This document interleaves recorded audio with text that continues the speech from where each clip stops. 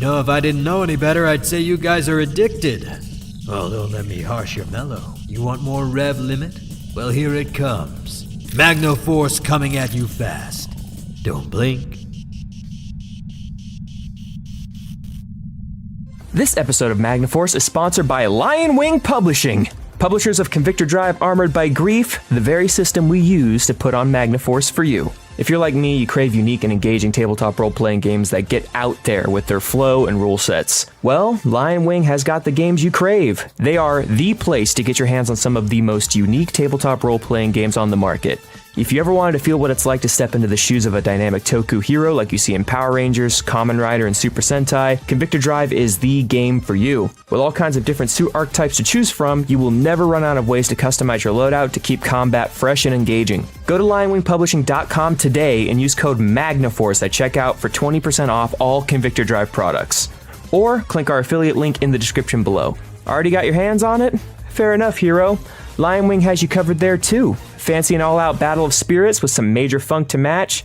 Lion Wing presents to you the official Shin Megami Tensei tabletop role-playing game. More of a mecha fan? Looking for something with a major crunch? Check out Where's Blade, the premier mecha TTRPG straight from Japan with some of the most gorgeous inlay art you will ever see. Point being, you want it? The Lion's got it. Thank you to Lion Wing Publishing for sponsoring this episode of Magna Force Rev Limit.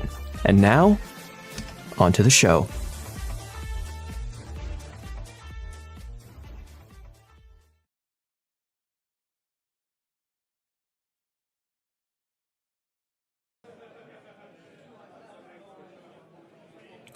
We come up on the scene of a busy bar, probably close to 1 a.m, and Drake and Alice are quite a few beers deep.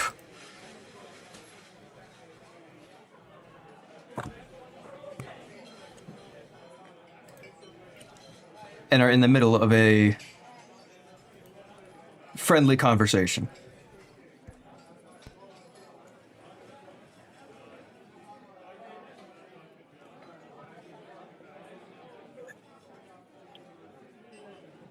Yep. You could take it away, Rufus. Sure. Drake is going to heave up a beer and down a bit of it. Fucking hell, that's some magnificent shit right there. You know, I don't think I've been to a finer bar than this one. Yeah, well, I don't really mind paying for it. Ah, see, that's what I like about you, Minx. You know how to take care of things. You like pats the table. I'm so glad you got the money to throw around this time. I mean, I do too, but you offered, so I wasn't gonna say no or anything like that. I mean, I come around here, every now and then when I need to just relax. Plus, the booze is nice. Not really much of a beer person, but I don't know, this bar is pretty homey, all things considered. It's not quite like the pubs around on East End where I live, but, you know, it'll do. Besides, bring up a good point. You pick up some, something a bit harder. I could go for some, fucking whiskey or something myself. Maybe don't go too hard. I can't exactly drive you home. You're right, fuck. It's fine, just drink at home anyway, it's fine.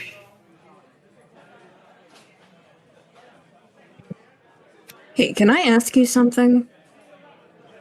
Ah, sure, shoot, go ahead.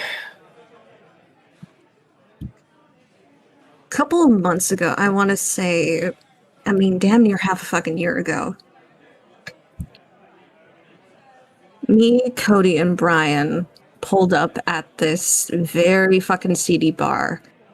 We're a bunch of redliners and some other fucking gang that I don't remember the name of, where they're just, hanging out and conversing. I think they were supposed to merge before the big fucking attack. But were you there at all? Hold on. I need to get my remembering juice real quick. He takes another swig. You know, it's a bit hazy, but now that you bring it up, I think I do remember that. Yeah. I might have been right there, yeah. I was probably neck deep in fucking just whatever substances they had at the time, but God. Yeah, I kind of remember that. It was like a big fight that happened. You remember a big hole getting blasted through the roof and a Nova Knight showing up? Yeah, that's right. That was the big fight. There was like gunfire and explosions and all that. Yeah, as soon as, well, I may have accidentally started because I was trying to sneak my way in and get some, information. And, while Cody and Brian tried to run, I stayed behind to fight because, I'd been waiting for that kind of situation to happen. I kind of got stabbed for it. Yeah. Oh, shit. I mean, I'm not really surprised. I mean, you starting a bar fight sounds just about right. It's like throwing a light on some gasoline. I mean, I got the scars to prove it. You want to see? Oh, fuck yeah. Let me see what you got. Fuck it. Alice is gonna, pull up her shirt to, show, the scars on her, near her ribs and shit. Also, near her, chest. Yeah, you got me good, right here and right up here. Right. Looks like leaned over, rubbing his chin, detective looking at this. Yeah, oh, those are some nice scars. That right proper pub brawl scars right there. Now, you say you got stabbed? I'm trying to... Now, I'm not saying that was me. It might have been. I can't really remember. Don't worry, the guy was ugly. Didn't have your accent. Was not you. Oh, I see. It's probably Greg. Greg was always a bit of a fucking donkey. He looked like a Greg. Yeah, that's what I'm saying. Now, that was a good fight and all. Hey, you know what? If you're showing your scars here, and he kind of tugs down on his buttoned up shirt a bit. Right, I got some wounds here myself from a few bar fights. We Red Riders back in the day. I'm not proud of all of it, but the fights that I was in, some of those memories are great. Caught this one scar here. This man broke a bottle and tried glassing my lungs out. I couldn't let him slide. He was talking shit about my fucking neighborhood. And people of the East End on Ripper Street where I'm from, we don't let that slide. He may have glassed me in the chest, but I got him right back, right in the jaw. Nearly broke it off. That seems to be your favorite target to go for. Yeah, it's good. It puts people out of commission, short of, stomping their throat out.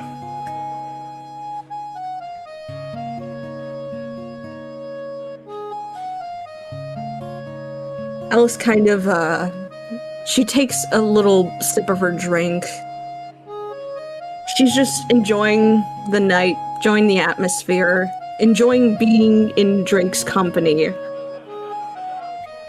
And, she places her glass down. She contemplates for a moment, a really long moment before speaking up again. Hey, I'm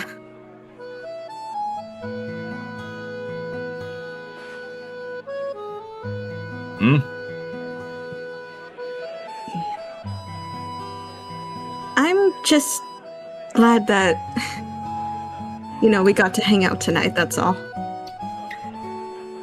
Okay, Minxie. Look, I haven't hung out like this in quite some time myself. Ever since things went down with the redliners and all that, I've been kind of keeping to myself, wandering the streets. I've never really had much time to get back out there and socialize, but you've been a nice change of pace. Kind of like gives a thumbs up with a smile before he sticks a cigarette in his teeth. Well, I'm glad I can be that for you. I feel like you deserve it. You're sweet, Minxie. You're real sweet. I hope Mom doing the same.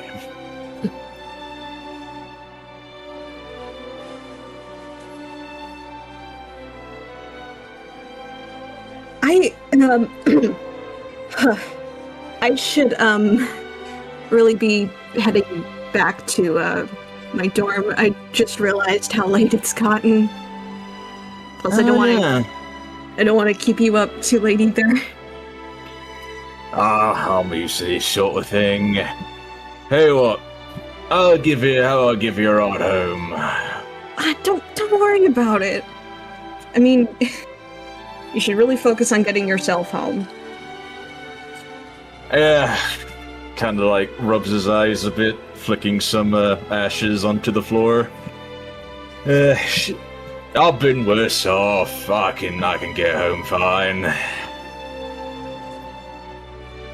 But what I won't hold back on is this. Let's hang out again sometime, we can fucking hang around and shit.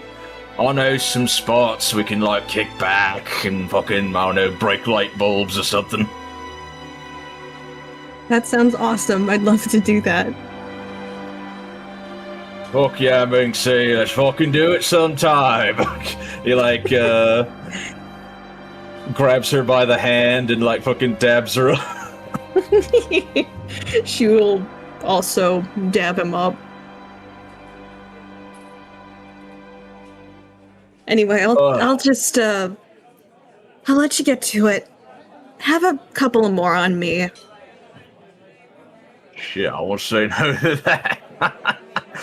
You take Light care there. Ones. He kind of holds up his hand. He's like, and he points at her. Right. Yeah. No. Yeah. I'll be fine.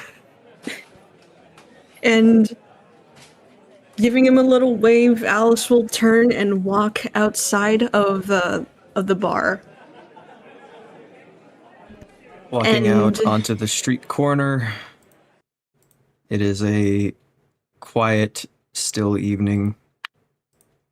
And as soon as she leaves the bar, as soon as she knows that she's alone, that sweet and happy demeanor that she had just drops entirely.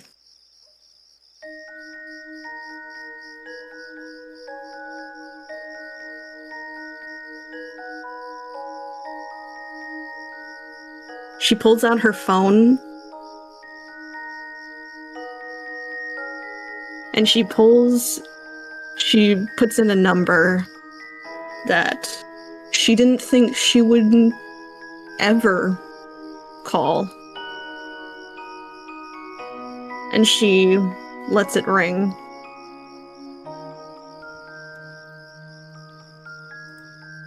After a moment, you hear the person you call pick up on the other side of the phone.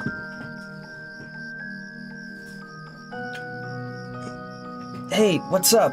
It's a little late. You all good? You guys good? Hello? And without even realizing it, there are tears streaming down Alice's face. Hey, Z? Can I come over? Huh? I mean, yeah, sure. Why not? I don't mind. Everything okay? I really need someone to talk to. Okay, I'll get a pot of tea going. Let me just put on some clothes.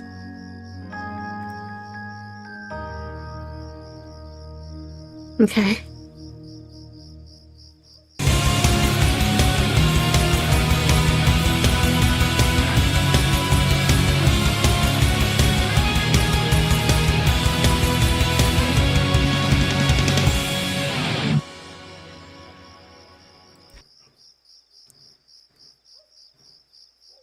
We're gonna come back up as you hear the jingling of keys,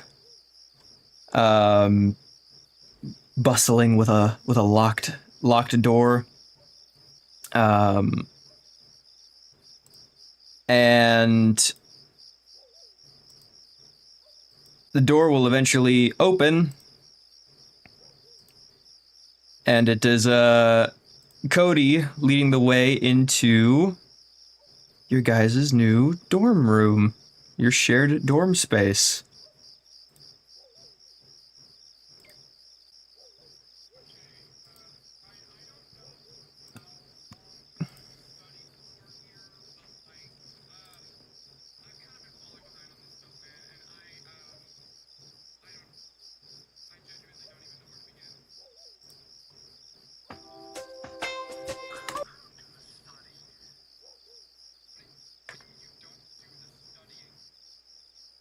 Like, that was Wenzel's thing. I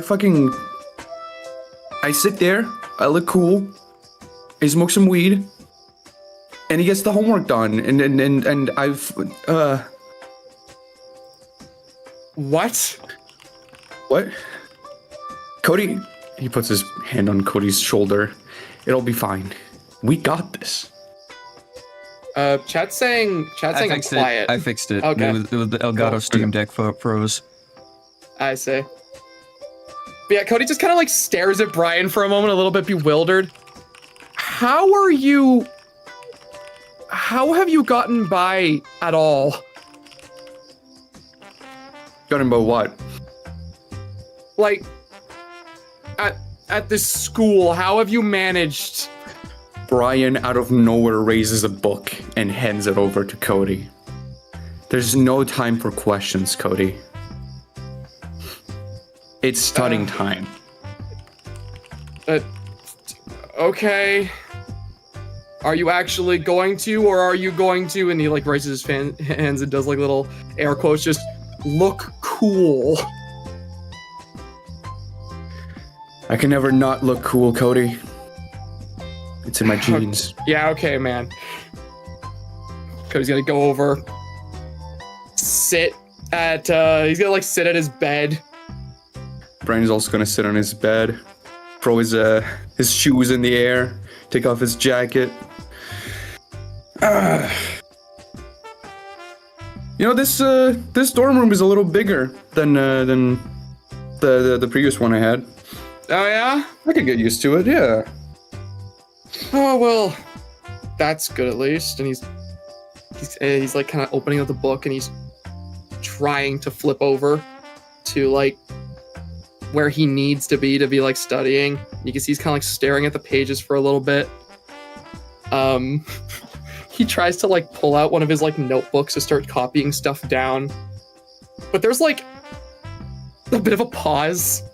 His like pencil's like lingering over the page, and eventually he's just. So like, are you still bothered by like the whole new guy on the team? As Cody turns to look at Brian, Brian has already put the book down and he is smoking weed. Oh, come on, man. What? Does it gotta be inside the dorm? Can you not like go outside? Cody, it's our dorm. This is like our safe room. This place is made for stuff like this. Yeah, but like I'm breathing it in over here, man. I mean, I can open the window.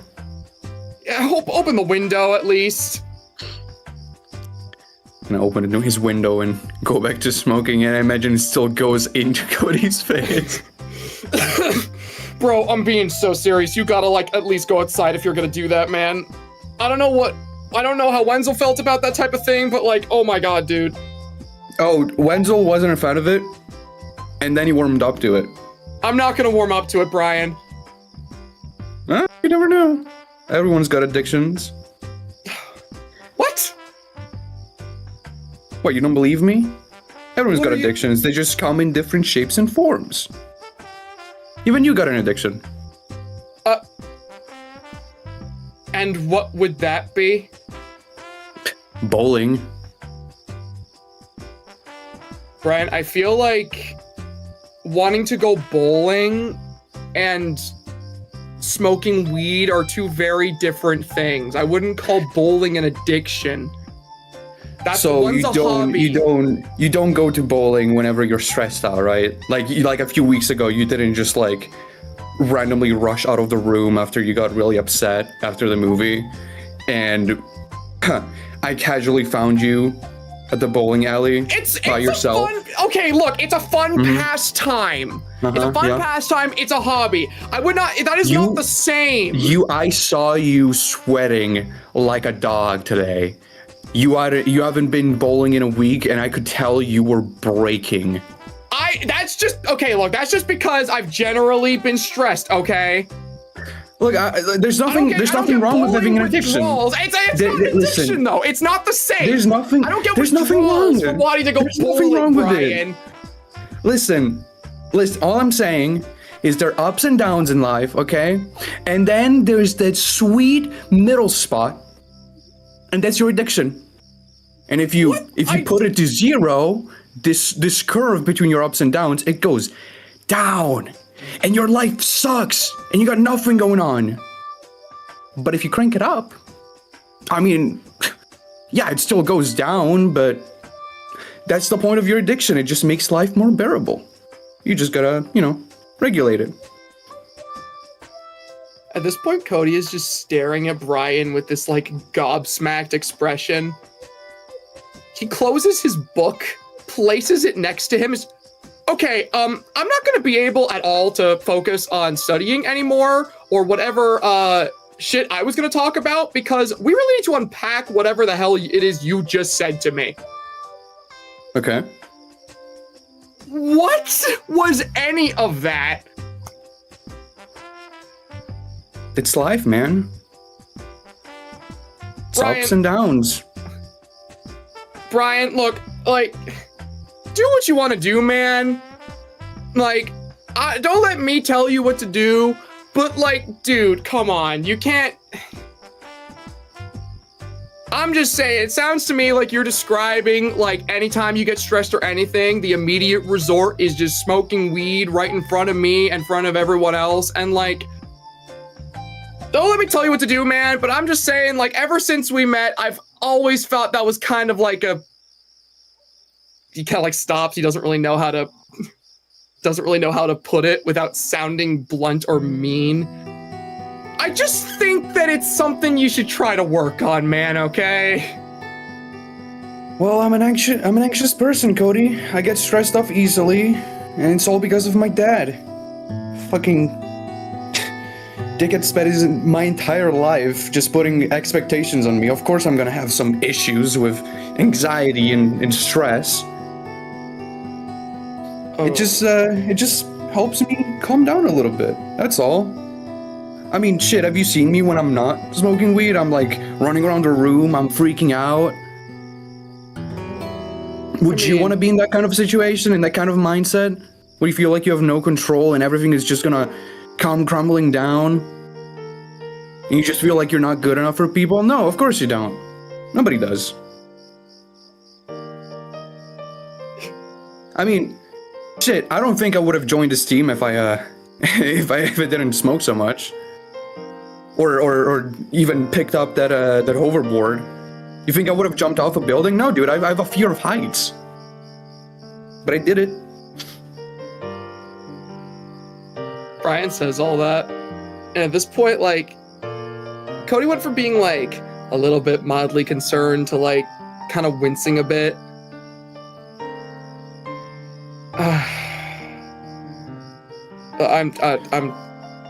I'm sorry I brought any of this up. Okay. I didn't mean to make you feel bad for this. I'm sorry. I don't feel bad. No, you're fine. Brian is like crossing his not crossing his arm. He's like in a relaxed position with his eyes closed, and then he takes a little peep to look at Cody, and he sees that Cody is kind of in distress, and he's like, "Dude, you're fine. I don't mind talking about this stuff, especially not now."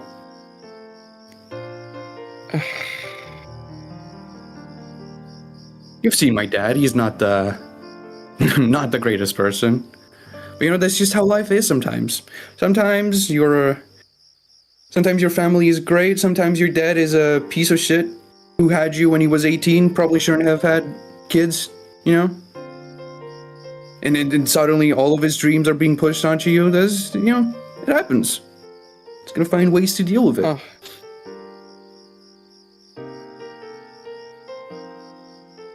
Brian, I didn't realize it was that bad. Huh? You never properly told me about this stuff. I mean, like, yeah, I met your dad the one time. He seemed kind of rude, but, like, you never told me all that. I didn't know that. Huh. Well, there you have it. And he goes back to smoking. What about you? You haven't really opened up either. I mean, we met your mom for like 5 minutes, but like, that's about it. Oh, jeez. You see he's kind of like staring off. I don't want to. I don't want to.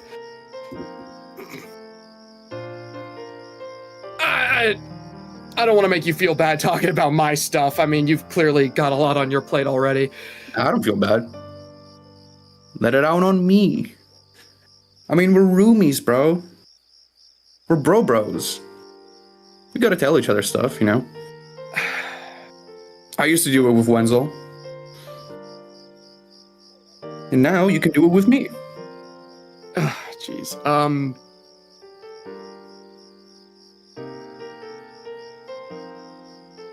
Brian, I never did tell you about my dad, did I? Nope. What's he like? Like a macho man or something? He kind of like gets choked up a little bit. He passed away when I was a kid.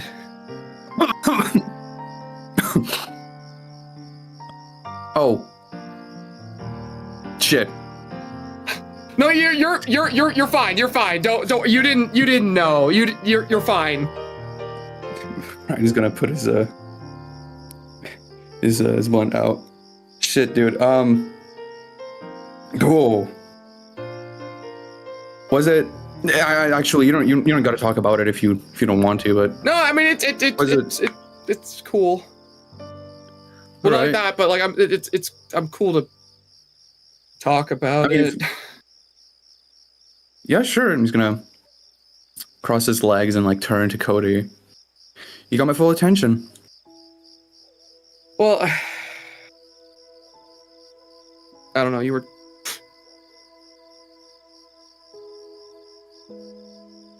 I always saw you whenever we were getting started, especially early on when, you know, we were training and stuff. You always talked about how you felt like you weren't good enough for the team and how you were always worried you weren't living up to anything. And, you know, I didn't know what was going on with you at the time, but I guess I kind of related to that because I don't know if you really noticed whenever we first met, but early on in this whole superhero thing we were doing, I kind of went through a very similar issue. He passed away when I was really young, and I guess that kind of just left me as the man of the house for a little bit. I had to take care of everything. Everything Did you that not have, like, my mom couldn't. grandparents or anyone? No, they passed away a little bit before. Shit. No aunts, no uncles or anything, no relatives? Just me and my mom.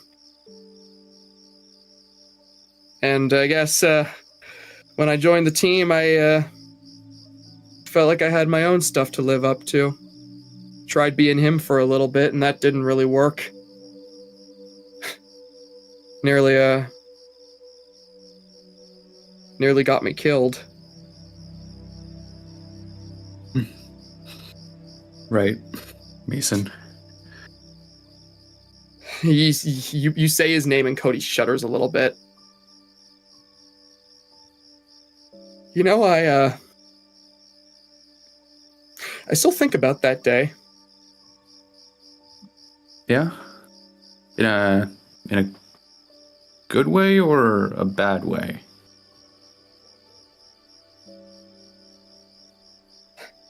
I think when we were fighting Mason, I think when he hit me with that attack, I think I died, at least for a little bit. Or at least I was close to it.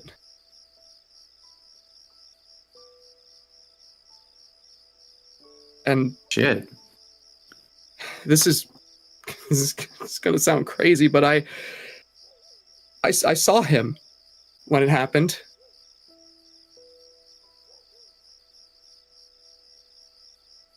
Your dad? Yeah. Did he, like, say anything? Or... Told me that you guys still needed me and that wasn't my time yet. And right when that happened was when I got max mode.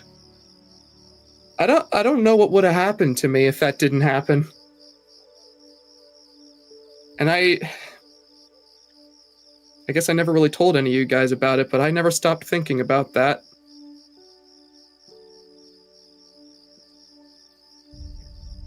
You know,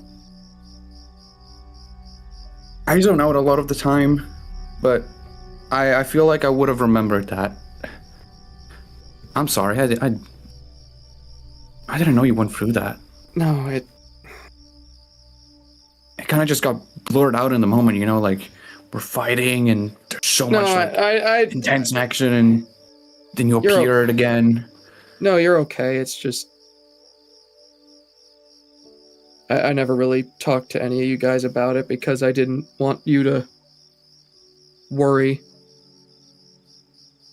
And I guess I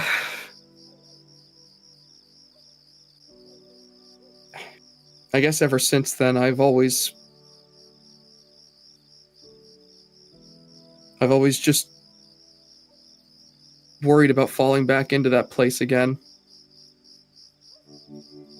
And now, and he kind of like leans back and stares up at the ceiling.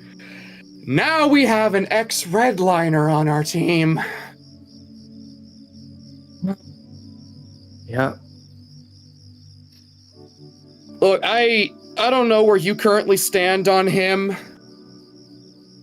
I know you told me that you were bugged by him, but like, I don't even know what to think about it anymore, Brian. I really don't. 'Cause like, Alice trusts him. Alice has vouched for him, and I trust her word on it. And the Nova Corps picked the guy, but like, the Redliners did so much to us back when we were getting started, even forgetting the stuff with Mason. I mean, we nearly died fighting them. One of them stabbed Alice on one of our first missions out. I can't just be expected to be okay with a redliner just coming into the team and acting like all that stuff never happened. I know. Like... Okay, you want to know what I think? What? Ignore the Nova Corps. ignore Alice. I think we got to focus on Drake himself, because we don't know how long he's been a part of the gang for. We don't know what he did. Because I feel like there would be a big difference between Drake being a longtime member who, had kind of a reputation, I don't know, killed people and stuff, or if he joined for a little bit and then left, and I don't know, I feel like we just need some time to get to know the guy, I don't really like him. If you want my honest opinion, I didn't get a good impression of him, but that's just how things start out, Yeah, I mean, I think you're right. I know this sounds stupid because I know this sounds stupid because I know that we let Johnny onto the team, and Johnny, he kind of pauses a little bit. Johnny did a lot to us, but I don't know, we had time with him, time to adjust and for things to happen. It wasn't like we just immediately let him onto the team before we even knew him. With this guy, he was just brought on. I'm being told that he was a redliner. I'm being reminded of all this stuff, and I'm just being told, yep, he's on the team now. And I know the choice was left up to me, but between the Nova Corps picking him, Alice vouching for him, and our literal time traveler telling me that he's on the team in the future, what choice did I have? Did I really get to choose that? I'm gonna try and do my best to be nice. I don't like it, Brian. I don't like it.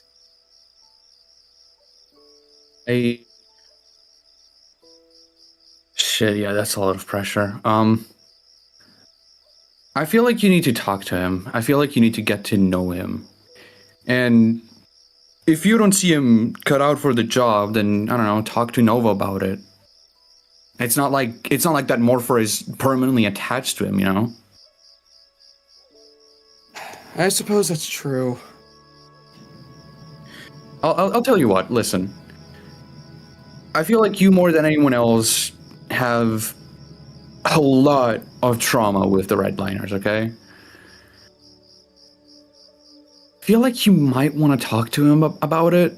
I know it's very personal, and it probably took a lot out of you to just even open up to it, to me. Maybe you want to talk to him about it, make him understand what your grievances are. And, if he doesn't change and he keeps being a dickhead and he's not really cut out for the job, then, go to Nova and get that Morpher off of him. Maybe, yeah. I don't even really know how to start a conversation like that with the guy. I mean, did you see the way he was acting around me when we first met him? Guy wouldn't even shake my hand when I went to introduce myself. He was puffing smoke in my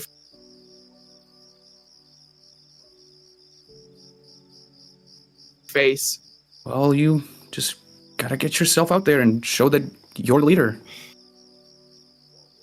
Yeah, I guess you're right. You don't know if you don't try, right? That's how I see it. And Brian's gonna get up and sit on Cody's bed next to him, put his hand on his shoulder and kind of pat him a little bit. Besides, you don't have to do it alone. You got me. You got all of us.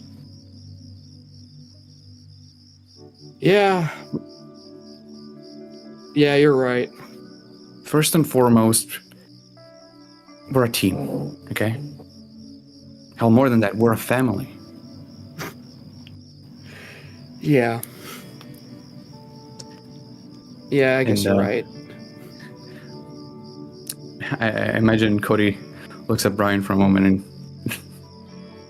and he notices that Brian is wearing a red shirt. Yeah.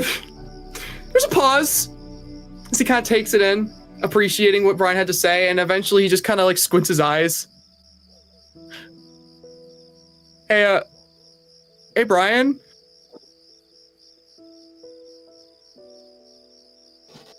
Are you wearing my shirt?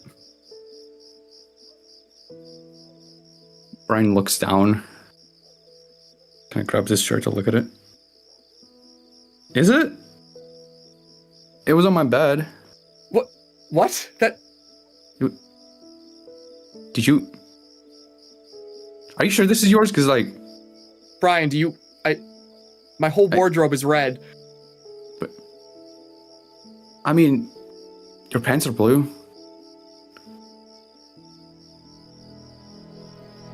Let's I'm gonna... let's get back to studying. Yeah. Yeah, we were studying. Yeah. Brian goes to change.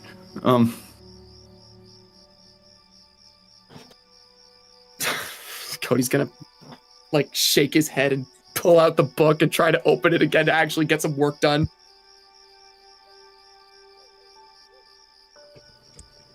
Well, on the other side of the city,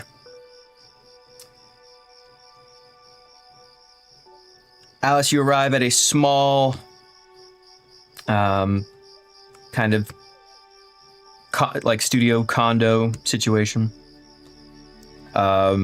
The outside of this place is decorated with all sorts of like band memorabilia and, you know, purple bat decor and whatnot. The lights are on inside.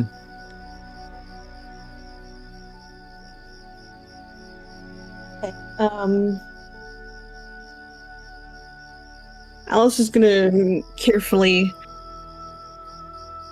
walk up to the she's gonna walk up to the door and she's gonna give it a gentle knock.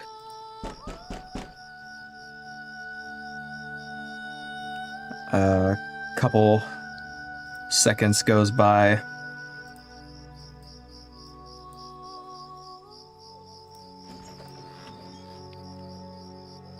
Hey man, come inside, tea's already ready on the counter. When she opens the door, Alice is standing there, but noticeably there are still tears running down her face. Hey, are you okay?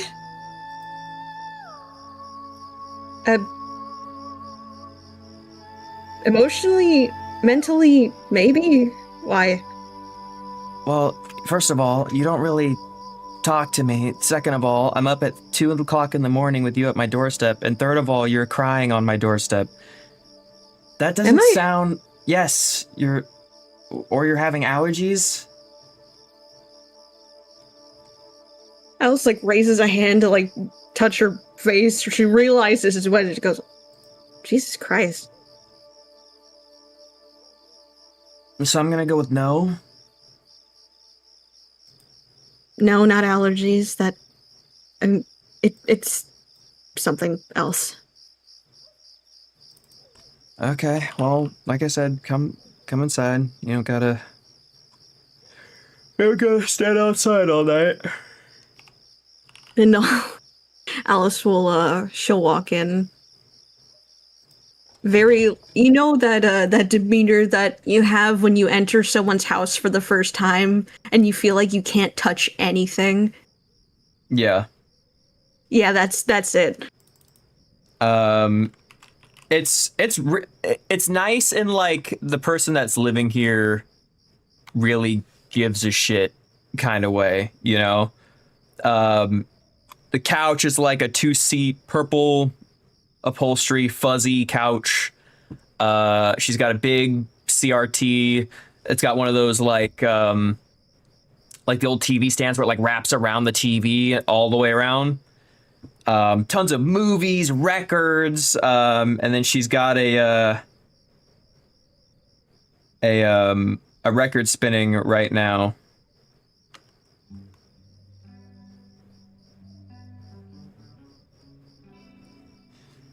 She brings over a couple of traditional Japanese teacups. I don't know what type you like, so I just went with orange chamomile. Yeah, that's good. No, I was here when we dropped off Brian, but I didn't know you had such a nice little place. Well, when it's just you and you have full control over the decor, you can make it exactly how you want. Alice is gonna like take a seat on the two-seater couch. So, like, what's the deal, man? What's going on? Okay, so look, you're in a relationship, right? Like, and you made all the first moves because Brian's too stupid and kind of spaced out to really do any of the first moves himself. Well, I mean, last I checked, I'm in a relationship, yeah.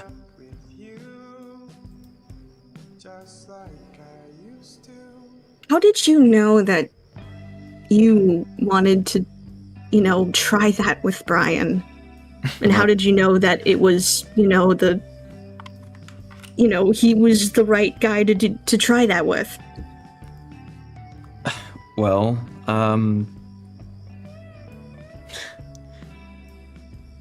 I didn't at first. I did not fucking like him. I mean, I thought he was cute. He was attractive. But the moment I actually got to start talking to him, I couldn't fucking stand him. As she begins to pour her own cup. That surprises me. Look, I say this with all the love in the world, because I do love him. But, he gives kind of, rough vibes. I'll put it like that. And I was worried that, maybe he wasn't the guy for me. He seemed really flaky. Always canceling dates, always canceling, always had an excuse why he couldn't show up. And, I mean, obviously I know what the excuse is now. But, I was starting to think that it was just a waste of my time.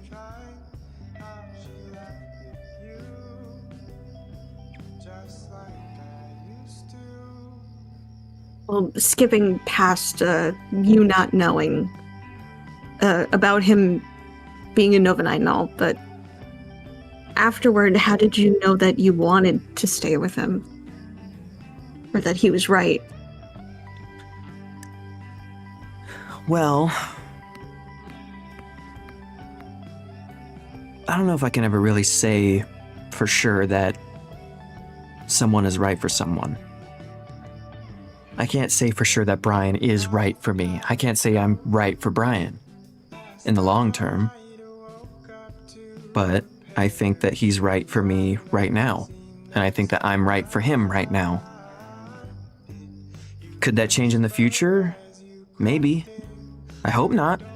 But it can. But the thing that made me realize that he's right for me right now is he makes me want to be better than what I am. He makes me want to try to be better every day. And I'd like to think that I do the same thing for him. I encourage him to be better, to speak up for himself, to treat himself with more respect. Because he really doesn't.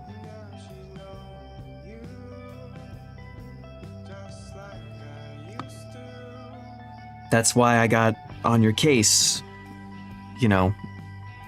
a month ago. He just got out of a fight with his dad who just ignored his wants and desires and feelings, and I apologize that I stepped out of line. I shouldn't have said that to you guys, especially during the situation you guys were in, but I'm looking at him having the same thing happen twice in one day, and I got tired of it. I got tired of seeing it, and I apologize if I hurt your feelings. I understand that you guys were under tremendous stress that I probably can't even ever begin to comprehend. But, he's my man, and I'm gonna speak up for him if I think something's wrong. It's fine. You didn't know what was going on. I mean, on my side of things, I was dealing with a mentally unstable guy he almost just died. Had to bring him back, put him in the Bacta tank, make sure he didn't die in the Bacta tank. Running on no sleep, and then coming back to just... I just worked so hard to get Johnny there. And I didn't want to hear any more drama because we couldn't afford it. And I am sorry for what I said to Brian. I should have worded things a little bit differently, but I was just so tired. But past shit aside,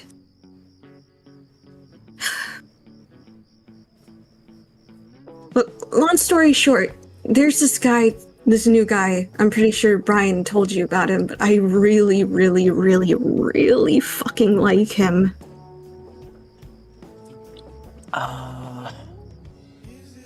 Remind me. I've got a lot of stuff going on with the band lately, so the melodrama kind of goes in one ear out the other. His name's Drake.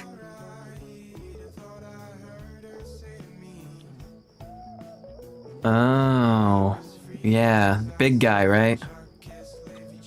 He's big. Mm-hmm. Well, what else is he? I mean, he's charismatic, he's bold, he's funny, definitely knows how to handle me in the training room. I mean, when I met him, he saved me from a couple of redliners beating up this old couple that I rushed in to, try and help out of suit. And I don't know, it was like, I've never felt this way towards a guy before. Like, sure, I found guys attractive before, but I've never acted this stupid and embarrassing in front of a guy before. And he still likes me, and that's... I don't know, that's never happened to me before. I don't know, when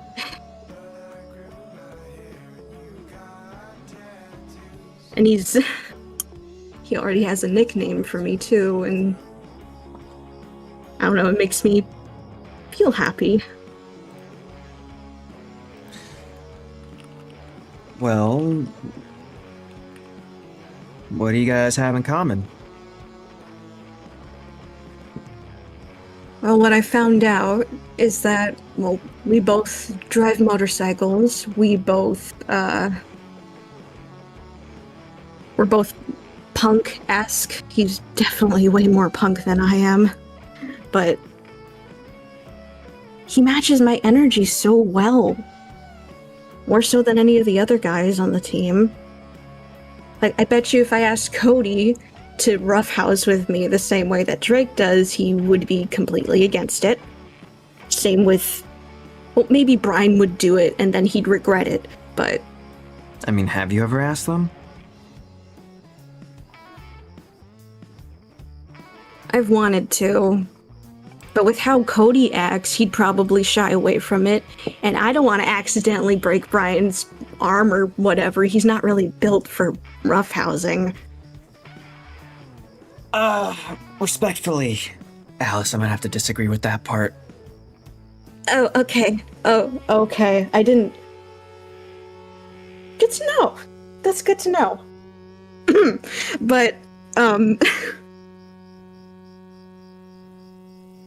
don't know how to move on from that. Girl, what? I'm just saying. You're underestimating my man's durability. I've never really I'm gonna gloss past that for now. But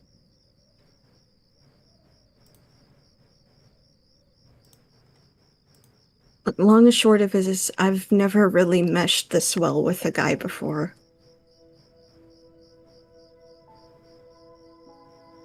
I've never had a guy like me from frame one. You know, girls in our like little umbrella were kind of seen as freaks.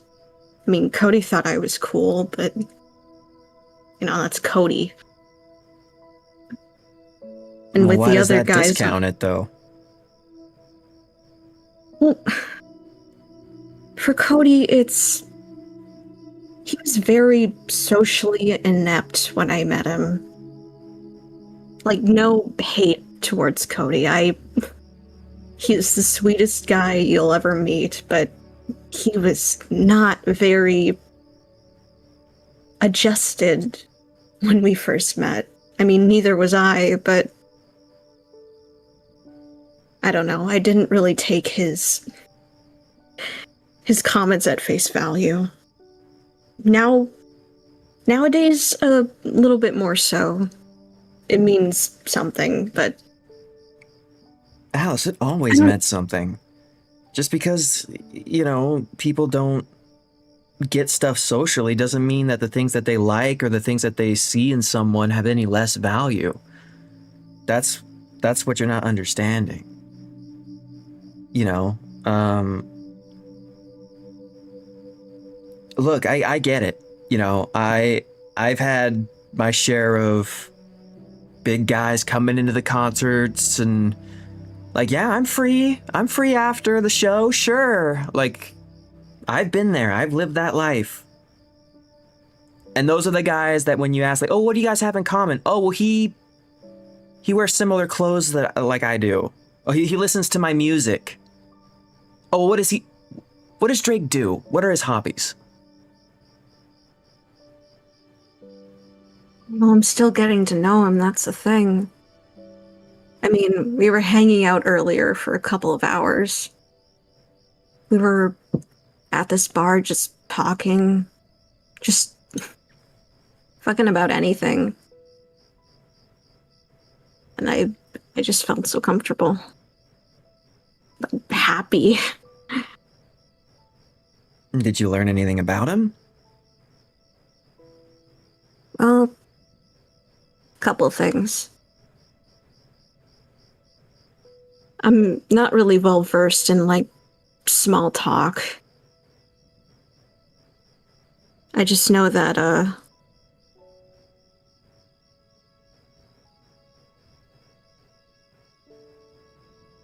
I know that he was there the first time we ever... That's the funny thing. He was there the first time we ever, like, properly dealt with the redliners. Yeah, the bar fight. Brian's told me about that.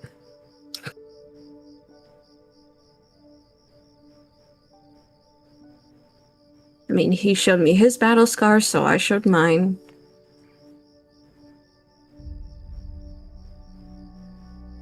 But what I wanted to talk about was that, you know, I like who he is currently. I can't say anything about what he did in the past or anything, because I don't really care about the past. I care about now, the present. And I like who I see in the present.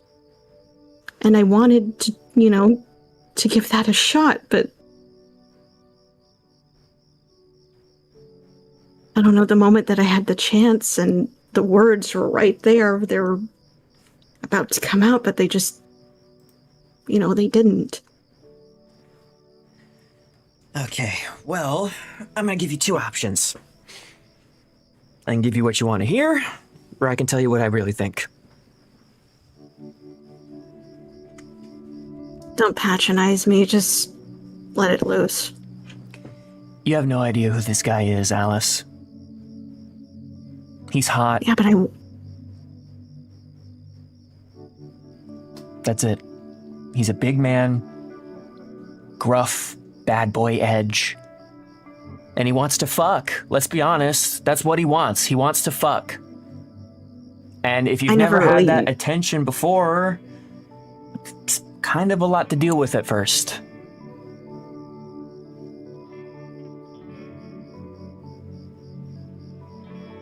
I'm not saying that's all he wants, but that's the energy Because he's giving. Like I'm trying to say, I don't really get that impression from him. So you're saying that he wouldn't be down? Well, I don't know that. Look, isn't the whole fucking point of going out with a guy or like going on a date with a guy to get to know them to see if they are a match for you? Like, isn't that the whole fucking point of dating before people decided that it was something that you had to do while you're already dating somebody? Yeah, of course. But So like, why am I so fucking chicken shit? because there's an element to this that you're not considering. Your subconscious is considering it, but you aren't because you don't want to acknowledge it. Because part of it's scary. Yeah. He's a gangbanger, Alice. Ex or not, that's a weight that you're going to have to carry. He's always going to have people gunning for him. Always. How did you meet him again? Don't make me fucking repeat myself. You know how I met him. He was hunting down redliners. Remnants or not, that means that he has an enemy list, and I can guarantee you he's on a few lists of his own. And look, I'm a regular person. I'm not a superhero. I don't want to be a superhero. I don't want to do what you guys do. I see the shit that you guys have to go through, and I'm good on the street level. I'm good, playing at the Knox and stuff and making albums. I'm good with that. But there's a difference here. When I date Brian, Brian's behind a mask. People don't know who he is. A lot of people know who Drake is, and they're people that don't want to be his friend. And the moment you guys start becoming a thing, that's your debt too. Whether he likes it or not, the moment they figure out that they can use you as leverage, they're gonna use whatever they can get their hands on, including your family. And you can't be around them forever. You can't always be there.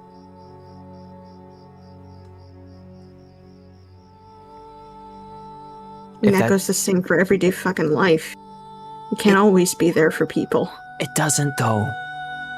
Everyday life is not worrying if somebody's gonna come to my house and kidnap my mother, or kidnap my brother or sister.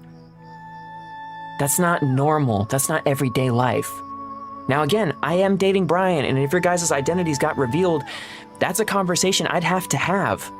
An uncomfortable one that I don't even know if I could stick through. I love Brian. We've been through a lot. But I love my family. And I don't want to put them at risk so I can get, my rocks off with somebody that I consider my boyfriend. It would be one thing if he left the life behind him. But he didn't. He's still going out, getting involved. He's on a path of revenge that's not stable.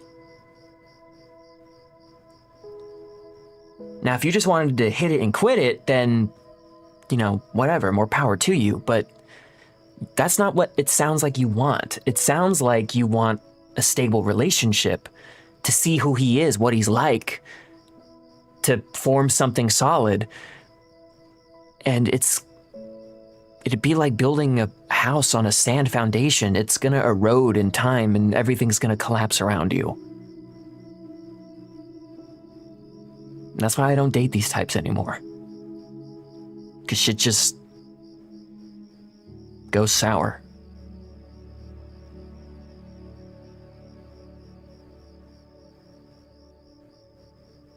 So I'm just... What, I'm not supposed to, try? I'm not supposed to see where this could go? I'm not telling you 'Cause you I'm are and aren't supposed to do anything. You're an adult. 'Cause I'm gonna be fucking for real. This is never going to happen to me Again. What are you fucking talking about? Do you listen to yourself? Are you fucking serious? I'm 24 fucking years old, Zoe. It's not. You act like it's over. You act like you're 45 with 2 kids and divorced twice. I should have been dating fucking years ago. That doesn't mean But it because won't I ever look- happen. Because I look like this, that hasn't happened to me. And here comes a guy who likes me, frame fucking one, and I don't even have the fucking balls to say that I like him back. Alice, you undersell yourself so much it's unreal. Alright, I'm gonna tell it to you straight. You don't get action not because you look like that. Because I look like that. My friends look like that. You don't get action because you have no confidence in yourself. You think you're ugly, so you act ugly. That's what it is. You think you're a loser, you think you can't flirt, you think you can't get men, you think you can't have a relationship, so guess what? You manifest that shit. You make it happen. You make yourself ugly, you make yourself undateable, you make yourself unattractive because it's all in your head. Girl, you give me 10 minutes, I bring you to a show, you could probably leave with any guy that bought a ticket there. And sure as shit, any guy that couldn't afford a ticket. You're settling because he showed attraction in you. That's it. You're overwhelmed at the enthusiasm. You're not infatuated with the guy. You're infatuated with the attention. Ask me how I know. Don't fucking do that. Don't assume how I feel and how I'm handling it. I fucking hate it when people do that. Do not. Do not, please. Because that isn't it.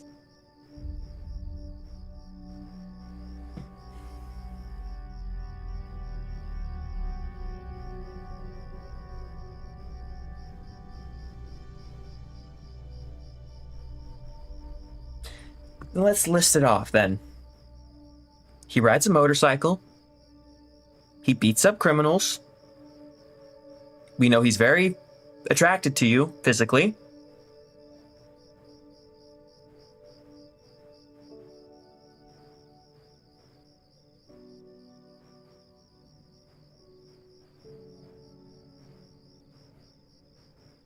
Am I missing anything? Yeah. I listed off a whole bunch of fucking things that you're just choosing not to list. He dresses punk. He's got a punk attitude. He's huge. We said that a few times. Like I said, he's charismatic, he's bold, he sees things in me that I don't really see in myself. He thinks I'm cool, that I'm smart, that I'm... I don't know, that...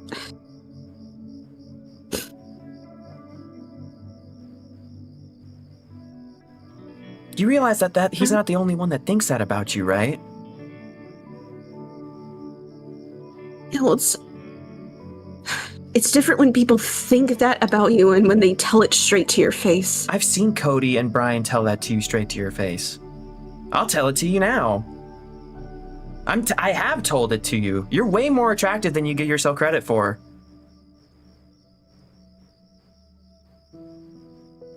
Yeah, well, people don't make me feel that way. And what I'm saying to you, sister, just because this person blows through the door and makes you feel like a princess doesn't mean you ignore the red flag on the wall. I'm not telling you what you can and can't do, Alice. For all I know, you could morph up and just fly out of here. I can't force you to do anything. But you came to me. You came to my house. And in my house, I'm the hero.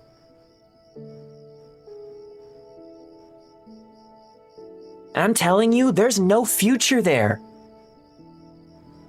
He could be a totally sweet guy. He could be you guys could hit it off, you guys could have a ton of stuff in common, but at the end of the day, that's one of those things where you are writing a check with other people's safety, and you have to be comfortable with that. And if you're comfortable with that, then go for it. But you have to confront it.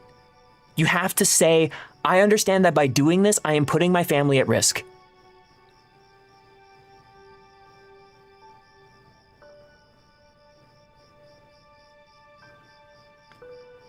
Because you're weighing this like, this is the last train. Like, if you don't get with this guy, there's no one for you. Which, again, is absolutely not true. Do you know what my first relationship was? No, but I'm sure you're gonna tell me. I was 21 years old. I didn't date throughout all of high school.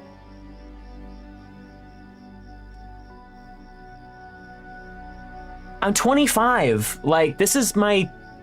Okay, if you want to count hookups, there's more. But, like, actual relationships, this is, like, my third? Maybe second?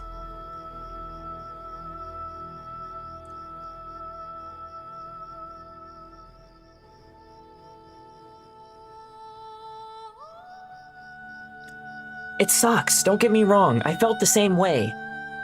That's what led me into that first relationship, because here comes this guy, and he's handsome, and he's talking me up and saying all the things I want to hear. Lo and behold, it went nowhere because I wasn't looking at it objectively. I was looking at it through the lens of, oh, I've never felt like this before. This has to be something.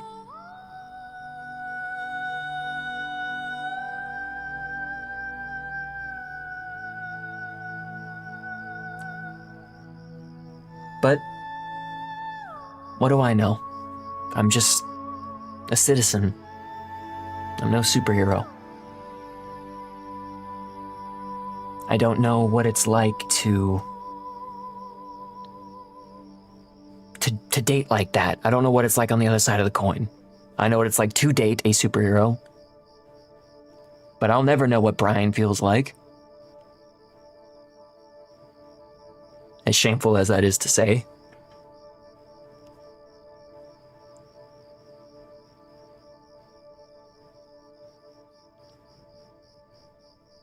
Look, I don't know. I don't want to bum you out. I don't want to give you the bad news, right? But I'm also not going to lie to you either. I respect you too much to just, yeah, no, it's all fine. Go out, go ahead. Girl power, you know? Because that's not respectful to you. It's not respectful to you coming to me for advice. Like, you want the truth, right? So I'm going to tell it to you straight. I don't think this is a good idea. I think that there is another person out there for you that you could have a future with.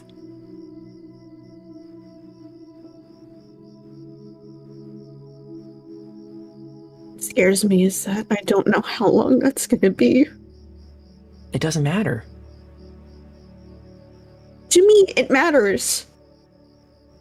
Life isn't a race.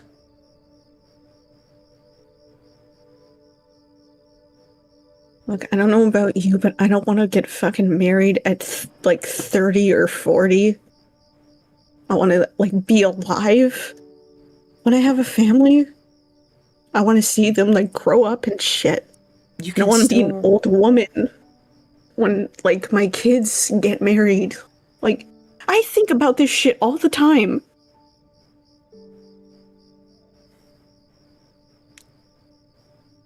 I'm not a very family-oriented person.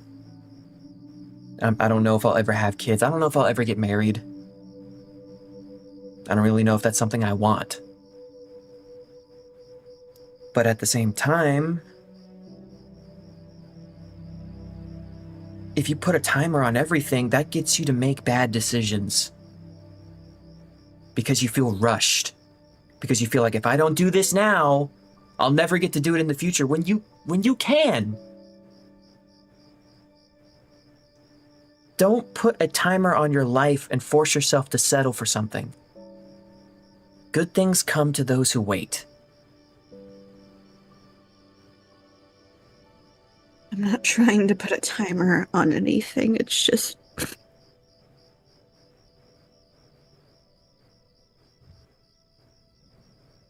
when I think about how old I am, how old I'm getting, and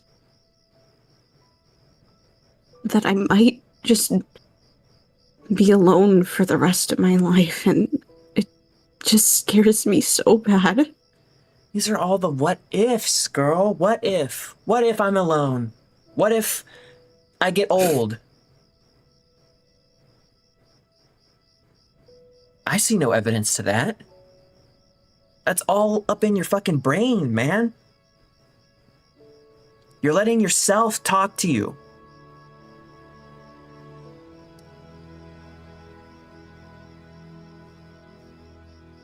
Girl, you're a 20-something pink-haired punk rock superhero with a fucking agenda. You could get any motherfucking dumbass man in this city that you want. Guaranteed. Yeah, but why should it be up to me to, like, chase a guy? It's not necessarily up to you to do that. I'm just saying, if you let that attitude flash a little more, be a little more confident in that bad bitch aesthetic you got and own, you'll start to see this attitude crop up a little more often. I promise you.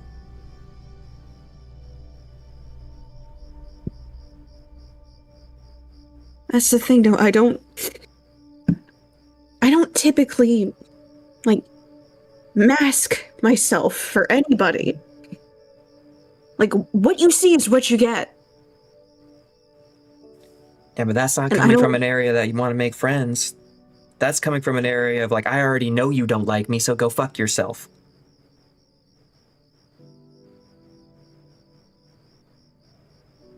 It kind of stems from some childhood shit, but whatever. It's experience. That you don't just do that for fun. That's built up. That's a mask that's built for you. You don't put that on. That's just built into you over time. But you pivot. You pivot that energy from, well, you don't want to come in this house, so I'm just going to show you the door right away, to come on inside, take a look around, and if you don't like it, then there's the door. It's two different energies. I'm punk, fuck you is different from I'm punk, so what? Because the first one tells that person to get the fuck away from you. The second one, you can get met with, so what? Then shit starts happening. You know what I'm saying? Yes. Girl, now you don't tell Brian this, you understand me? Before I saw Okay. your plucky little friend there, I was thinking about asking you out myself. Granted, I'm sorry, but you lost out to the... I'm a sucker for blondes. That's my personal advice. I apologize. I mean, that I would have said no anyway. I'm not really into girls. And there's nothing wrong with that. But I'm saying that people find you attractive. You just have to have the energy that says, hey, I'm open to talking.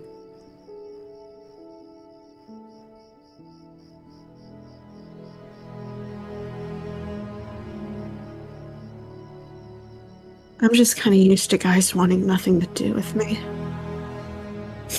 I mean, case in fucking point.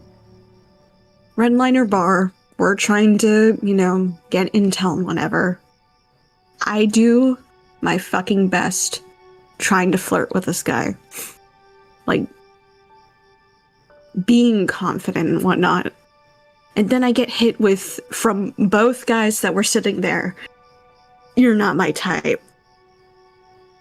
And that stung more than it should have. I mean, did you consider that they probably sniffed out that you were not there for that?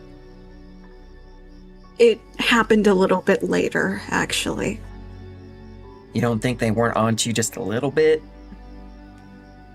I mean, I'd like to think I'm more discreet than that.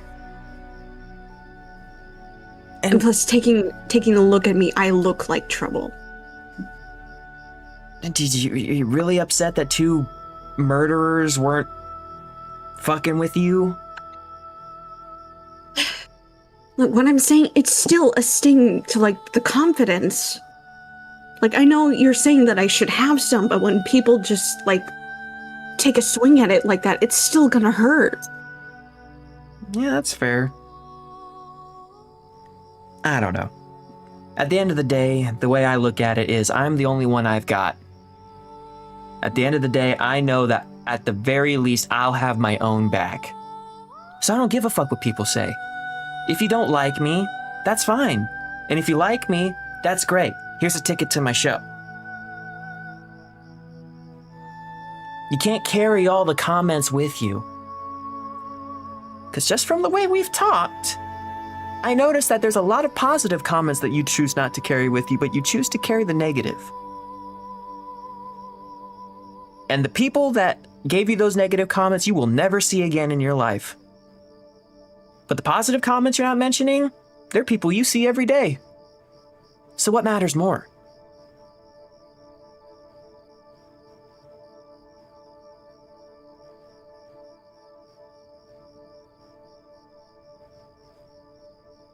I guess the positives when you put it like that. What matters is the people that matter. Words coming from people you care about, negative or positive. That's what matters. People that you don't give a fuck about, why do you give a fuck about their opinion? Now, if they say something nice, of course, that's nice. But who gives a shit if they say something negative?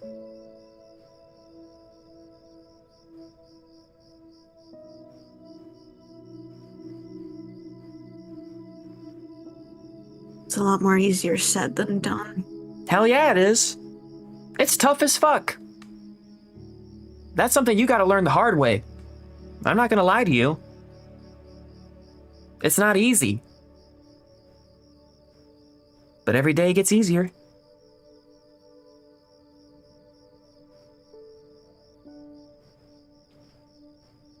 Look,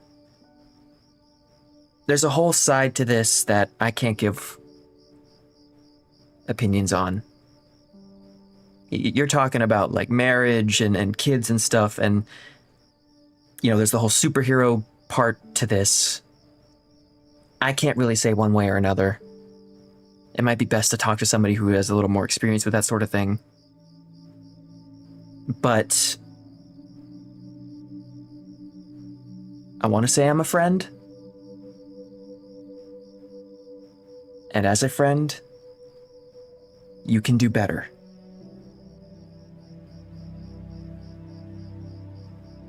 And you will. I promise you.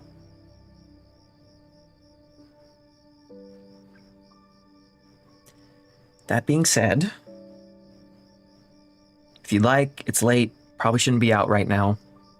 You can crash on the couch, I'll let you borrow some PJs.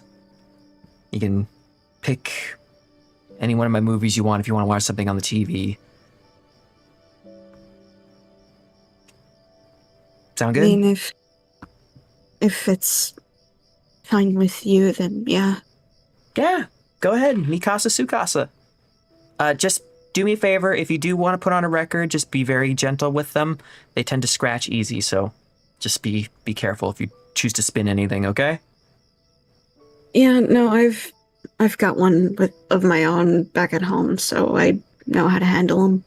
All right, well, my collection is your collection. Let me go get those PJs. Okay. Now Alice is just gonna fucking just sink into the couch, just rubbing her hands over her face. She is physically and mentally exhausted.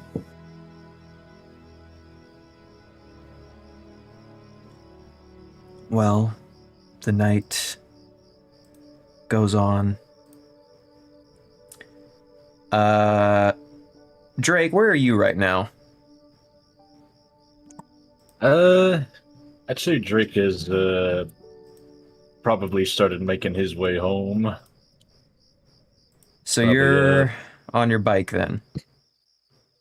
I'd say, yeah, probably like a service station filling it up. So you're at this service station. And you'll get a page on your watch.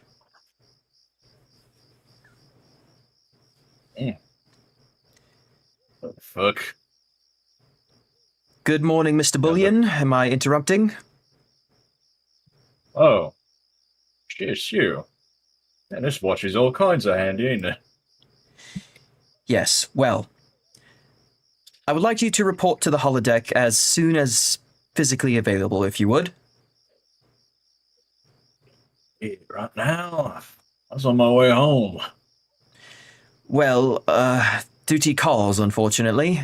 I want to have a quick chat, and we need somebody out on patrol. I've had a couple of, troubling sights. If you want to take a quick breather, that's fine. But maybe feel, to stop by and get yourself an energy drink. Alright. Sure, I'll be over there shortly. Brilliant. See you then.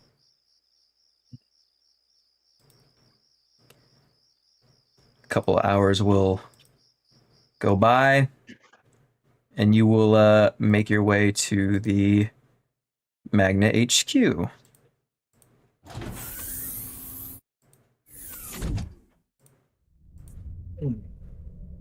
It stretches a bit. And I'm here. What's going on? Welcome. Go ahead, have a seat. Just want to chat real quick. Alright, sure. He'll hop himself down on the chair. So, Drake, as you are now officially part of the MAGNA Force, Diamond Dragon and all, it's about time we get your feet wet with proper hero work. The real stuff. Oh, shit, finally. That's something I have experience with. Is it? Yeah, I mean, I'm sure it as official and flashy as what we do here, but yeah, I mean, I'm not gonna lie to you. I've been spending the past couple of months basically finding whoever I could on the list. Yes, the list. Do you mind if I ask what exactly the list is? Sure. I'll reach into his coat and he'll pull out a small little black notebook. This right here is full out of every, well, old redliner, particularly the ones that weren't like swept up by the cops or anything. And there's a small section dedicated to just people who cause shit that I happen to hear about, you know, that sort of thing. So it's a hit list. Well, everyone that I hit on it isn't necessarily killed or anything. I mean, I'm not trying to get, you know, booked for being a serial murderer. No, Drake. But that list is a revenge list. I guess you could say something like that. I mean, they've given me plenty of fucking reason to not like them. Of course. Not exactly a fan myself.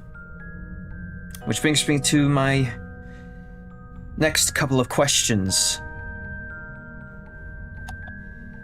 Your initiation. I'm well aware of what the original Redliner initiation was. Kind of looks at Nova for a moment before just nodding. Right. Yeah, it ain't like robbing or beating up old people, now wasn't it? Killing a service member. One of Neo Pacifica's finest. People I've worked with directly. finest, yeah. Kind of shuffles a bit in his seat, putting his arm around the back of the chair. So what we getting at then? You want to know what went down? I want you to tell me the truth. Alright. I see no point in lying to you. You seem to get your eyes and ears on just about fucking everything else, so no point in that. It's around when I was like 19 or so, about 6 years ago. I'd spent some time running with these other, the bad kids in my neighborhood. Weren't no gang members, but every neighborhood's got their fair share of shitheads, me included. Yeah. I'd always aimed to line up with them, the redliners. Old Mason, he spat out all this occasional talk about bringing shit back to the people, that sort of thing. Sole reason why I went after that old fusion thing to begin with, or so I thought at the time. I wanted in. I wanted in because I was... I won't lie, partially I was pretty into the whole gang scene. I wanted to be somebody, I wanted to be a gangster. I'm sure you've heard that shit before. But most of all, I wanted to be somebody with influence, with power. I had to be able to back up shit. So that's why I wanted in. They said, what I told everyone else who wants to join up, you got to prove that you're loyal. You got to prove that you're willing to do what it takes. To prove that you can put the fear of God in people, one way or the other.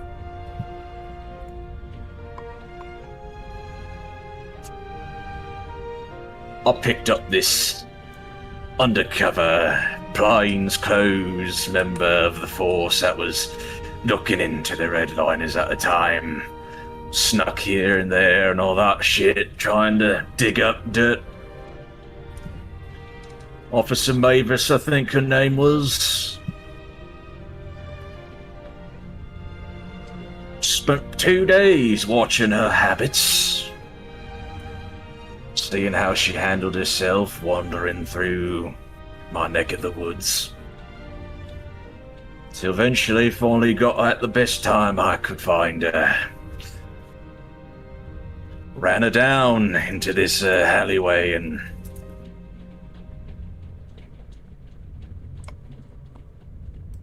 Well... They certainly found her in a state afterwards.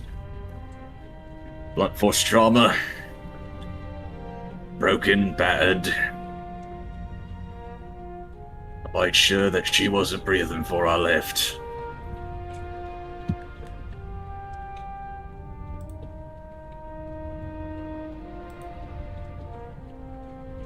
Kind of looks at Nova as he's saying all this.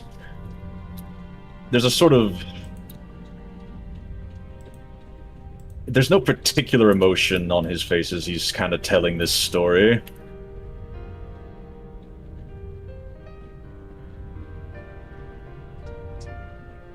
And you carry that with you. I won't lie to you, Nova.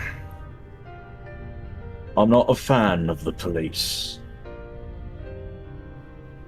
I grew up in a place where they were not the finest. To this day, I still don't really trust them, but if you're getting at is... That's something that I remember, yes. I remember it plain as day, as if it happened just hours ago. It's not something you forget.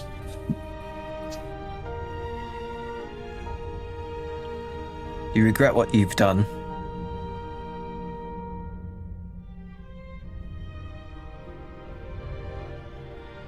I thought about it once or twice. Making myself known to Officer Mavis's family. But I decided that would just be a waste of time. Not that I think that it's something to be too proud of, mind you.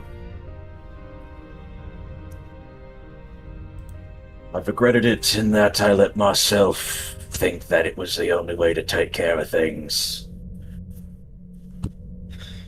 That aligning with the redliners and Mason's ideals would let me keep the people on my side of the street safe. My neighbors, my community, my brother.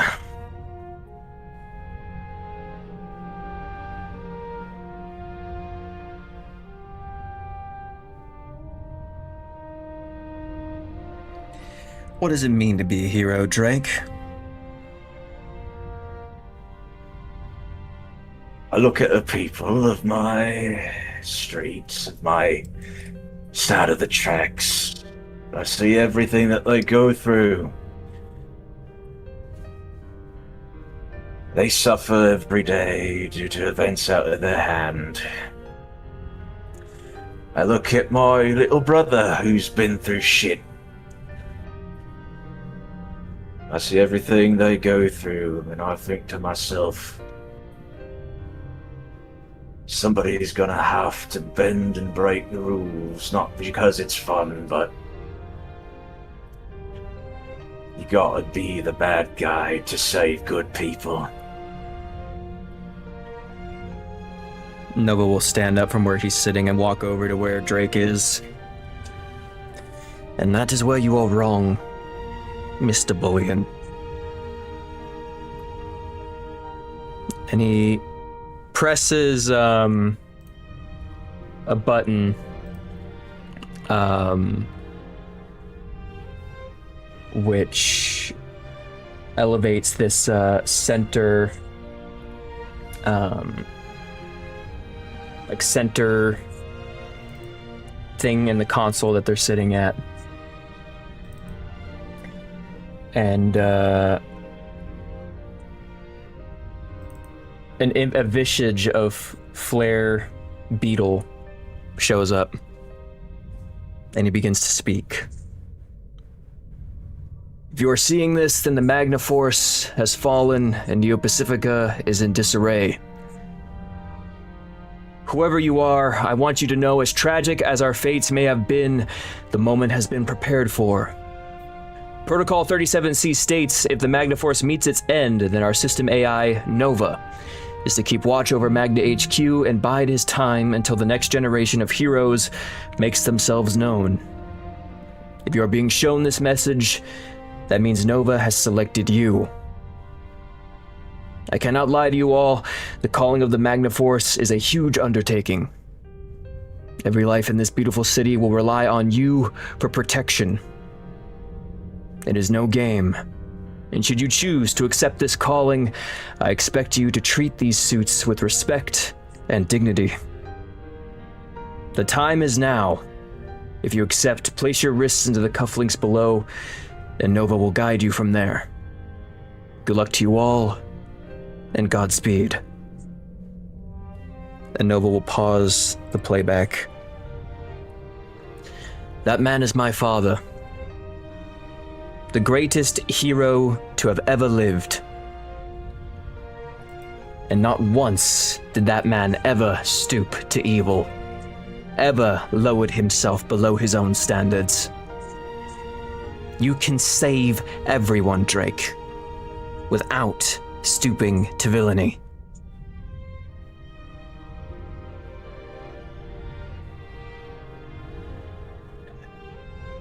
Kind of like leans forward in the chair, kind of resting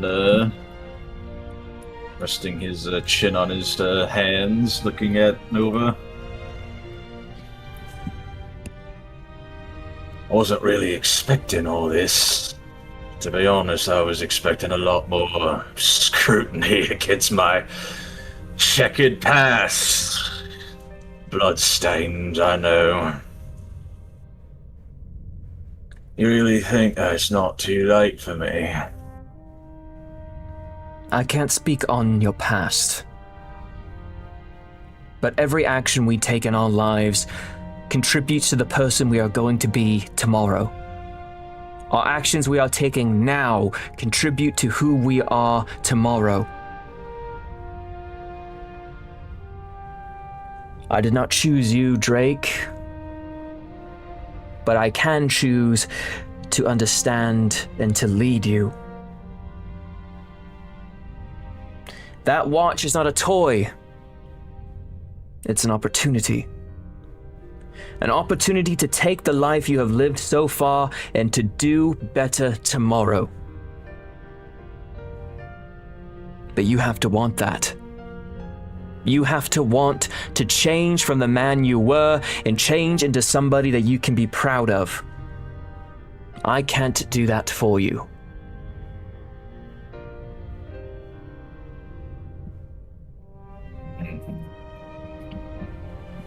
Well, I wouldn't really lay that burden on your shoulders anyway. It's like a fucking little weight, that is. But if you're willing to give me the chance to reach the surface of the water and breathe a bit of new life in me old lungs, then I can't say I won't fuck up on occasion. I'm a flawed man. I've made my mistakes, but kinda crosses his arms. I do want to do better. I wanna. The people I'm with, the people I know, family, that is. I'd be willing to do all I could to keep them safe, and all kinds of other people too. It's not easy being the tough steel that takes the burden, that takes the blows, but I'll be willing to put it for a good cause.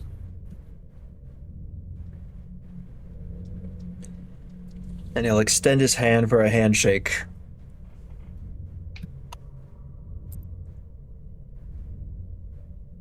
He stares at it. He stands up. Alright. I'll bite. He'll spit in his hand and take him by the hand and handshake. He will grimace and shake your hand anyway. He has a big smile. He's like, I knew you were making tough stuff there, lad. Yes, hydropolymer carbonite.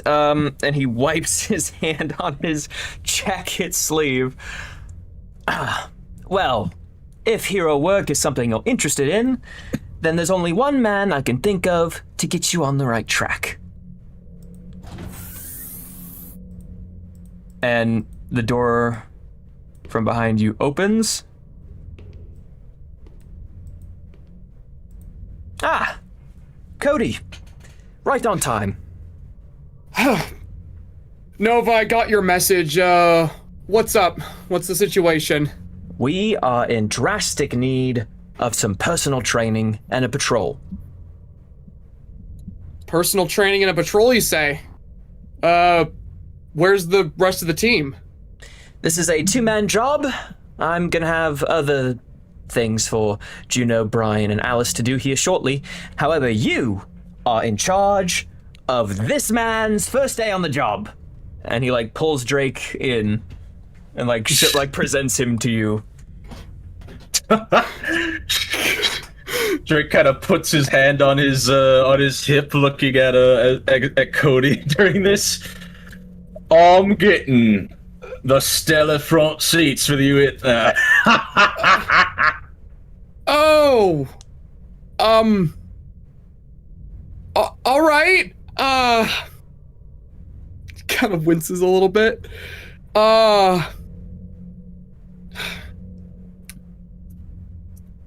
Hey, Nova? Yes? just like a word real quick? Absolutely. We are going to have many words before you guys go on patrol. I just wanted to let you know the plan. Just wanted to... See, the thing with Drake is that he's only got his hands on the combat side. He hasn't had the chance to be a real hero, real straight level stuff, you know? Uh-huh. And I think for him to get the proper perspective on what it's going to mean to be part of this team, he needs to see what it's like to be a hero from the ground up. Right. Yeah, what he said.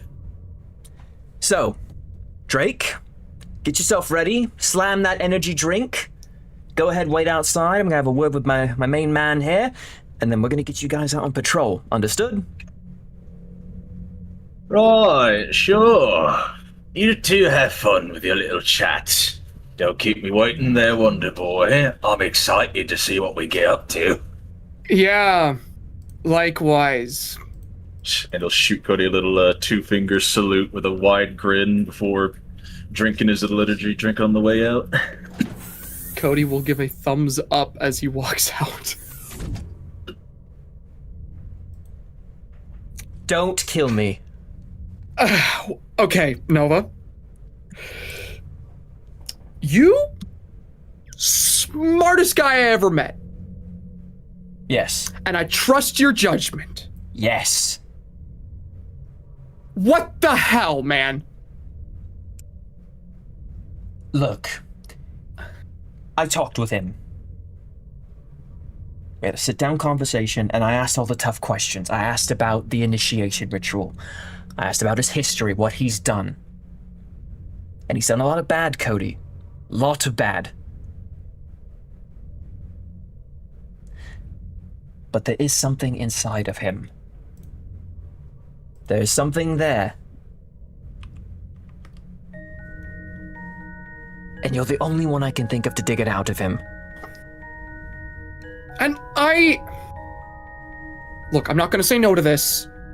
I'm willing to give this a shot. Because, I mean, there's a lot riding on this, and a lot of people are vouching for him. I get that. But, I mean, do I even have to explain why I don't like him to you? I feel like you get it. Not. Of course I understand. He's a redliner, or was. And I know what they did to you. What they did to us. And I can't even look at him without thinking about what happened back then. And on top of that, I don't even get the sense that he's going to try to get along with me. I mean, did you see the way he was treating me whenever I first tried introducing myself to him? Yeah. He's bullyish. He's brash. He's got a hot temper. And you need to rein it in.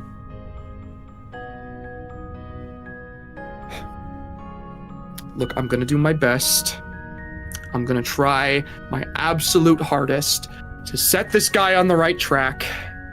I'm going to try to get along with him, but I can't promise I'll be able to get through to him, okay? Don't worry about getting through to him. Worry about showing him what being a hero is. It's not all bad guys and explosions, you know? It's about getting out there, making a difference. Yeah, no, I get what you mean. I'll show him the ropes. I'll help him scout around the city. I'll try to do right. I'll give it an honest shot. I don't like it, but I'm gonna try. Is that not the whole thing about being a hero? He's gonna like nod his head and shrug in defeat. Just, yeah, it is. Like, let's be real. We're almost a year in now. You still having fun? You still having fun? Is it still exciting? I mean, it has its ups and downs, but Oh, does it? Is it up and down? Some days you clock in for your shift, just ready and raring to go. Some days it's a pretty good time, but you know, I've been sent through a wall, like, have you been keeping track? How many times? How many times 64. have I been sent through? 64 times. Do you know how crazy that number is? I do, that's why I started the counter. Oh my god, like, most people go their whole life never being sent through a wall. And for me, it's just a regular occurrence. I hope he gets sent through a wall. Sorry, that was mean. He likely will. His whole suit is based on tanking, so I guarantee you he's gonna get sent through a few buildings. You know what? If he gets sent through a wall today, I'll consider us even. Well, I would like you not to push for such a thing, but if things happen as it were. Oh, depending on how things go, I might send him through one myself. Cody, behave. I know. I'm just... I will do my best to get along with Drake. I will be very polite, treat him like everyone else. That's all I can ask. That's why you're my go-to man. I'm just saying, though, you know, he has the most durable suit, so if I were to send him through a wall, he could take it. And he'll put a hand on Cody's shoulder. He would destroy you. Hey, I have max mode! And you're not supposed to use it for things like that. Fair. And in a one-on-one fight, he will smash you. Noted. Very good. Again, you the man? Yeah, I'm the man. Very good. I'm gonna give you guys some alone time. I'm gonna patch the crime tracker directly into your heads-up display, so I don't even need to tell you what's going on. Show them the ropes. Perfect. Will do. Gonna go do that now. Can't wait. He sits there Walking- waving, big smile. Walking out the door now with my new best friend.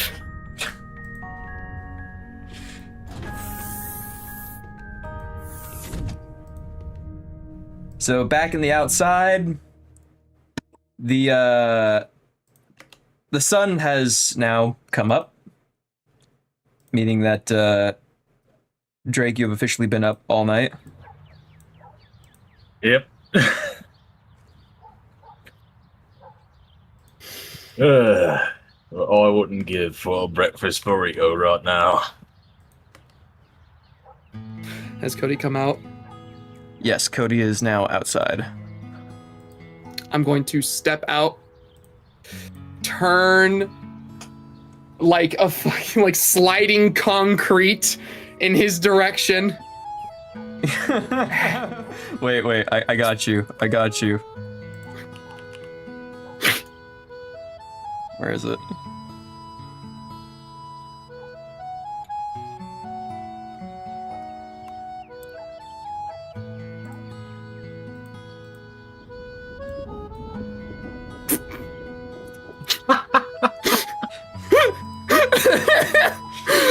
I just slowly turn to face Drake, arms folded.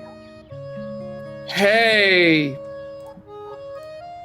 Oi, Wonder Boy, it's you. I'm glad you didn't make me wait too long. Okay, so, I don't really want to dance around this. I think we should really be blunt on this. First of all, please don't call me Wonder Boy. My name is Cody. My friends call me Cody. Call me Cody. Oh, we're friends? Oh, I must have missed that. People call me Cody. I'd like to be called Cody. Kind of walks up to him with a smile on his face. Hey, look, don't take it too personally, right? It's meant to be endearing. Yes, and I'm very charmed. But Cody will do. Second, I'm not going to... I'm just gonna be blunt. I feel like we kind of already picked up on this vibe. You and I kind of clash a little bit. Don't really get along. I can acknowledge that, and I'm sure you have as well. That being said, Nova thinks it's a great idea to send us to go and scout through the city, and I'm going to try and do my best to do that. Are we going to be able to do that? Can we get along for that? Oh, you know how to speak fucking candidly, don't you? Fuck. Alright. Sure, you know what? I already spilled my guts out to your friend over there in the pinstripe suit. Lovely attire that your friend Nova's got, by the way. If you ain't much of a cunt, I can endure ya. Well, I don't consider myself to be much of a cunt, as you put it, so I'm sure this will work out swimmingly. Good. That's a piece of advice that I give to everyone I meet. Don't like getting your shit pushed in, just don't be a cunt. And you, I'm sure you're a good learner. So how about we do this then? He'll like put his hand on his shoulder, like rough.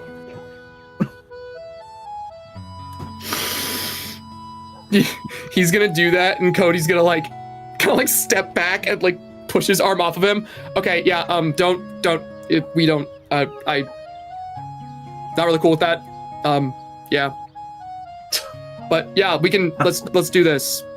Mission, yes. Oh, this is gonna be right charming. Yeah. We were given the layout and coordinates on the map in our suits already, so don't really need to ask Nova where we're going. Just try not to like, you know, break people's bones or hospitalize them, unless you like really have to. Please, you're telling me like this is my first rodeo, and I get it, kinda is, but I'm no stranger to fighting people, alright? I know how to hold back. Mostly. Mostly? What does mostly mean? How about we get this started? So what, we suit up, right? Yeah, let's suit up. Nova Force, power up!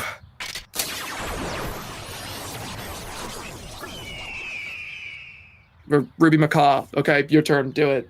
Morph. Alright.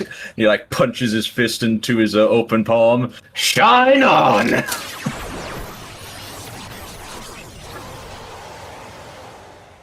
Diamond Dragon.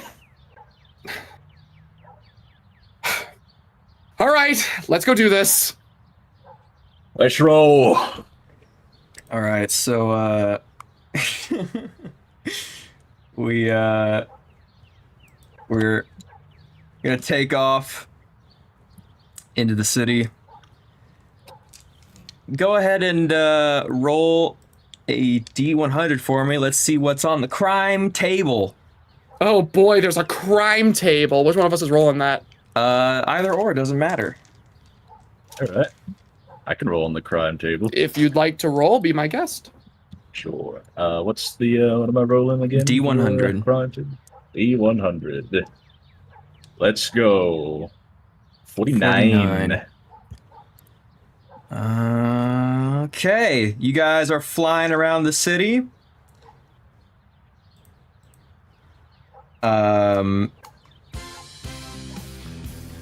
Looking over everything. And you see this this like mid-20s girl in the middle of the park, and she seems to be like distressed. All right, Drake, we seem to have found a situation. I'm gonna stand back and I'm gonna let you deal with this. I want to see how you go about things, all right? All right. They're just gonna see someone new, ain't they? Ain't nobody in public seen me. Nobody's seen you yet. You're a new member, new face of the Magna Force. You gotta go in there and you gotta leave a good first impression, okay? Alright. Sure, let's do this. All right. And Cody's gonna stand back and let Drake do it. Drake will land down nearby this woman. Oh, Jesus Christ. Oi, ma'am. Something the matter? What's distressing you? It's my cat, Max. He's up in the tree. I can't fucking get him down. Oh, the fucking cat. Alright. Kind of looks up. This lovely cat, I'm sure. What kind of cat is it, man? It's a big fat orange cat. Yeah, boy, alright. Well, we're making waves with this. You sit tight, lass. The old diamond dragon take care of it. Yeah, just be careful. He's very anxious. Walk over. I am kind of tempted to do that thing how Mr. Incredible gets the cat in the movie, where he grabs the tree and brings it down. That's up to you. Yeah, absolutely. Let's do that. All right, roll brawling.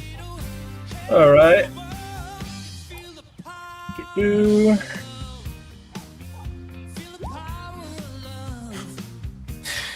ripped that shit out the fucking ground. Drake just Roots grabs and all. this tree, just effortlessly, and just whoop. He'll slightly angle the tree down a little bit to he'll angle the cat down from the branches towards the woman. All right, we're gonna do a cat vibe check on that. All right, cat, you like me? Come on, everybody loves Drake.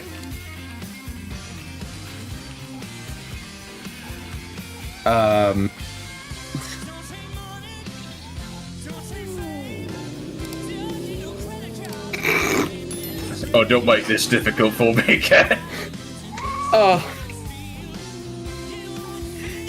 He's really quite tame. And the cat like jeez. leaps at your face. Oh, fuck, stick. Cody is watching this from like on top of a building, just cringing, going, "Oh,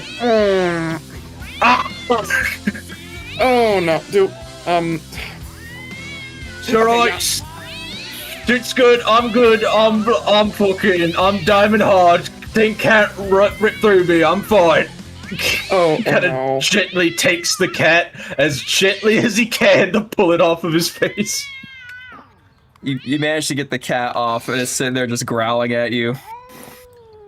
Right. Yeah. Hey, here you go, ma'am. Your cat. Oh, Max. Jesus, man, you couldn't have just like flown up there and got him? I mean, I could have, but I mean, it's the most practical solution. What about the tree? Oh, just put it back. Just put it back. Just set that shit down in the hole I made. Oh, okay. Thank you? He'll, after he sets the tree back, he puts his, like, his hands on his knees, and he, like, breathes a bit. Oh, yeah. So, if you can imagine, Cody just slowly descends from the building he was standing on down to Drake's level on like the sidewalk with his arms crossed. All right, so a few pointers. So not how I recommend getting a cat down from a tree. First of all, you're a tall guy. The suits can fly. Didn't need to, and he's gonna look at the tree, like currently sitting in the giant hole you made. Yeah, so you didn't need to do all that to, save the cat. And I feel like if you didn't do that, the cat wouldn't have been so, outright pissed at you. Probably could have just, been a little bit gentler. But Not the worst start in the world. Well, I mean, it was. I mean, look, it was.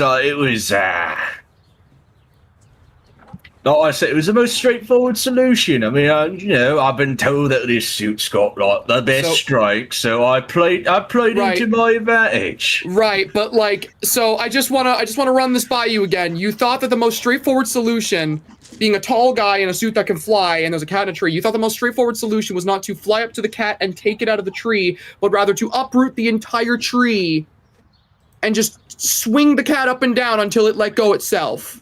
That was your simplest solution. Yeah, I mean, it was gonna like climb off. I'm sure once it got to its owner in that little safe distance, it would be fine. It would hop off. I didn't expect the thing to attack me. Nova, you are going to owe me so much for today. All right, let's go find something else to go do. So you guys will fly off. Notably, you will fly off. And we're going to transition back to the HQ.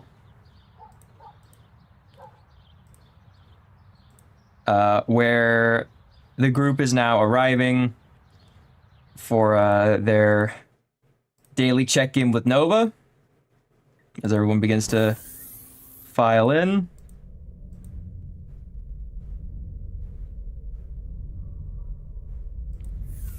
Good morning, crew. How are we feeling this fine day? I just slept for like 14 hours, I think. I slept for 4. That's rough. Good? All right, What? gents, we've got some assigning to do today. So, Brian, Juno, unfortunately, I've already got 2 people out on patrol right now. You guys are gonna have to do the other patrol today. Alice, unfortunately, I have been detecting some troubling readings from your watch, so unfortunately you're gonna be down for maintenance today. So you get to spend the day with me. Well, that's not terrible. I can vibe with that. So we have had more instances of those break-ins. So just go out in the city, keep your ear to the ground, yeah? What? Wait. What are we looking for? Just keep your eye out for any break-ins, any suspicious-looking characters, yeah? Yeah. Huh. All right. Juno and Brian adventuring. He puts his arm around Juno. Juno's gonna like awkwardly like slide out of Brian putting his arm on his shoulder. Okay. Come on, you guy. You're coming with me. And he pulls out the keys to the MAGNA mobile. You can drive? Buddy, I am the driver. No one else can drive? Well, there was Jonah, but, he's not here anymore. What? What? In what way? He left. He left. Okay, you can't say that. What?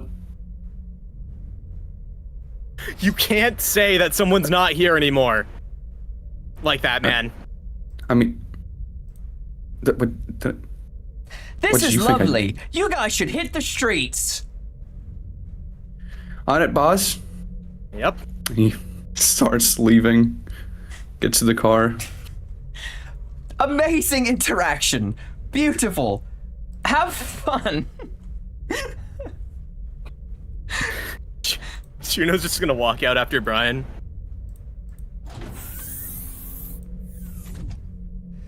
All right, you.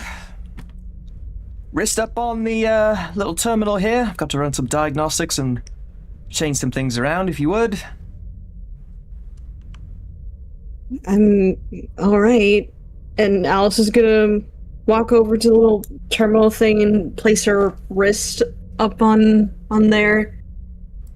You said there was some, like, concerning stuff happening with my watch?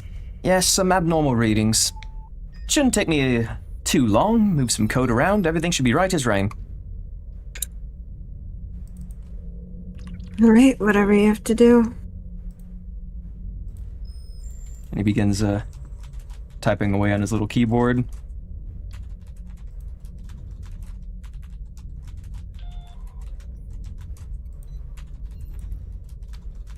Well, how was the bar? It was... I mean, it was relaxing. Most relaxed I've felt in God knows how fucking long since we started doing this. Yes, I've been meaning to do a bit of a girls' night, but... You know... It would have just been you and me. That wouldn't have been so bad. What isn't when only one of us can drink? Didn't you go out drinking with the boys? I ran a drunk subroutine to fit in, but not really. Well, that You must don't have really been take something. too kindly to my type in there, it seems, so I don't think I will be allowed back. That shit always pisses me off. That's the way things are. Can't change hearts and minds. Not from in here, anyway.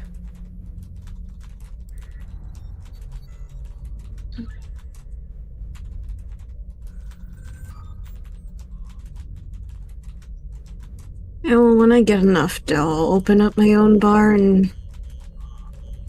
You know, all walks of life can come in. Maybe even aliens, too. You know, if they're not deadly. Yes, now that's an admirable goal. A real civil rights leader. In you, I think. I don't want to give myself too much credit. I just want people to feel comfortable.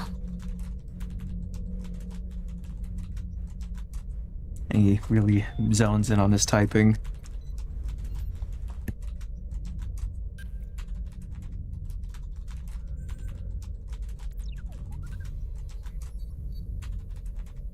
Hey, Nova? Hmm?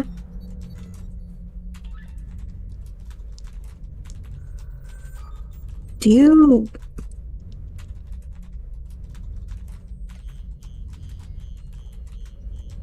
Do you think I'm... like, capable of... like, being loved? And he stops typing. I'm sorry, what?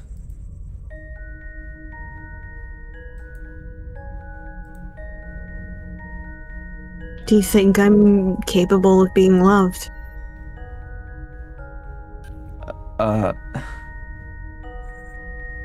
I believe so. Where is this coming from?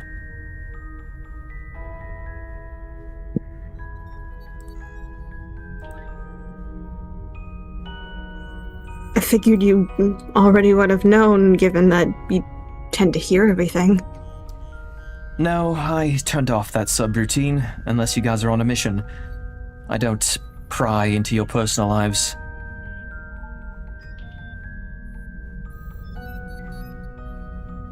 Look, I won't get into it again. I just had a long talk last night with Zoe, and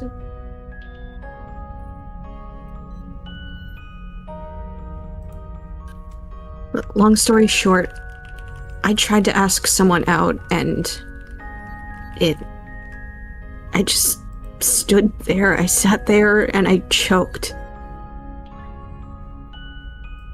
I was a step away from getting what I wanted for once in my life, and I wussed out.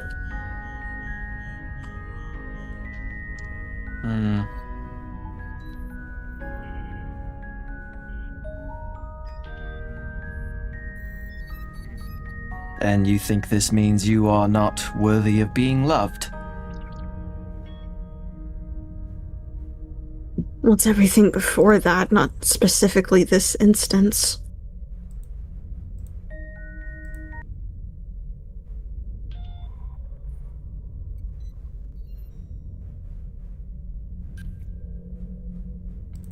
I'm not sure I follow.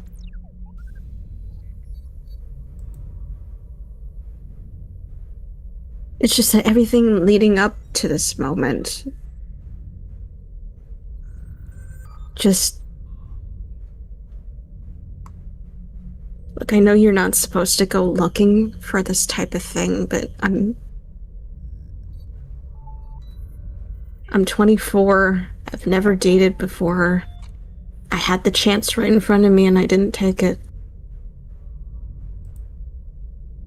It kind of made me realize that, you know, this doesn't really happen to me all that often.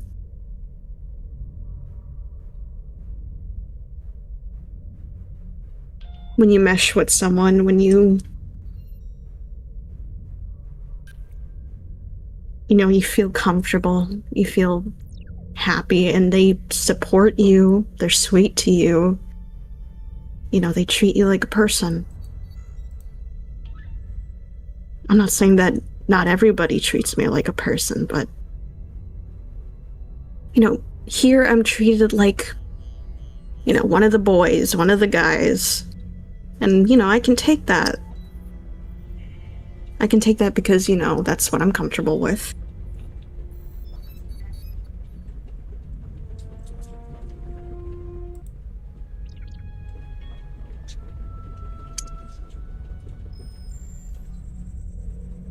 Right. But I said this to Zoe already, but I don't know, it feels like it's never gonna happen again. Well, statistically speaking, that's impossible. Well, I know statistically speaking, it's impossible. But crazier things have happened.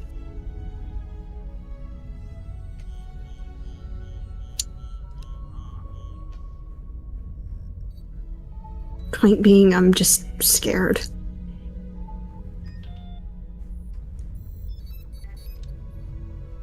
Like, I don't want to be alone. I mean, not in that department, at least. I know I'm not actually alone. I've got friends and family and all that, but you know what I'm talking about. Alice. I didn't know you before. I don't know what kind of things you've been through. But you're a bright young lady. There's a lot to love. And you are both loved and cherished. As for romance, that's one of those things that when it comes, you just know. You know?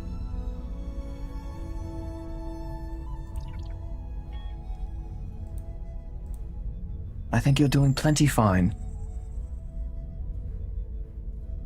And if you just be patient and wait, sometimes magic can happen.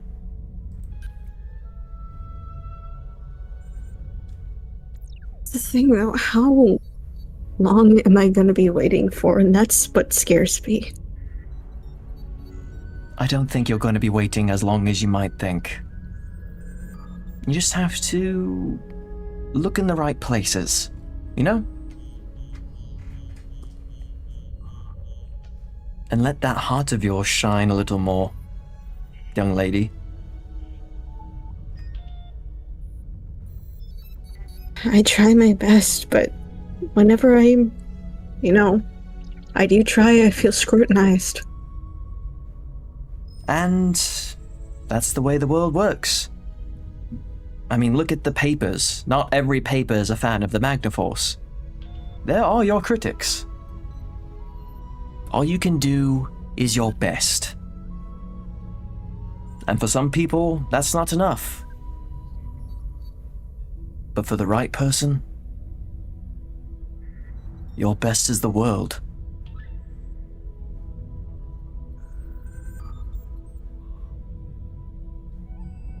Or so I'm led to believe.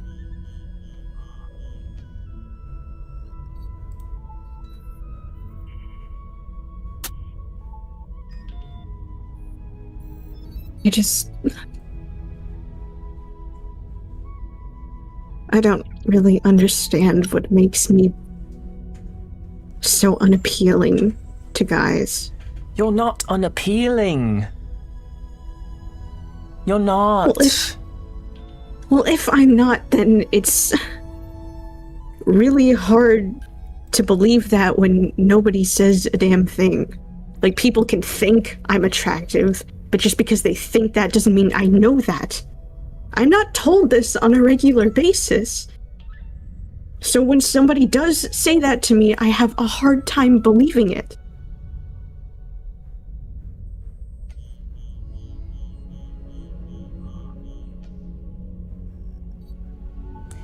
Now you listen to me, Alasie Ivalu. You are worth the world. And just because, up till now, people haven't made that known to you, does not mean that the truth changes. You are attractive, you are smart, you are funny. You love life, and you love who you are. But what I'm starting to think is that you don't believe that yourself. Confidence is what carries us through life. Confidence is what breeds a hero. And confidence is attractive.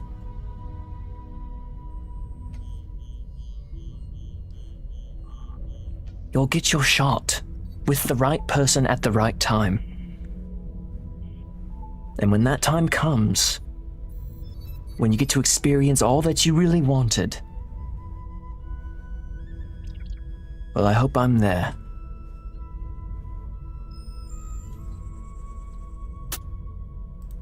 I'll be cheering you on all the way.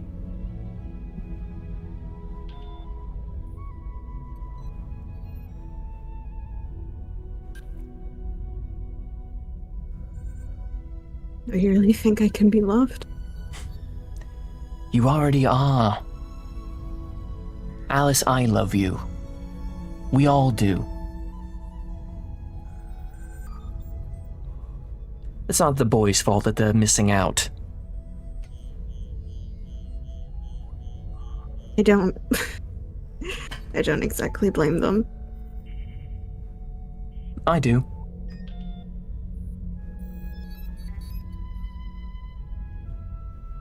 Look, if you won't be your own cheerleader, then I guess I have to.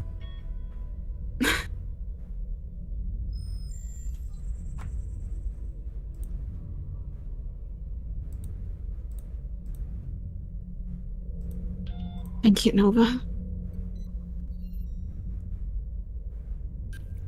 Of course. That's what I'm here for.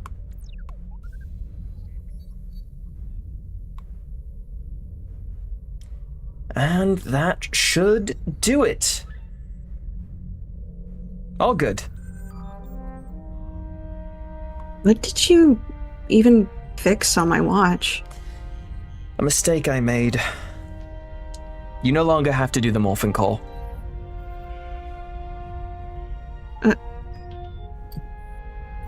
I mean, you didn't have to do that. It wasn't like something I mean, it was fine.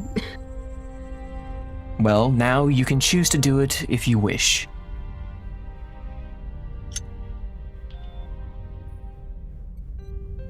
So you heard that part of me and Cody's conversation then?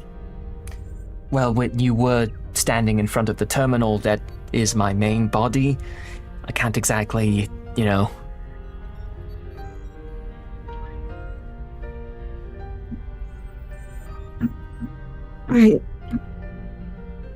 I hope no, like, offense was taken. It had nothing to do with you. I more so felt betrayed by Johnny more than anything. I wouldn't look at it like that. It was equally my idea, and we didn't stop to think that people didn't like it. It was more so that maybe you guys were too shy or didn't have an incentive. So we figured by giving you this incentive, you might learn to like it. I didn't stop to consider that it might make you uncomfortable. And for that, I apologize.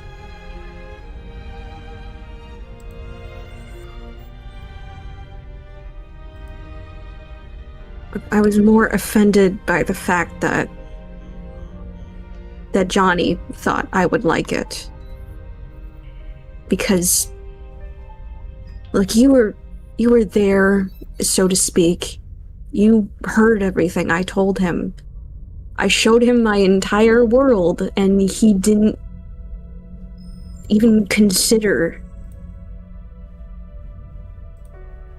Like, none of what I showed him came to mind. I showed him who Moonstone Serval was, who I am.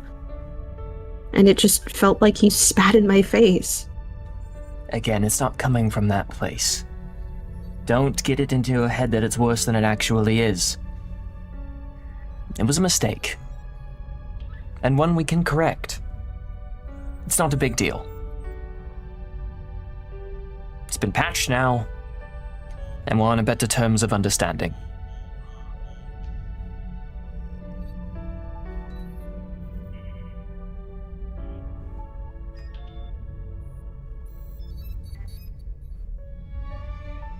Sometimes I feel like you're the only person on the team who understands me. I think more people understand you than you give them credit for.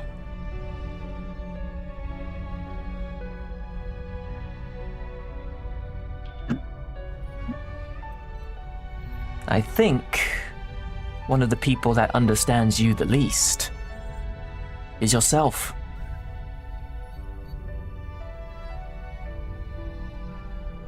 Well, that's going to be extremely worrying if it's true. He'll be right as rain. Why don't you take today off?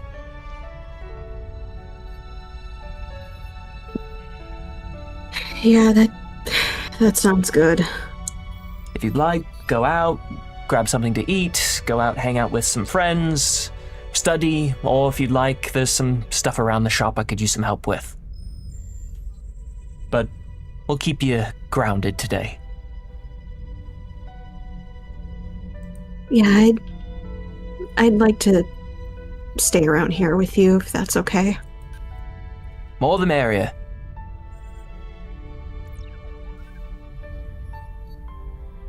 A lot of boxes I need to move back into the workshop.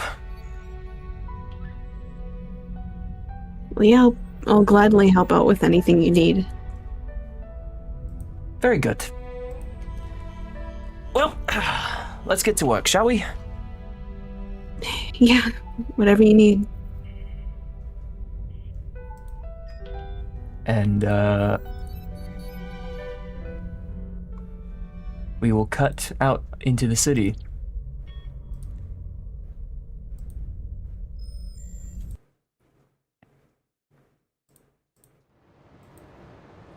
Where Juno and Brian are out on their patrol, looking for things.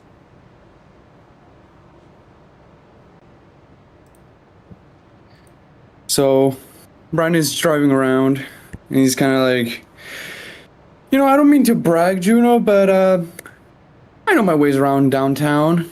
I'm sure this will be a cakewalk. So, Oh, sorry. I feel like no, you're fine. I'm sure it's gonna be a pretty chill experience. So tell me, how are you finding the city? How's the past? It's a lot. I don't really recognize any of it. I was here for Is it that different? It's brand new to me. Huh. I haven't seen it like this for a very long time. Well, I hope you enjoy it. There's There's so many places. Yeah?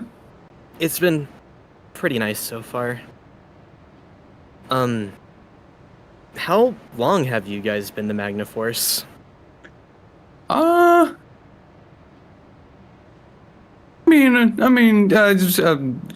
about a year. Why? A year? Okay.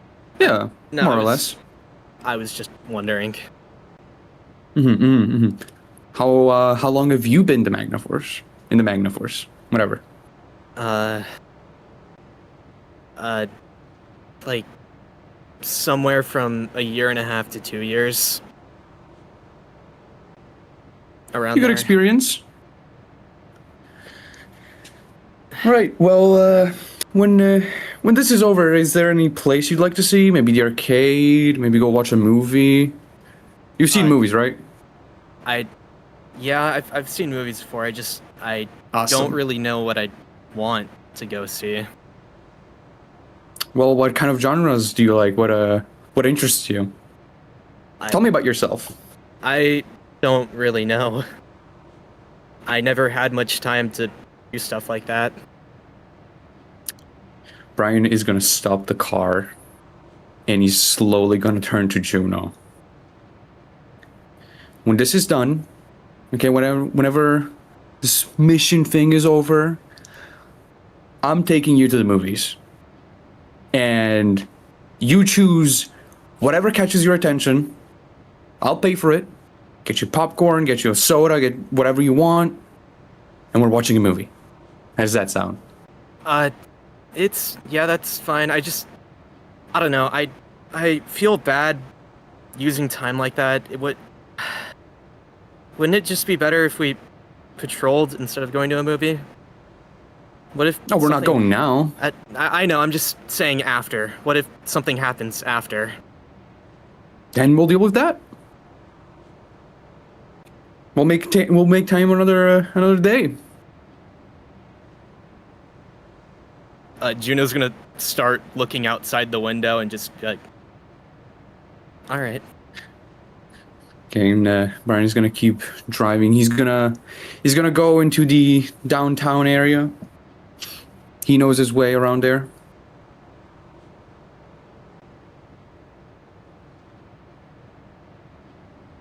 Juno's just he's not gonna say anything. He's still looking outside the window. So, how I think I've asked you already, but how are we in the future? Am I cool? Juno's shoulders are gonna like noticeably shoot up whenever you ask that. Yeah, you guys are great.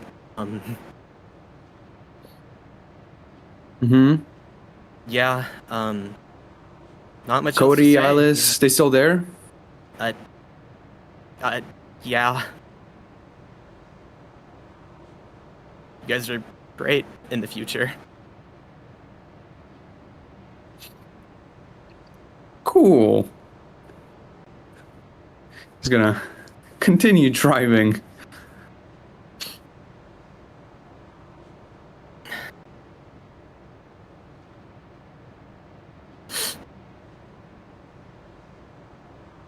You okay? Yeah, I'm good. I don't like reminiscing on that too much. Oh, my bad. No, it's fine. You didn't know. Do you need a moment? No. Just keep driving. Okay. And he's gonna keep driving. Do we notice anything? How about you roll a D100? Okay. I'll do that.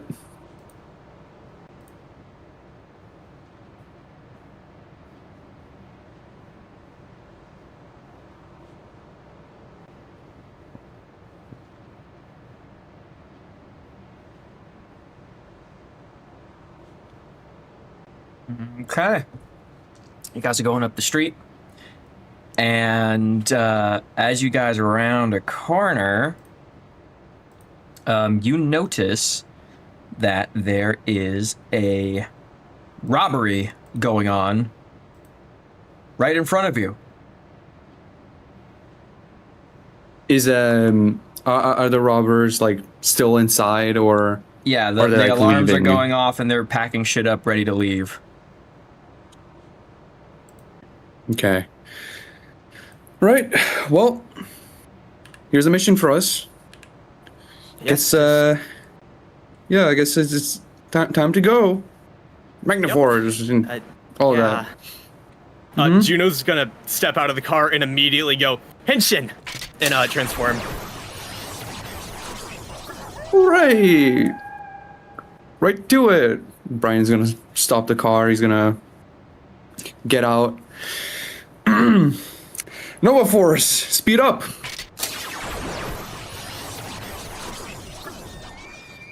Emerald Stag. All right. So how do you want to do this? Just stop them, get them all together, wait for the authorities to arrive. That's probably the best course of action here. Sounds like a plan. All right. I'll see you there. And he starts immediately running into the bank or the store or whatever it is. Getting in there, there's like 6 dudes, and they're robbing a jewelry store. Brian is gonna show up at the entrance and he's gonna pose kind of like standing next to the wall, like against the wall. You guys are planning to pay for those, right? Oh fuck, it's the Magna Force. Juno's Yeah, don't get gonna, too like, excited. Like run in after and just and bring his sword out. Now we can do this the easy way. You guys just put everything back and come with us to the police station. Or, and he cracks his knuckles, we can do this the hard way. You can roll negotiation, see if you can get him to surrender. Right? Let me check that real quick. Greater than 5.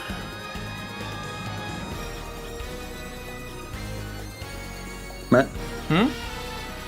Greater than 5? Greater than or 5, yes. just... Okay.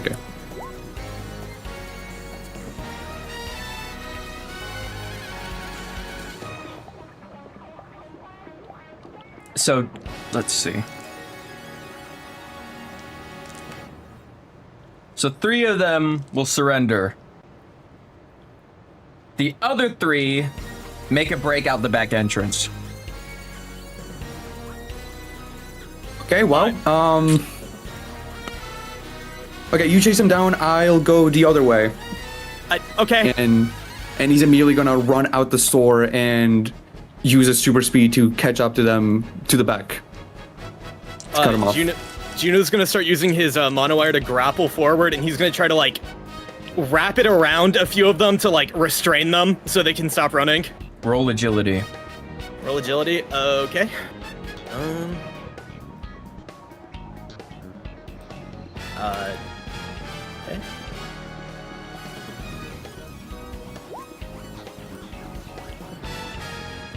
Okay. You manage to rope up 2 of them. The other one gets around the corner. Brian is gonna show up in front of him, and he's gonna. I like to imagine that he's gonna try to like hold his arm out. So as soon as the guy turns the corner, he immediately hits his face against it. Yeah, he'll run right into you. I like to imagine a guy falls on the floor and Brian is just standing over him. Where do you think you're going? After knocking him over, his bag falls over, and a glowing gem falls out alongside the other jewelry.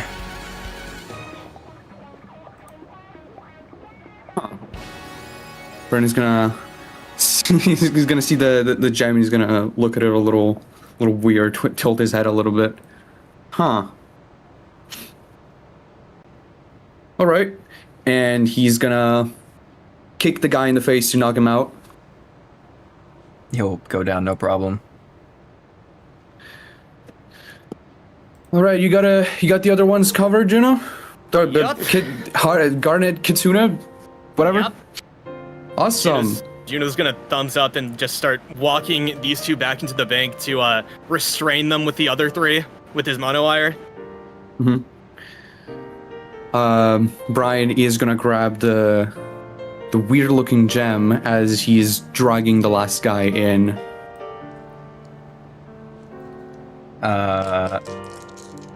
You looked away to talk to Juno, correct? Sure, yeah. Yeah, because when you turn back, the gem is gone.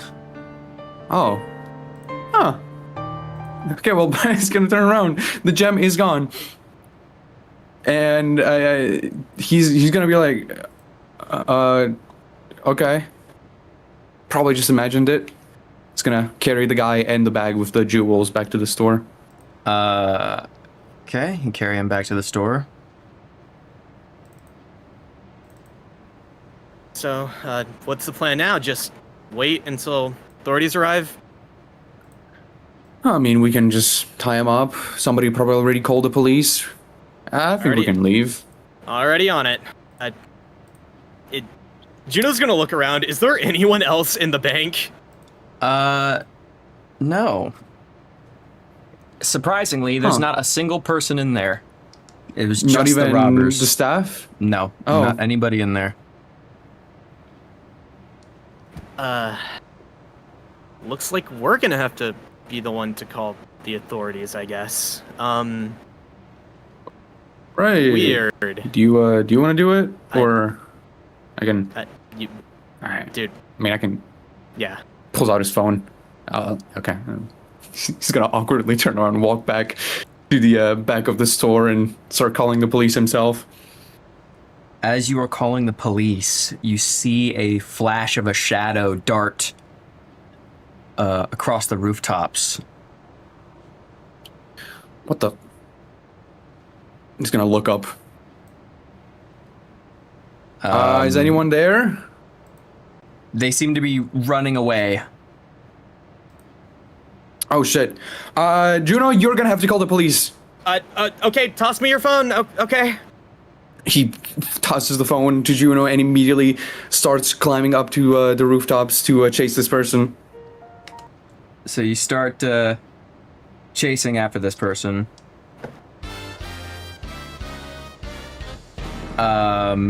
And you can see they are hella nimble. They're jumping from rooftop to rooftop. All right, this should be more interesting. He's gonna stretch his legs a little bit and he's gonna start running after them. Try to catch up as much as possible. You can roll agility. Sounds good.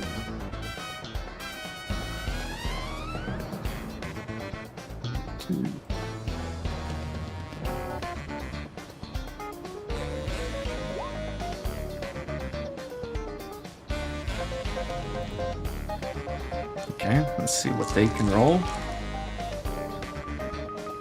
They are fucking faster than you. What the fuck?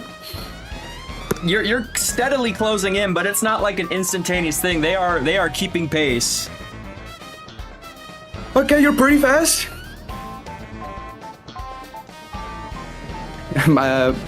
Brian is gonna pull out his trusty reel anchor and is gonna try to catch them with it. Let me roll for that. What's their energy score? Their energy score is a 5.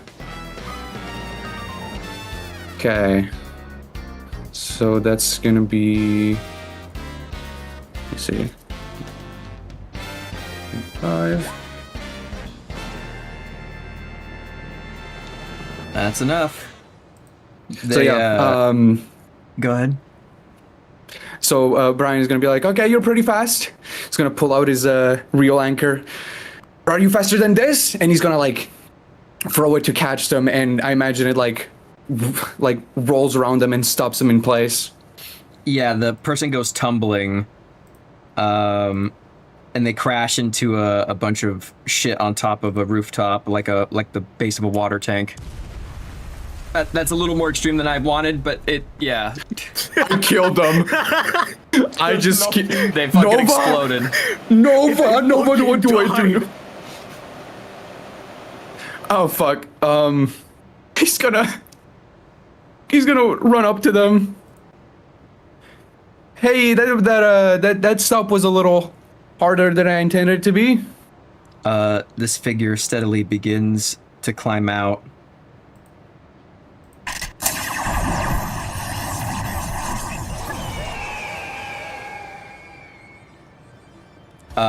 And there's this, like, black-suited figure in front of you. Do I know you?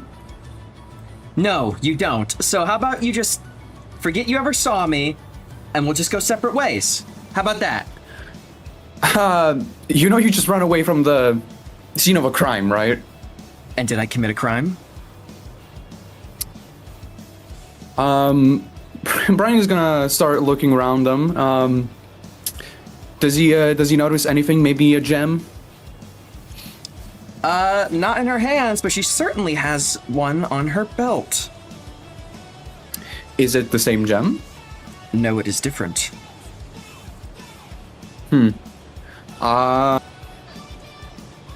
you grab anything? Look, you don't know me, I don't know you. You have no reason to suspect I did anything, so how about you just let me go? I mean, why would you run away like you did? I If you seem to didn't recall commit you any guys running crime. on rooftops all the time. Okay, well, I was calling out to you and you didn't turn around. That was pretty suspicious. Dude, I'm How on the about that? rooftop, you're on the street. How the hell did I know you were talking to me? Okay, fair enough. I'm sorry, you are? Me? I'm... I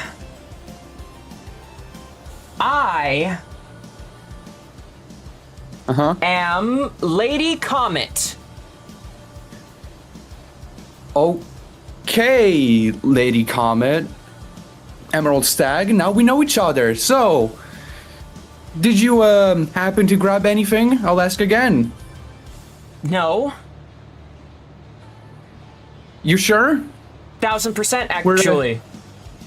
Okay, and where'd you get that? He's gonna point at the gem on her belt. This is mine.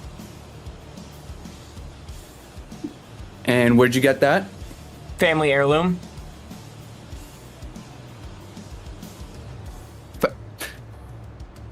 Uh-huh.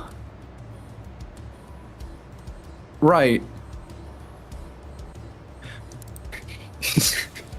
He's gonna quietly under his breath, hey Nova, Yes? do we, is that like one of our gems or something? I can't really get a reading on it. I apologize. Great. Look, if we're just gonna fight, let's skip to the good part.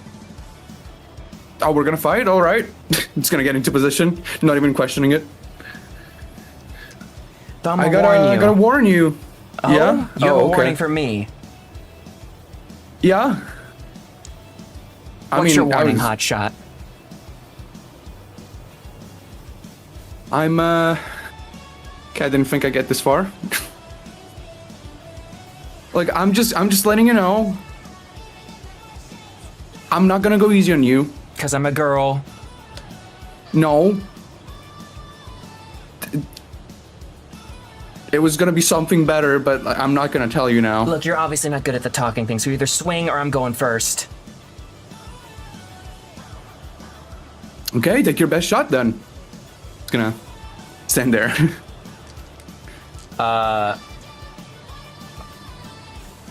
Okay. She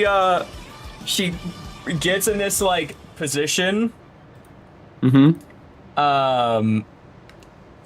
She's like, I was hoping you say that. And she fucking she like explodes in a aura, bright, glistening, effervescent aura. And in a flash, what's your mat armor, Brian? Free. 1, 2, 3, 4, 5, 6, 7, 8, 9, 10, 11, 12, and I can turn 2 of those into crits, so that's 16 damage. I'm gonna negate 2 of those dice. So 14 damage. Fuck. So in a flash, she like places a kick right in your stomach. Uh-huh. And you go flying out the back of your suit. Where do I land? In a pile of boxes.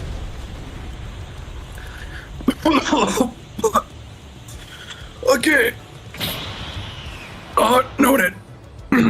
You're still green. And I don't mean your color, big guy. What? You're an amateur. You need to practice more. Talk less, fight more, yeah? Yeah, talking isn't really my thing. Yeah, that's apparent.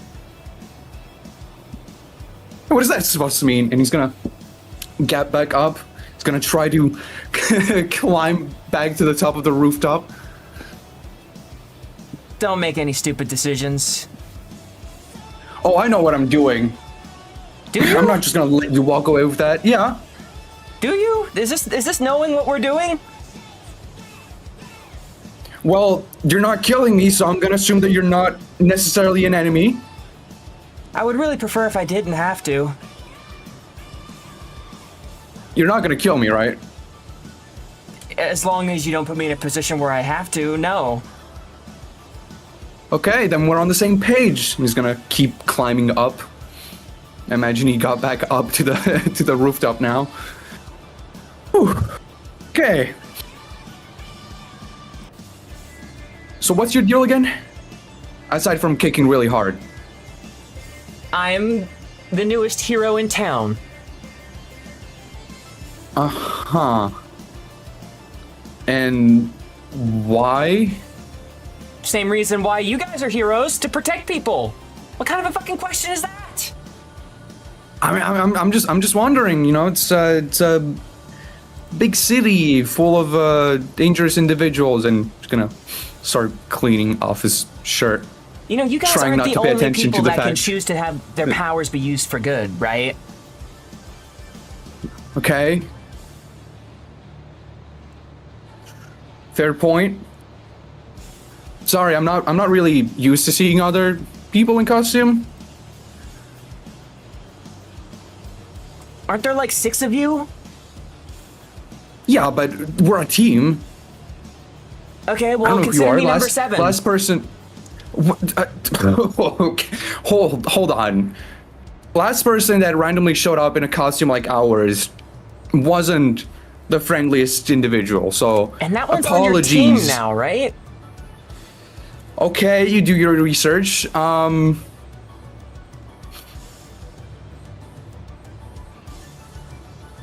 Shit. Yeah, smarter than you give me credit for. Nice goggles, by I the way. wasn't calling you. Thanks, I think. Also, I wasn't calling you stupid. Look, there's I could have sworn I saw a jewel going missing during that robbery, and then I saw you running away. So, obviously, I decided to run after you. Oh, the jewel. Oh, this thing. And Yeah. she pulls a purple gem out of her pocket. Is that the jewel that was missing? Well, Out of character. yes. Okay. So you did have it. Well, nobody was using it. So you that's still stealing. Yeah, I prefer to look at it as keeping dangerous technology out of the hands of criminals and the public. He's gonna clap his morpher. Hey Nova. Still under his breath. Is that the gem? At least that one of our gems? He doesn't respond. Great. Okay, well, I appreciate the good work, but I will be taking that now. And he holds out his hand to grab the purple gem. You realize you're not morphed, right? Okay. You're gonna try to take this from me? If you're gonna make me. I don't think What, you think I'm can. gonna stop just because I'm not in suit? All right, we're doing this now. Come on. Oh, okay.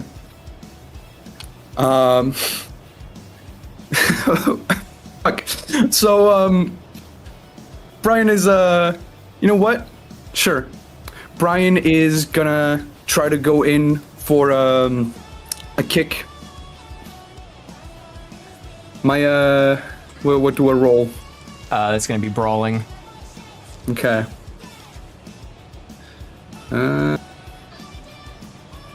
Sure. Ah.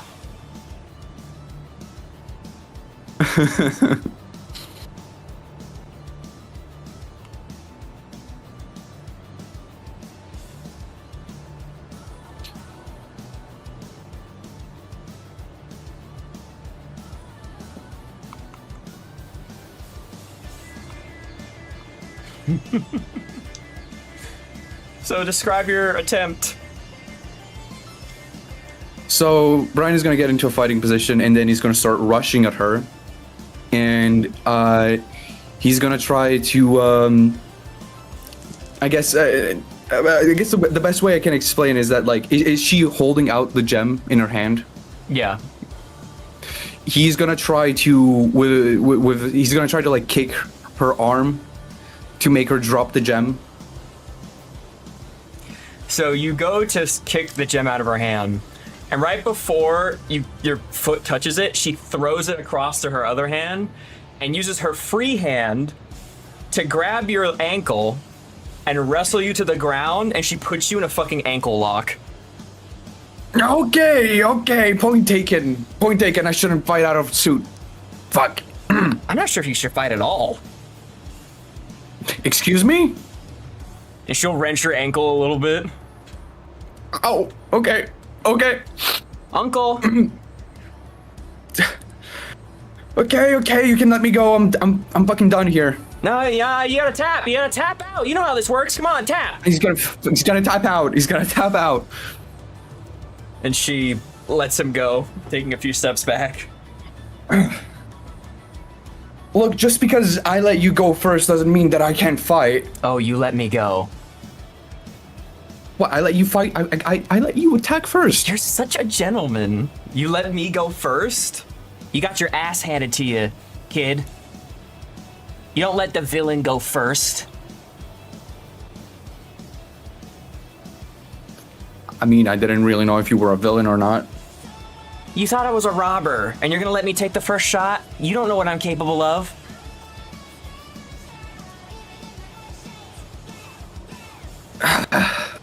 All right, are you done teaching me how to do this now? It's gonna get up.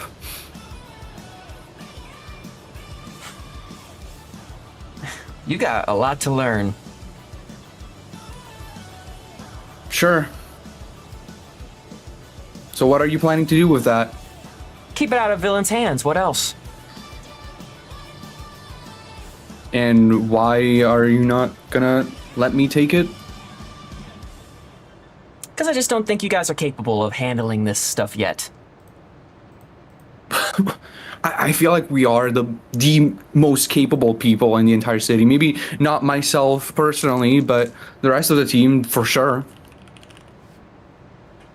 Maybe.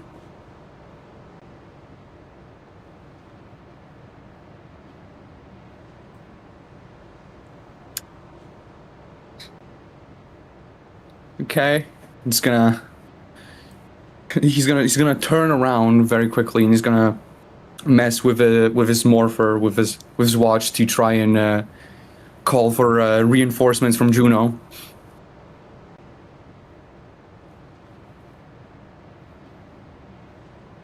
She just sits there waiting.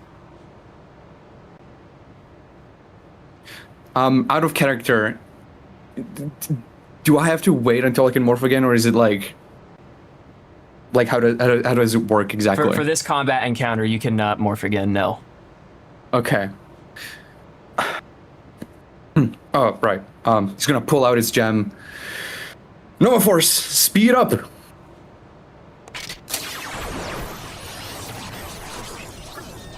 We're not gonna do this again, are we?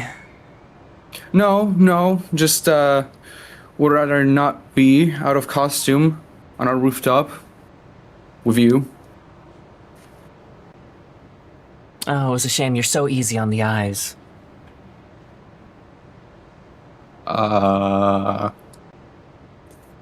Thanks.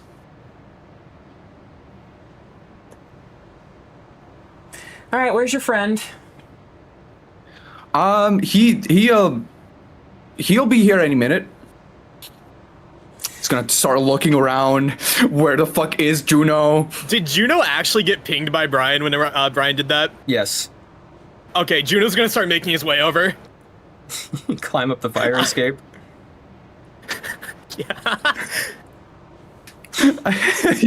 He sees Juno in the distance and starts pointing at him. Ah, there he is! There he is! Garnet Kitsune. My buddy. Uh-huh. Mm-hmm. Purple's new. I imagine Juno like walks up and is like, what happened? Okay. Who are you? He's gonna turn to her. Hi, Hey. Who are you exactly? Lady Comet. Nice to meet you. I'm Garnet Kitsune. What happened here? Well, we had a very friendly fight, and Lady Comet over here was just telling me about how she's gonna keep that gem away from villains instead of handing it back to us. Well, is it her gem? And then Juno's gonna take a look at it, thinking it's just like a normal gem. No, not necessarily. It's one of those gems that got created when you came back from the future. What? What? Yeah, that giant crater you left. Okay, judging by the fact you told me that instantly, what the fuck is it? What are you? What? Okay, Okay, sorry. Just how much do you actually know? More than I should. Less than I want. Yeah, I can tell. What the fuck? Also, I'm sorry, you left a crater? What the fuck did you do? It just, I didn't do anything. It just happened when I came here. Huh.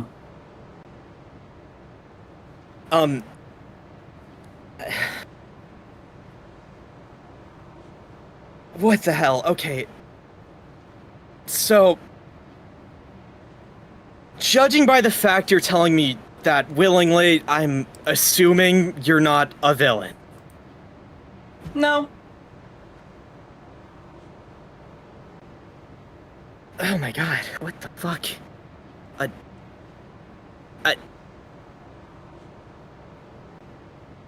I like to imagine Juno's so stunned by that he doesn't even like he completely forgot about the gym. Like I said, I'm just the newest hero on the block. The 7th costumed hero of Neo Pacifica. Yeah. Hey,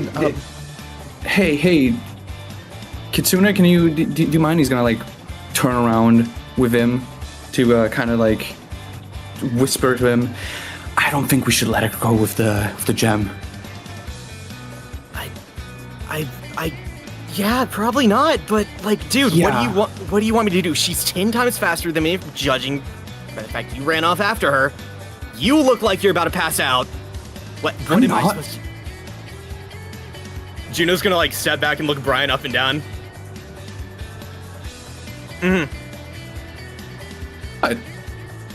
Hey, I'm fine. Listen, I'm sure she means well, but we can't just let randos just run around with these gems.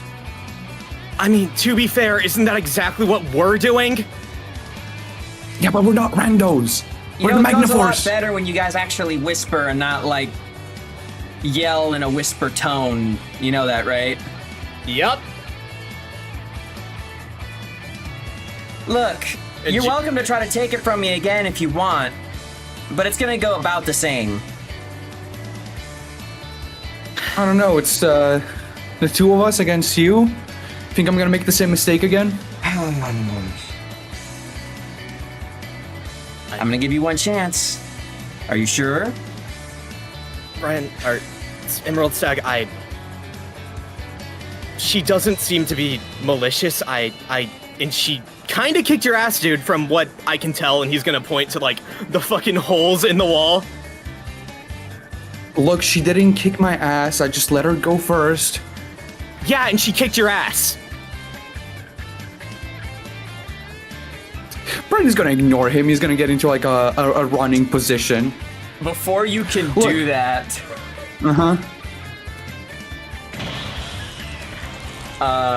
you're getting hit already by the time you turn around. What the fuck? Yeah, you know how she said never let the enemy move first?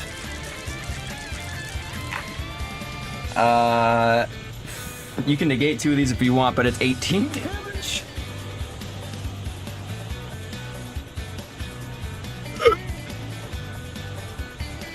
Sure. So it'll go down to 14 with the 2 negates, because 2 of these are crits. She pulls her punch just enough to make sure that she doesn't hurt you, but she will shatter your fucking armor again. Am I going down in the exact same spot? No, she holds on to you. So she shatters your Okay. armor and then grabs you by the shirt so you don't fly off. And then she'll like slowly turn to Juno. Yeah, you'd kick my ass. Shit. At least one of you boys is sensible. What do you want? To protect the people of Neo Pacifica, dummy. Fair enough. And Okay, then if Line we have thing- the same goal, then why don't we work together and just give us that gem? It's gonna try to like reach for it still. She's like holding it like just out of his reach, like Yes. Oh, he's gonna let go. and she pockets it, and she'll like ruffle his hair. Because you're not ready to work on my level yet, cutie. Okay. Juno's Can you gonna let tilt go his of me head a bit now? seeing that. And she'll like pull him back up to his feet and gently push him over to Juno. We'll be seeing each other around, I'm sure. Yeah, I'm sure. Brian is gonna stay silent. He's just gonna look at her while squinting his eyes. All right, well, don't wait up. And she like blows a kiss at the both of you. And then she goes for like a double back handspring and like dives off the edge of the edge of the building. And you see her like take off into the distance.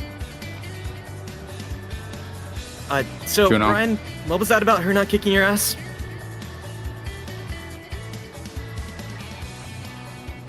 Juno, Yeah? something just happened. Yeah, something did just happen. Juno's gonna like look at Brian to make sure he's not like injured anywhere from that. He is not. Well, maybe his morale. I'm supposed to be the fast one. Yeah. I'm gonna judge, or I'm gonna assume no one's seen her before. Nah, not me. Juno's gonna like call for Nova. Any idea who the hell that was? I'm sorry?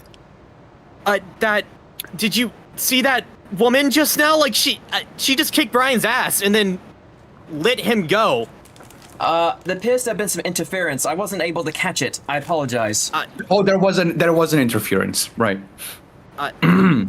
Okay, well, I guess we gotta get our friend. We should probably go back, because holy shit, dude. Yeah, we probably should. Just gonna, just like very sadly gonna walk back towards the store.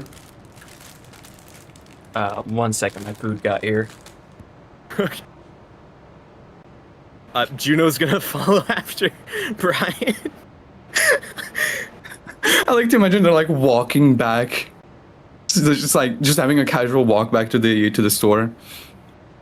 Hey Juno, Yeah? you have to promise me that you won't tell either Cody or Johnny about this, especially Johnny. Don't tell Cody or Johnny I just saw you get your ass kicked. Do you think they'd care? You hear like concrete sliding. And he just stares at you. He's got his helmet on. He morphed back. And you can just guess what kind of expression he's giving you. I'm gonna take it as I think you'll kill me in my sleep if I tell them. You're learning fast. Okay. And he pats him on the shoulder and then continues to walk towards the store. Yeah, So, what exactly did she do in the first place that made you chase her down like that? I was kind of downstairs, and then it sounded like 2 trains running by. Oh, yeah. So I see this gem that looks a little off, falling out of the bag that of jewels that were stolen, right? And I'm like, well, that looks a little weird. And before I even know it, the gem is gone, and I think, I must have imagined it. It obviously wasn't there. And then before I can even call the police, I just see this fucking figure just running past on the rooftops. So obviously I called out. There's no response. So obviously I start running after them. Maybe they did steal the jewel. Yeah, I mean, I kind of got most of that, but like, what exactly happened there, dude? It kind of seemed like she was flirting with you. What?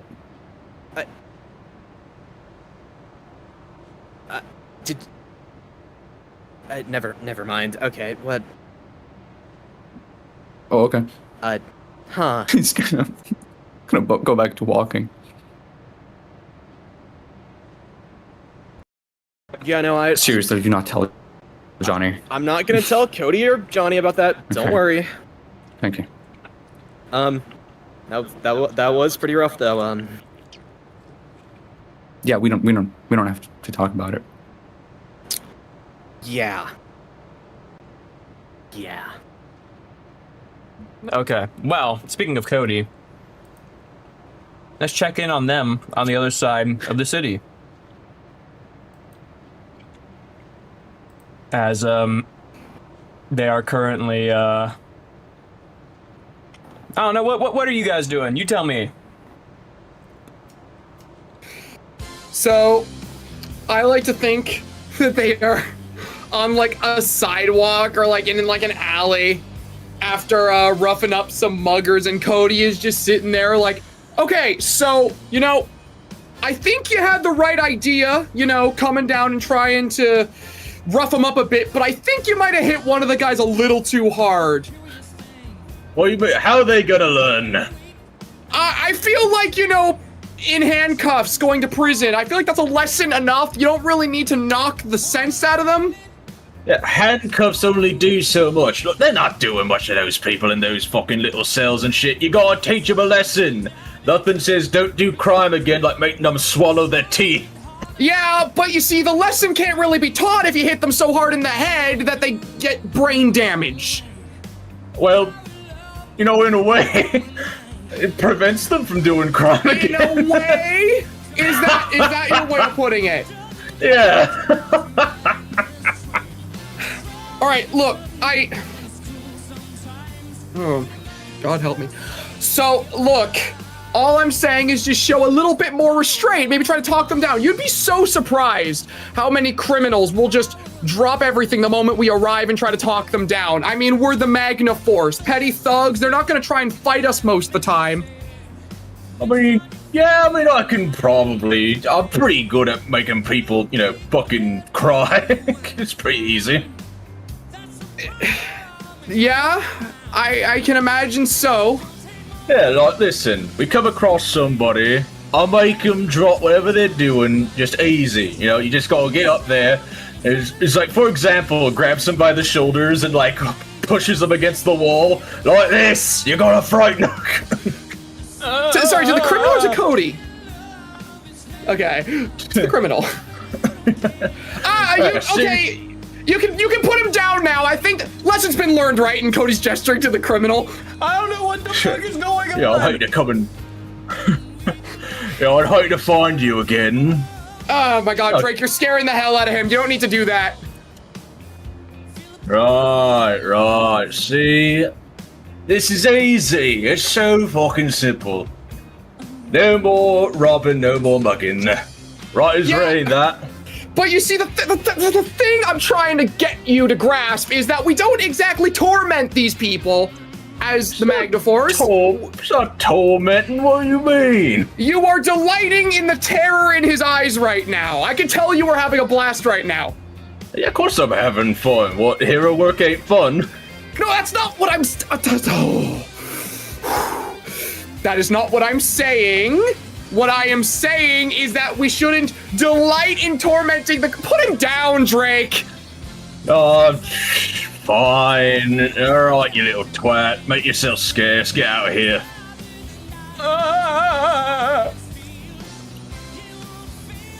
Okay, look, like, what I'm trying to get at is that we are symbols of hope! We wear the colorful costumes, we strike the poses, we say the phrases, because we are symbols of hope. We fight crime, and we stop criminals so that we could save the day. We don't delight in tormenting them, and we don't do that. We don't do that. It's fine, Look, No, it's not fine, Drake. It's not fine. I'm not delighting in tormenting anybody. I'm doing my job right now. Your job was done before you picked him up and slammed him against the wall. Yeah, I put in extra hours. How about that? Oh my. Okay, let's do another one. Let's do another one. We clearly need to do another one. Right, fine. Come on, let's roll. All right, let's see what else we can find around town. Crime table, activate. I do not have a habit of bitching. I think I rolled last time. You rolled this time. I'll roll this time.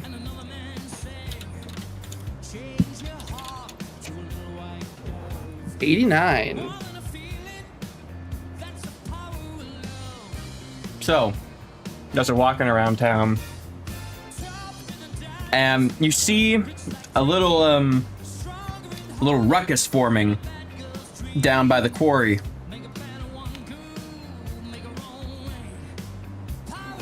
What kind of ruckus we talking? There's like cops, there's a bunch of people gathered around, all looking over the edge of the quarry. All right, let's go in, do this together this time. Follow my lead, okay?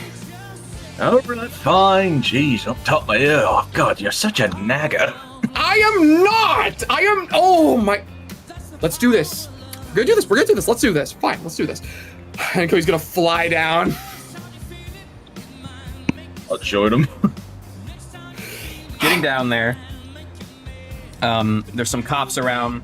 They're like, oh, thank God you showed up. What's the situation?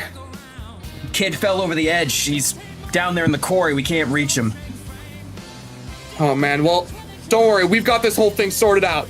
And he's gonna look over to Drake and he's gonna nod at him. Right. I'll get that little tyke out. No problem. He'll make his way down. He'll get down there to take a look at the situation? So at the bottom of the quarry is like water. And you don't see the child at the bottom. Oh shit. You're all, I'm diving in. I'll drop into the water and kind of look around. Roll.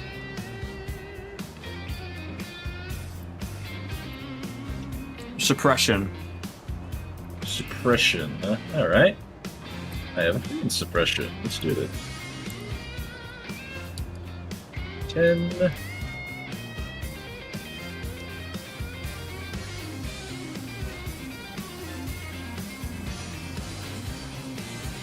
Two successes. So as you're down there looking around, you can see there is a shadow floating underneath the water.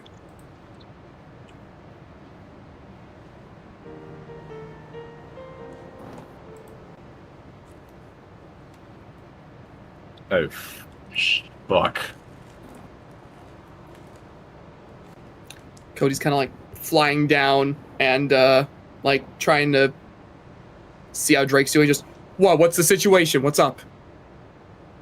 He doesn't say much. He immediately goes to the shadow to pick it up. It is a small boy with a pair of cracked glasses on his face. He seems to be passed out. Oh, fuck. Oh my god. He has a pulse, though. Come on. Ah, thank God. I don't know what's going on with him. I kind of get him out of the water, and I hurriedly get him up to the side of the with the people. A lady comes over, presumably this child's mother, in hysterics. Thomas, no! Easy, ma'am, easy. He's still alive. He's still got a pulse. I kind of is he breathing? No, his lips are turning blue. Oh, fuck. He's got water in his lungs. Oh, fuck, I'm not much of a doctor. And Drake will do his damnedest to get the fucking water out of his lungs. Roll. We can do suppression again. Alright.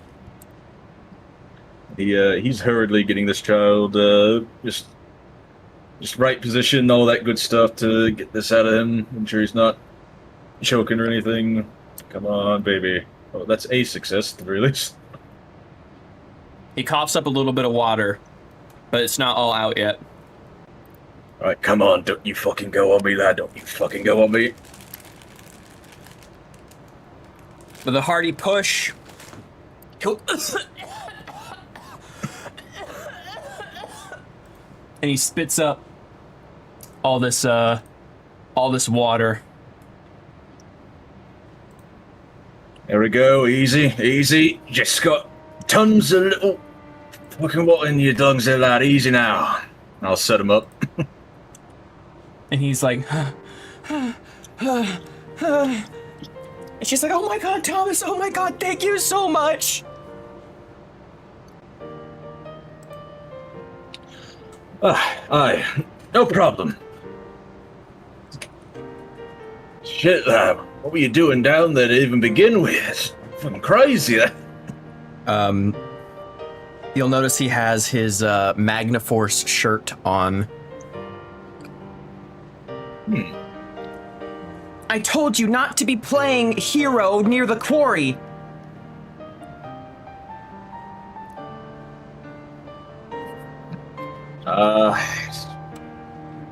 Kind of like rubs the back of his head a bit. Your mum's got a right of it, lad. A place like this, it's proper dangerous, it is. But not wrong with playing a bit of hero. Good on you for that. Got good role models there, lad. You're different. Do you have an action figure? Oh, me? Oh, not yet. I'm certain they'll get to it. You'd look good on my shelf. And he like will pass out in his mom's arms. The medics will come over. One of which is familiar to you. As one of them is Miss Julie.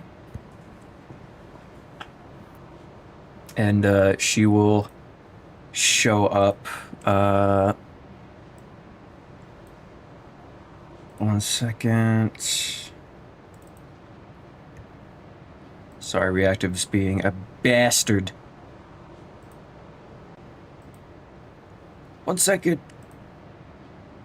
Ignore the man behind the curtain.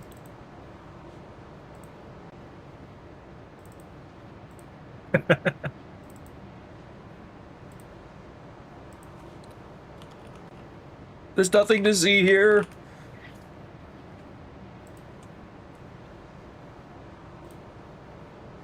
There she is. Okay, got here as quick as we could. Oh, proper Johnny on the spot, are you? Lads, got water out of them, still. Sure needs a little bit more aftercare. But we can take care of that. Not an issue, not an issue. You're gonna come with us, okay? We're gonna get you into the ambulance, we're gonna get you checked out.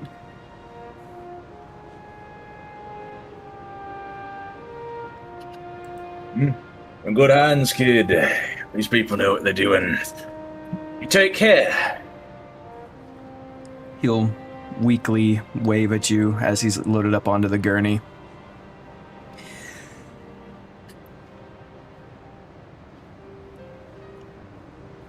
We'll like see him off and kind of just standing there. As this whole thing has been going on, from the moment the kid was pulled up and Drake started resuscitating him, Cody landed and has just been standing there behind, quietly watching the whole thing happen. He's had his arms folded, but the entire time he's had a smile on his face. And he, after they take the kid away, he's gonna walk up to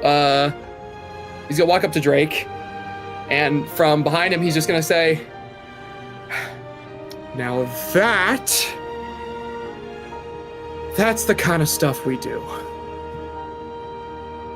Yeah, well, I mean, shit, by anyone worth their salt should have done something like that. Yeah. Kids, kids, the world's a little bit of a shit place, and the only way it gets better with, the new blood that comes in. It's a damn shame to see kids die, Yeah. And I'm sure anyone could have done that, but it was you that did.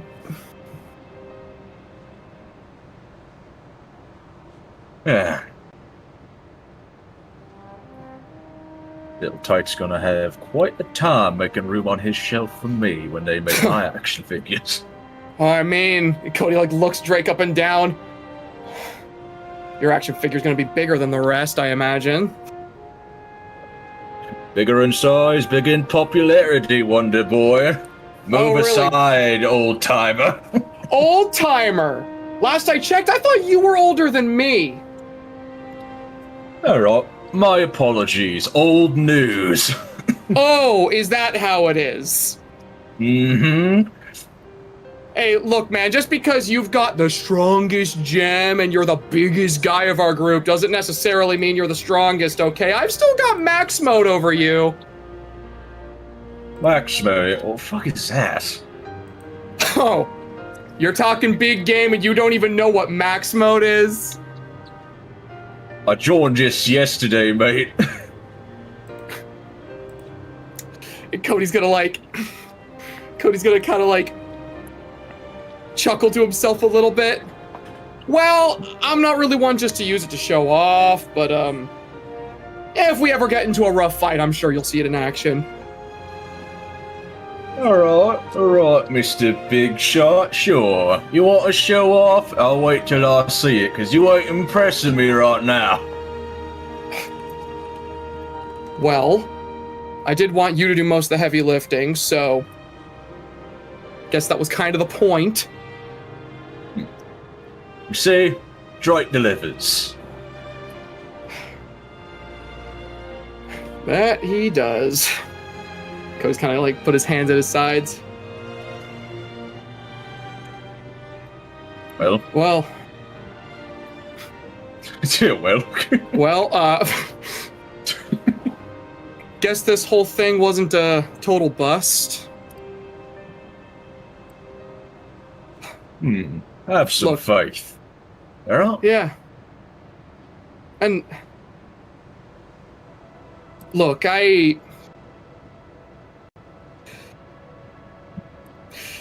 can see he's like struggling to say this. Look, I guess I'm sorry for being so difficult. But it's fine. Kind of like walks over and he punches you in the shoulder. Not as hard as he probably would have before, but a little bit. The force of it, I imagine, still kind of pushes Cody a little bit. He's just, okay, whoa, okay, chill with that. Right. But, But still, point being, mate. It's fucking difficult hearing you screeching my ear, all that stuff, bitching and whatnot, but I get why you do it. I'm not used to all this, so... yeah, and I can get that you're trying to do the right thing. I guess just... and you can see he kind of like does the motion of like scratching the back of his head, looking down at the ground, thinking back to the conversation he and Brian had. I guess just... look, I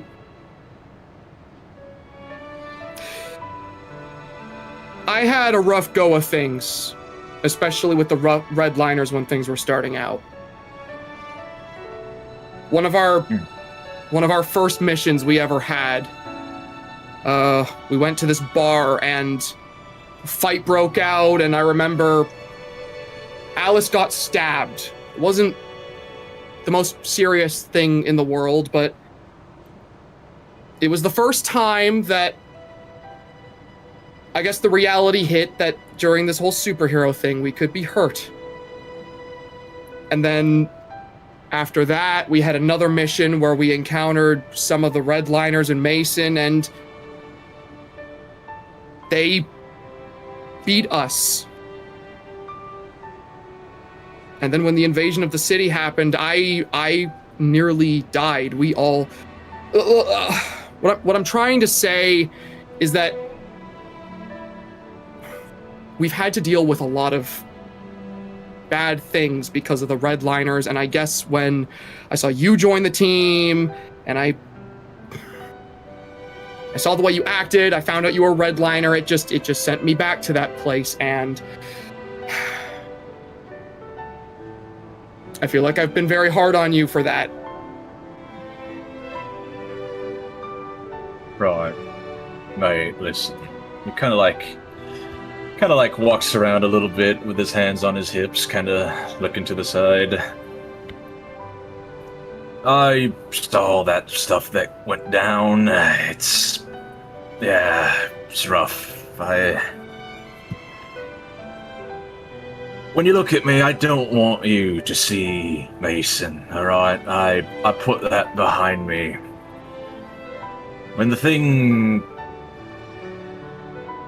When I heard that he was just putting up the fusion cell, whatever it is he stole, to threaten the city to just destroy the whole shit, that's when I just I lost my faith. Only reason I joined up is, as far as I was concerned, they were the only ones who could really keep things under wraps, controlled. Didn't trust the police, didn't trust Caridium especially. I joined up with them because being the tough kids running the neighborhood is how I understood to keep people safe. It's how I always kept people safe, is by being the troublemaker. And I can understand that. I understand that you've been through your own things and you regret what happened with the Redliners. I guess I'm just sorry about that. We've been through a lot because of that. Some of us more than others. I know it's not my place, but when Johnny eventually comes back, I imagine there's going to be a few issues between you guys as well. He's had a rough go of things because of the Redliners too. Yeah, mention that name a bit. That's your other member, isn't it? Yeah. Took a while for us to get along with him too. But we came around to him, and I'm sure I can come around to you as well.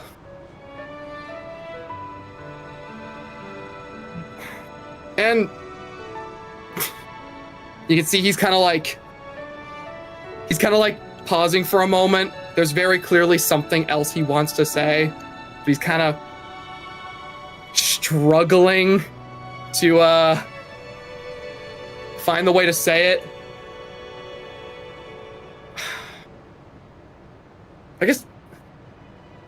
I guess it wasn't just the Redliner stuff too that made it difficult for me to get along with you.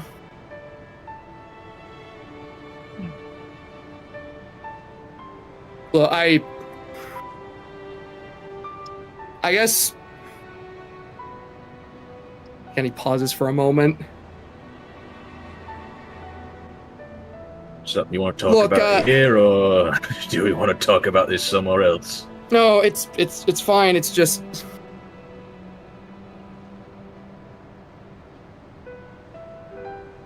Alice and I were very close, and when we had the whole new suits and everything, I was really excited to share the whole morphing call and the new poses and stuff with her, and she didn't seem to be very interested in that whole thing. And that was okay. That's not her thing. I could get behind that. But I guess when, after she came back to HQ with you, and suddenly you guys were acting like you were best friends, and she was super excited about that whole thing because of you, I guess I just got a little jealous is all. A little jealous? Alright, he kind of walks over. So, what are you saying? Are you saying you like Manxie? And you say that, and he kind of like steps back a little bit. No, it's not like that. No, it's just we're really good friends, and I guess that just kind of annoyed me, and I got a little really good friend. Is that how we're putting it here? You're getting all hot and bothered just because you're a little jealous about your girl.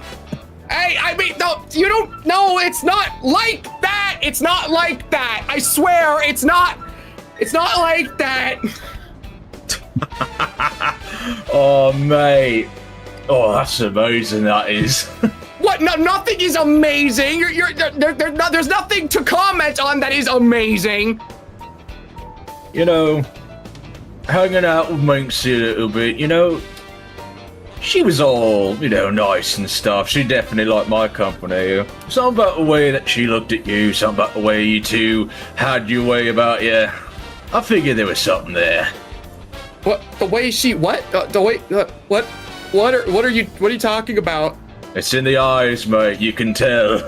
In the eyes? It's right there, Pete. What, you see? Are you telling me you don't see it? Is that what you're getting at?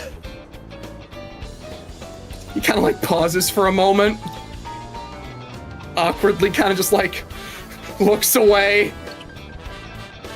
I mean, I never really thought about it like that. I don't know. Wait, this ain't something to be all clammed up about. He puts an arm around him. If you fancy Minxie, I think that's completely fine. You just go admit it to yourself. Don't be so clammed up about it.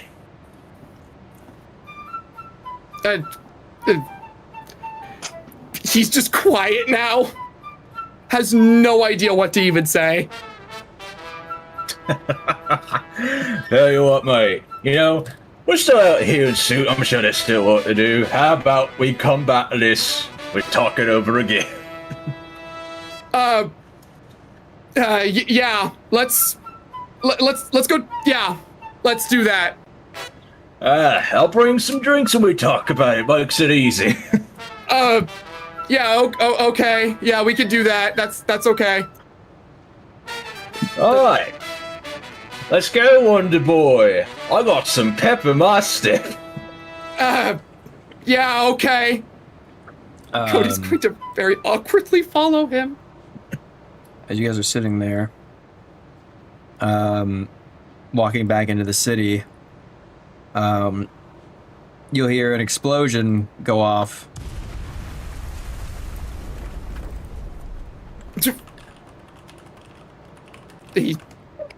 Oh shit! Boy, what the hell was that? If you run over to the scene of the crime, it looks as though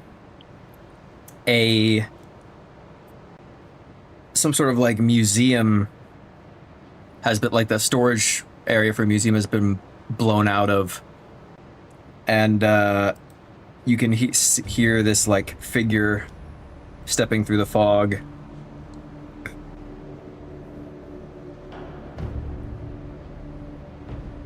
Well. If it isn't my favorite red-clad warrior. Cody's immediately like getting into a combat stance the moment he hears that voice. Oh, great. Just the thing I needed today. I didn't know you wanted to see me so badly. I was being sarcastic. And who is your friend? Drake. And Cody's looking to Drake now. Right. Remember back when we were at the warehouse? That guy I told you that kind of kicked our asses? Oh, this is the guy I missed out on, because you sent me out to run after a couple of wheels. Alright. Yeah. This is the guy. And you know what? Cody's gonna kind of like stand up a little bit more confident, go next to Drake. This time, I think with you here, and Cody's going to like, and now Cody's gonna punch Drake's shoulder. I think we got a shot at this.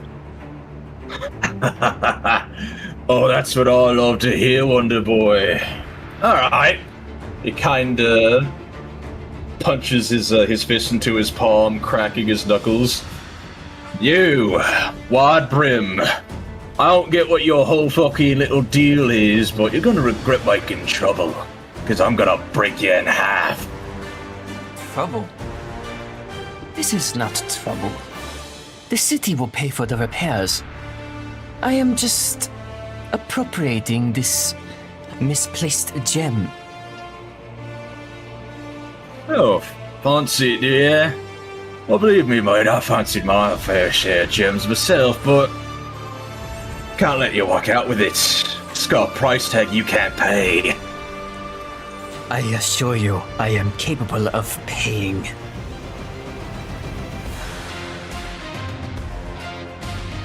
And Cody's gonna crack his knuckles as well, similar to how Drake does. Well, I'm glad you're capable, because you're gonna pay for what happened last time we met, buddy. The only thing that happened the last time is that you would not confront your inner demons. That is why you lost. I genuinely don't get you. Man, this guy likes to go on, doesn't he? It's like those badly dubbed samurai films I used to watch. No, literally what I'm saying. He was doing this the entire time we were fighting. It was aggravating. Do I get under your skin? You do not. Gotta let this guy like bother you like that. Come on now. He does not. Okay, it bothers me a little bit. That doesn't matter. What matters? You said you wanted to see what that whole max mode thing was, right? Oh, you're spoiling me. Well, this guy right here, he's someone who can take it. So why don't I give you the show? All right, fire it up, Wonder Boy. Let's see some fireworks. You're gonna get some fireworks! And Cody's going to raise out his hands and he's going to go max mode.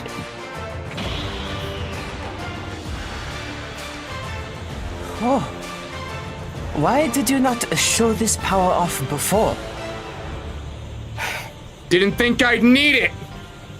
And I underestimated you when we first fought, I'll give you that. But I'm not doing that anymore. Show me what you have. Gladly. And Cody's gonna run forward to fight. Let her rip. All right, check. So Cody's got 13 reserves. I believe I'm the highest, right? Yeah, Drake has 8 reserves. 8? Cool. All right. So in that case, we're going... He is going to fly up and he's going to try and just deliver one of his fucking punches with his max mode from above. So he's gonna... Let's see here, I'm remembering all the dice I get to roll. Okay, so that is... Okay. And what's his mat score? I believe I said it was a 7. Okay. Am I able to... Hold on. Yeah, okay. 7 counts as a crit for me, so this could be good.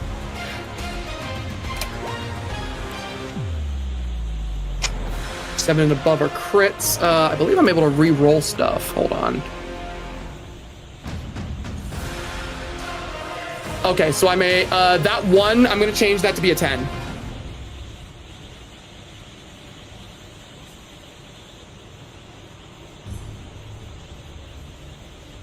Was that 10 damage? Looks to be about. All right, he's gonna try to parry it. See if he can do it. All right.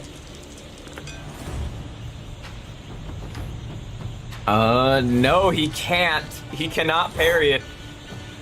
So, using the wings created by max mode, in one giant like flap of the wings, Cody's gonna shoot up into the air. He's gonna charge his aura into one of his fists, and he's gonna shoot down like a comet while yelling, "Spectral Punch!" And he like goes flying back into the museum. As soon as the punch lands, Cody's gonna land on the ground and turn to Drake and be like, "I'd like to see you do better than that." Oh, mate, now I'm feeling it. Let's have a go. Show me what the Diamond Dragon can do. Drake is fucking going in there and trying to see the heap that this guy got thrown into. Stepping into that area. You don't see him. It's dark on the inside. You are also troubled. Does your past haunt you? Oh my, we're not getting into that. We're here about the here and now. The here and now is where I kick your fucking ass. If you can find me. Unfortunately for you, The gem is already on its way out. Oh, fuck, you're kidding me. And you can Getting see away with it. You can see a large, like, Ford F-150 make its way off into the distance. Fuck. Ah, they're getting away with the damn gem. Alright, fine. You know what? You want fucking divide and conquer like that? Fine. I'll conquer you right here and now. And he'll appear before you with his sword drawn. Oh, let's go. I would like to see you try. Drake is gonna go in for a punch. Go for it. Let's see here. He's going to an extra cost into this, which will be 3. It's gonna be 4 dice. 7 you said for the mat score. Yeah. 10, 7. Ooh. That's a bit unfortunate. So describe your attack.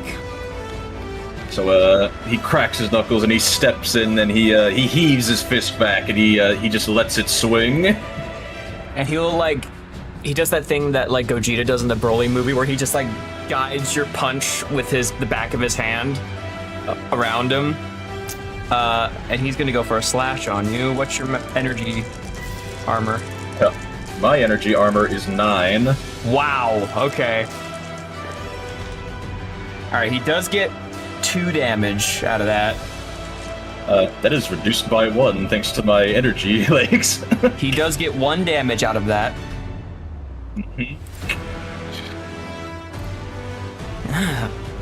Butts is tough. Your armor is formidable. Perhaps you could give me the fight I have been looking for.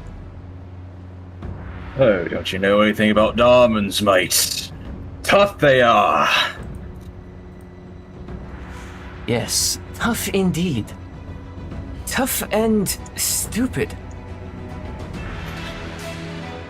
Come on, really? Could make that sound more mystical. Tough and thick-headed. There we go. That's what I'm talking about, mate. And he's gonna go in for, let's see here. Going for another one, using his other hand. See if we can get that in. It's a success. He's going to get a chance to parry. And he does get to parry that one. So he'll do the same thing where he'll just like step out of the way. You pilot yourself with anger. Your attacks have no meaning. You swing like a wild ape. So predictable. You little piece of shit. Wonder Boy, will you get in here and help me with this? Already on it! And as you say that, like, you notice that Cody was literally flying overhead the second you called for him, and he pulls out his fucking twin pistols. You're trying this again. Do you not remember how this went for you the last time?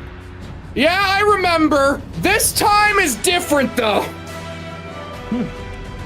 We'll see. Alright, let me see.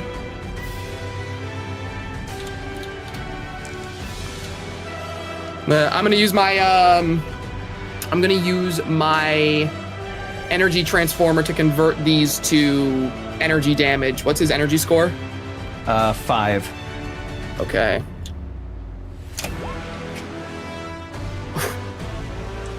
And give him a chance to parry those. Not the best roll.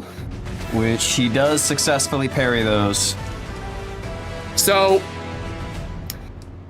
I'm imagining Cody's pulling out his weapons and he starts opening fire. And as this guy is going for like the parries, Cody's just gonna keep like firing at him, and he's going to yell down, "Drake! Take care of him!" Alright. Drake's going to He's gonna go in and he's going to attempt to grapple this man. Go for it. Yeah. Would that be brawling in this case? Yes. Alright. Rolling against his mat score still? Yes, would be a 7. Yeah, right. Big money, big money. Hey! Yeah, so since he's distracted, he cannot parry this. So you get him, I'm assuming, how do you grapple him? Let's see here. I go in and while he's distracted, I will, I kind of grab him just by the whole body, just around his arms. Like full Nelson? Yeah, like full Nelson. You get him up and he drops his sword because you, like, wrench him. Unhand me! Oh, I'm afraid this is the end of the line. You want to see something cool? Get a load of this. And Drake's gonna, like, go up in the air with him as far as his, like, little boots will take him. And I'm gonna Potemkin this man into the fucking ground. Yeah, that's, yeah. He's grappled, so the mat armor is gonna be reduced to 5. Alright. Lift him up and just slam him down. Still some successes, and I just let out Full House Buster! And he lands into the ground.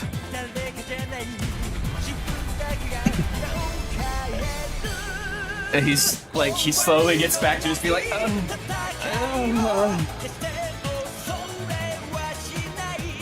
We're talking. Keep up the heat. Come on, Wonder Boy, let's get him. Cody's gonna land. Is he like staggered right now? A little bit. He's shaking it off. Cody's going to land. He's going to twirl both of his guns and holster them. And he's going to go, yeah, so the difference this time. And Cody's gonna like lean on Drake. I wasn't fighting you alone this time. And Cody's gonna walk up and try to punch him in the face. Go for it. His mat score is still 5.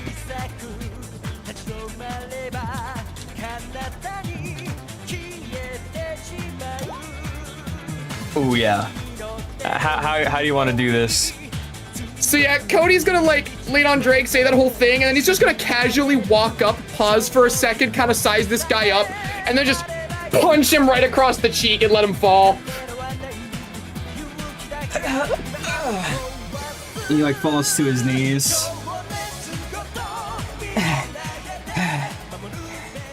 You are formidable opponents. You have my respect. That's all I hear. Diamond Dragons in the house to win. And Cody's just gonna fold his arms. All right, let's get this guy to jail.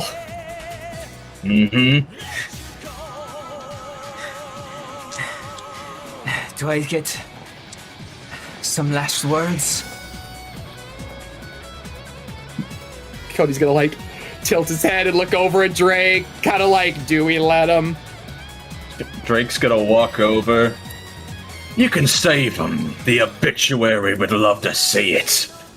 And I give him a swift boot to the face. Before you do that, you hear him go, "Shame," and then your boot goes straight through his skull as his body turns into a cloud of smoke. What the fuck? What? And a little wood log will drop to the ground with a little like dunk dunk dunk dunk dunk. Shit. What the fuck? That's some ninja shit. Ninjas, man.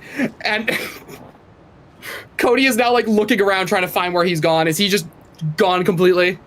You can see him through the skylight on the outside, and he gives you like a respectful like karate bow, like fist into open palm. And he sheaths his sword, and then he poof, puff of smoke disappears from the window. It's just like, Ah, that was diabolical. And Cody kind of like puts his hands at his side, like his hands on his sides. All right, so last bit of leadership advice. And this is very much going to be a case of do as I say, not as I do, because I'm still learning from this. Sometimes we really just got to learn when to shut up. Mate, we were gonna give it to him. He had that prepared. I was gonna boot him in the head. Yeah, no, I mean, like, you had the whole thing down. It was great. It was awesome. I mean, like, not as awesome as I was, but, like, it was awesome nonetheless. Just gotta maybe tone it down a little bit next time. I'm thinking we do that. And I'll try to learn from that myself. Alright, sure. You were good. You're pretty good, mate. I'll give you that. You're not a half-bad cunt after all. See, that's what I'm saying. Still not the word I'd use, but that's what I've been saying. You like max mode? Ah, shit, it's fucking... damn fancy that is, mate. Gilded. Yeah, I mean, stick around with us long enough and you'll probably unlock your own at some point soon. Oh, mate. Get my hands on that, it's gonna be over for you. I mean, not to brag, but my max mode, still the strongest one. It's gonna be wicked, mate. You'll see. Well, I'll take your word for it. Anyway, what was he trying to be here for? What was he doing?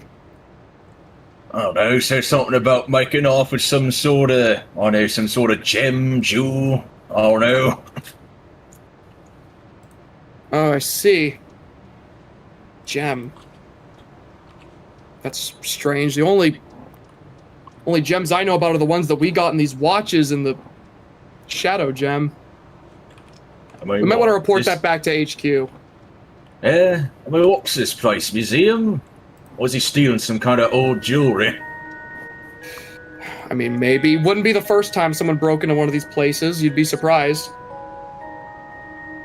I mean, does it hurt to take a little gander at the exhibit they fucked up to steal the thing? Maybe we can get some information on what it was. True. Cody's gonna actually listen to what Drake had to say, and he's gonna go check, like, where he would have stolen the thing from. So in the storage room that you're in, there is a crate labeled rare gems, and the one that's missing has a label that says unidentified. Well, that's concerning. Unidentified. Or like some kind of new gemstone. Potentially, but that's odd, don't you think? I mean, the only gems I was aware of were the shadow gem, but that was already dealt with, and the ones that we have on us. There shouldn't be any more in town. They wouldn't be stealing it if it was just some sort of shiny rock, leaving behind top end murk like that. They had a reason for it. Something about it must have been special. Especially if these were the same guys that hired that mercenary from before. They've been stealing from all across the city. They playing at something. Yeah, I think what we just did was stumble into something way bigger than what we know. Right. Tell you what, mate, I think you got it right of it. Should bring this in, tell it to the other lot, see what we can go from there. Yeah. I think that's a good plan. I'd consider this to be a mission done. Why? I'd say it's right done there. He's gonna, like, kind of stand there. He's gonna take the unidentified, case that this gem was being carried in just to bring back with him. And as he's walking out, he's just, and, Drake? Aye? We may not get along the best, but, I think this will work out.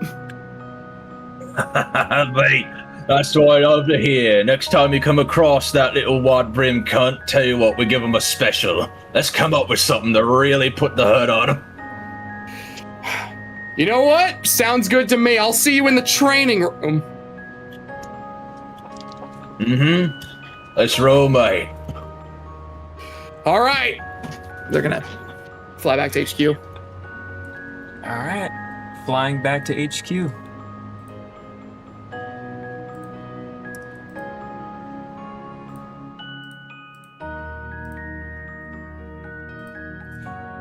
make it there, no problem.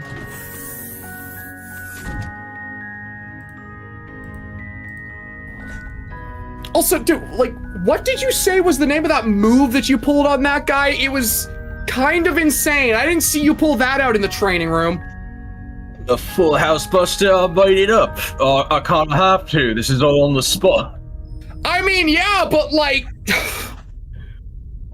I genuinely just, I wasn't expecting that. Okay, it was pretty cool. You got to pull more stuff out like that when we're training. Yeah, like suplexing and shit, mate. If there's any sure way that I know how to stop somebody, is to just break them like that. Oh, well, and like, as they're like having this conversation, Cody's like kind of gonna walk in. Is everyone else back at HQ? Yeah, Brian's in the training room. Juno's just hanging around.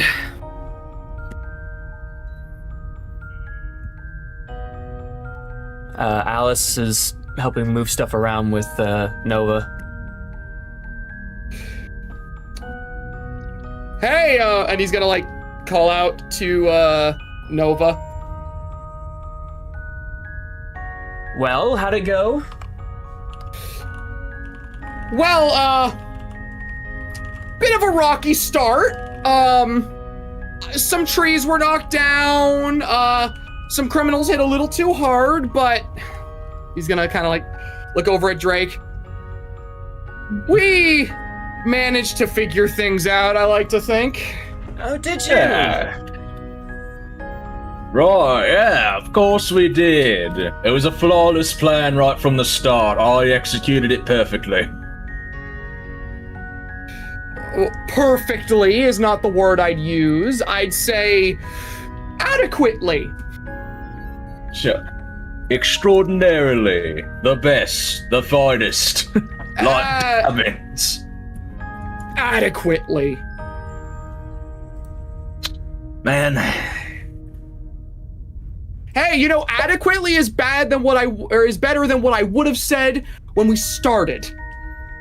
Right. I think what Wonderboy means to say is I did better than him, and I deserve all the love and credit I deserve. Better than me. I will have you know that it was my max mode that softened that guy up for you to do all your flashy combos. While they're going back and forth, Nova like rolls his eyes towards Alice and like his eyebrows go up and down. Alice was kind of like busy helping Nova out. She's kind of hearing all this, looking at Nova, and she's like, "What? Well, I'm glad to see that you two are getting along so well. Bit of friendly competition breeds strength." Friendly isn't the way I'd put it. Don't like this guy, and Cody's gonna like punch his shoulder like playfully. No, of course not. You hate him. This is a blood He's the feud. worst. He's got that right. It's a bloody competition, and I've already won. If that's what helps you sleep at night. Oh, Anyway, maybe, mate. I bet you do. Anyway, we actually did end up coming across something a bit more serious than what we expected while we were out. Yes, I was reviewing the combat tapes. You did give that samurai a right thrashing, I will say. But that's 2 gems in foreign hands now. Yeah, I was meaning to ask about that actually, and Cody's gonna hold up like the container. So, this was at the museum. Unidentified gem, all it was labeled as. I don't know what the deal is. Were there other gems we weren't told about, Nova? From what I can gather based on the footage that Brian showed me with their run-in with that strange masked individual, they appear to be similar in composition to the gems that Juno brought back with them. The boost gem and flux gem, I believe he referred to them as? Right, those ones we were shown in the training room, right? The ones that could amplify our suits, but like, what are they doing across the city? I thought Juno brought those with him. Yes, well, based on the situation at hand, I'd wager to say that the hole in the space-time continuum has created a whole mess of these shifter gems, as I've decided to call them. The what? Shifter gems. No, dude. What is this about the space-time continuum? Oh, yes.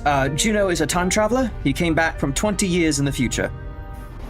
I imagine, like, as Nova says that, Juno walks in. yeah, you walk in, fucking. What?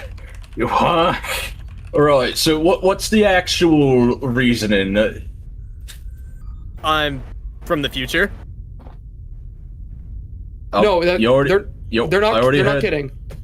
I'm not What? joking, dude. What? 20 years into the future, and Brian walks in. He walks over to Juno and puts his hands on his shoulder. You're from the future! Yeah, I'm from the future. You're gripping really hard, by the way. This is... Well, you're really not kidding. Yeah, no, I'm not lying. Everyone else can vouch for me. I'm from the future, yes. Cody's like giving like thumbs up and nodding. I didn't know we had a time travel like the movie. Holy shit, mate, we have got to hang out, you and I. And do... What? Huh? Shit, you lift Juno up. We're gonna find things to do, mate. Whoa. Put me down. We're gonna be friends, you and I. And he like handles him like a football slightly before walking around, putting him down. Oh, put me down, asshole. Right, there you go, mate. Juno's gonna like dust himself up after that and cross his arms.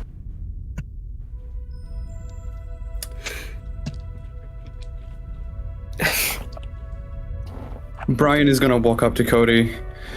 He's you can tell he's a little down. So, how was your day? Oh, that? And he's gonna like glance over at Drake. Oh, it's the worst. We're gonna have to kick him off the team. What? Yeah, no, he's terrible, dude. Like he was completely rude. He was just the worst. Man, I honestly, I had a lot of hope for him. I mean, Alice was vouching for him. Juno was vouching for him. Brian. What? Brian. What? I'm fucking Don't with do you, this dude. to me. He's gonna like lightly punch your shoulder. Yeah, no, he's gonna be a lot, but I think we'll be fine. I don't like you swearing. Why not? I don't know. Okay. Are you gonna ask how my day was? Well, how was your day? I mean, we stopped a robbery. That was pretty cool. I mean, like, Didn't put up much of a why fight. do you ask me? Why do you ask me to ask you how your day was if the answer is just Because it's nice when somebody asks you how your day was, you ask them in return. Well, I'm glad your day was just okay. Yeah, he's gonna look at Juno, squinting his eyes.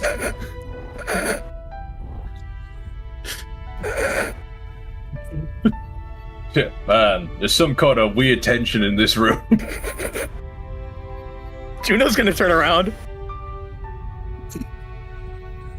Okay, well, I'm off to go and see Zoe. Catch you guys later. Cody, I'll see you tonight. Yeah, see you tonight. Mm-hmm. Have fun. And he's gonna like do a little fucking bow before he leaves. I don't know.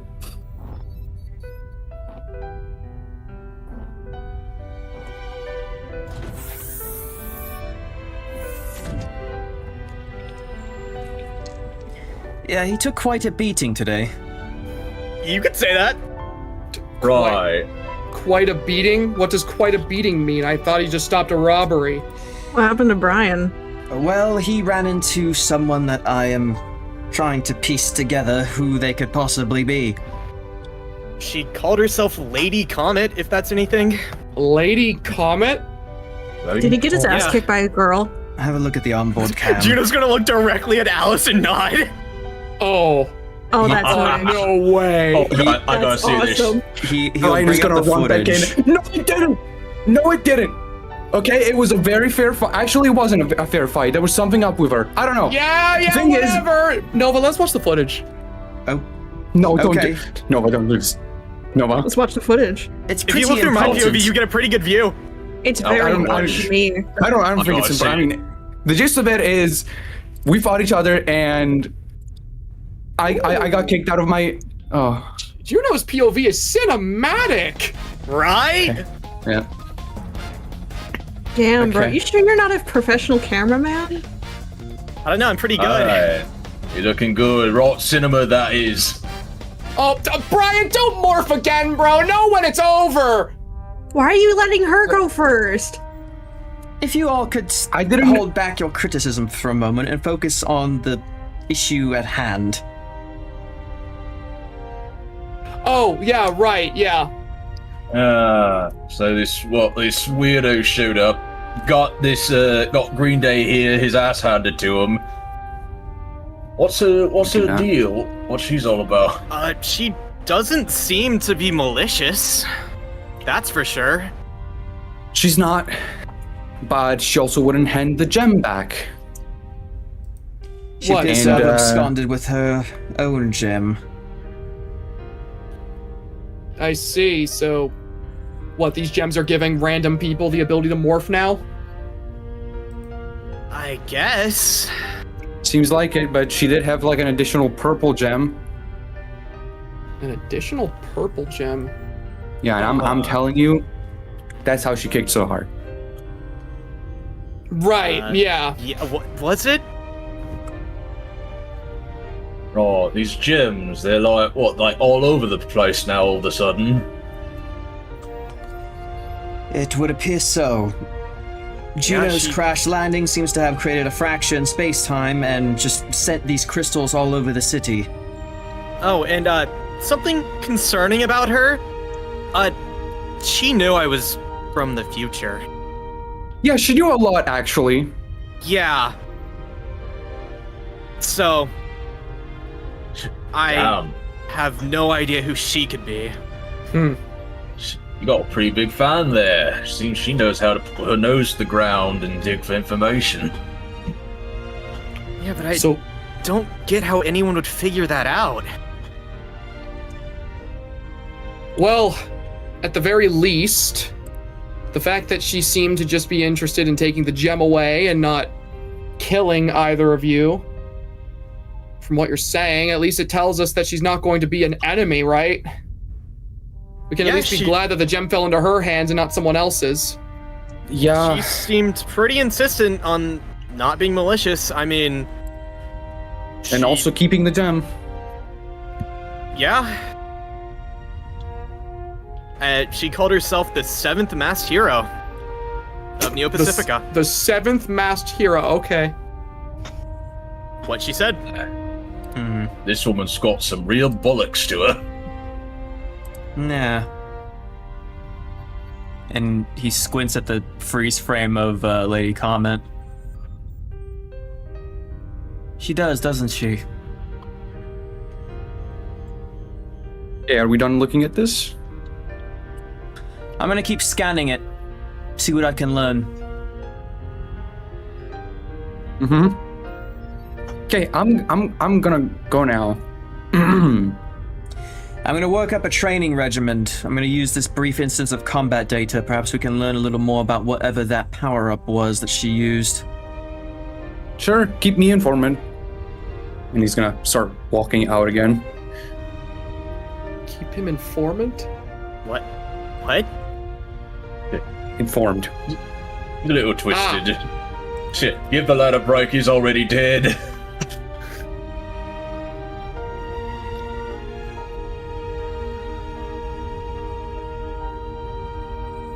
And Nova's like really locked in on this tape, and he's like rewinding it, playing it.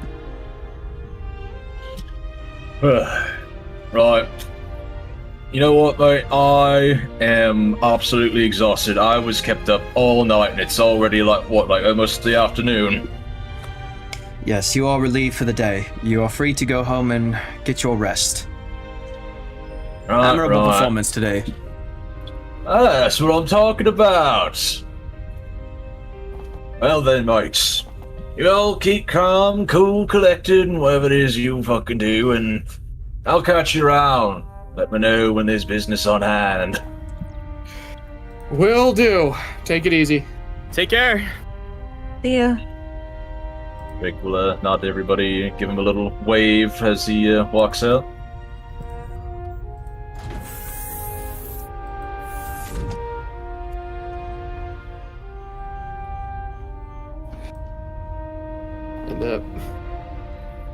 And at this point, while they're all just kind of like standing around, Nova's analyzing the footage. Cody's kind of just standing there for a moment, and he glances over at Alice. And then he pukes. And then he throws up. Dude, are you okay? Oh no, I had some bad sausage. I'm fine. I'm fine. I think I caught a bug. Yes, I'm gonna go now. I ate some gluten. I'm not feel good. Gluten was in my bread. No, he's gonna glance over at Alice. He's gonna like pause for a moment. He's gonna walk over and very awkwardly he's gonna be like, "Hey, do you got a minute?" I mean, yeah, I've got nothing else going on, so yeah, I got a minute. Okay. Yeah, just something I wanted to talk to you about. Okay, is it like what's going on? Nothing too serious, just, I'll be in the hollow deck. Okay. He's going to very awkwardly walk off. Like all stiff-legged, not bending your joints type shit. Like Yeah, walking like a that type of shit. That type of shit. Fucking Alice sees that as soon as Cody's gone. She fucking turns to Juno and she was like, "What the fuck?" I don't know. Nova will look over at you, and in a way, in a position where Juno can't see, Nova will look at you and flash you a little wink and then he turns back to the computer screen. Alice is all sorts of fucking confused, but anyway, she's gonna make her way over to the holodeck to talk to Cody. All right. Okay, look, the last time you pulled me aside like this, it was for like a wellness check. Are you just gonna ask if I'm like suicidal or something? What? What? No, not no. No, I'm sorry, that came off a bit that came off more weird than I thought it would. I've had a rough morning. I'm so sorry. Yeah, no, it's cool. No, I wasn't planning to ask if you were suicidal. I'm sorry. Unless you've been in like a bad mood recently. Like, is there something I should know about? Or I mean, no. I like I said, I had a rough morning, but I was just trying to be like funny. Yeah, okay, yeah, all right. Cool. I'm so sorry. No, it's cool, it's fine. It's all right. All right, so, like, what did you want to talk about? Right, that, okay, first of all,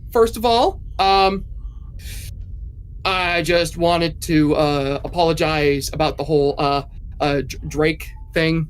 Whenever we met him, felt like I was giving you a little bit of a hard time about that, and, you know, I did what I told you I was gonna do, spent the day with the guy. How was it? He's actually, don't tell anyone I said this, do not tell him I said this, but he's actually pretty cool.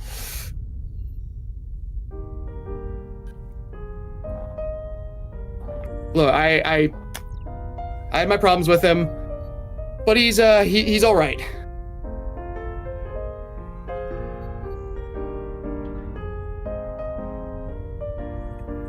Well, I'm glad you took some of my words to heart. I mean, like I said, he can be very sweet, very playful.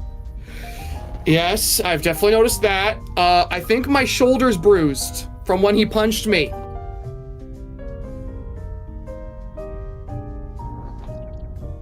Yeah, you really gotta stop thinking that you're the strongest on the team. Okay, between you and me, I kind of know that he's stronger than me. I was kind of just talking a big game because, I don't know, he was bantering with me. I was trying to match his whole energy.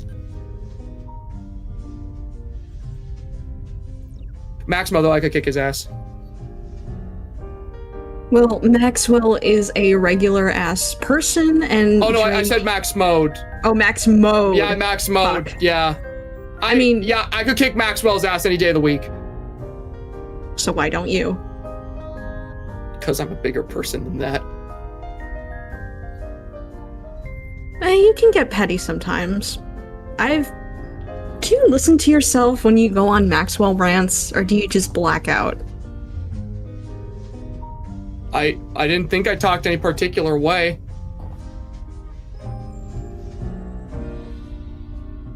You get very violent when you talk shit about Maxwell. Oh! Huh, oh, well, I guess I learned something new every day. And then he kind of just stands there, kind of awkwardly, like, swings his arms a little bit.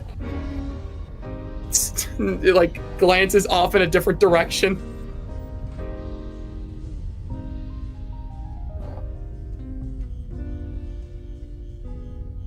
Is that, like, all you wanted to talk about? Like, how your day's going? No, there was something. There was something else. Are we gonna get to that, or do you, like, need a minute? No, you can see he kind of, like, pauses for a moment. Cody, are you okay?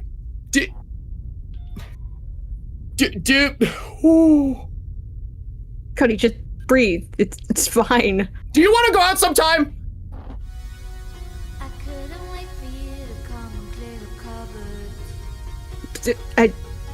What? Like with me sometime. You go out with me sometime.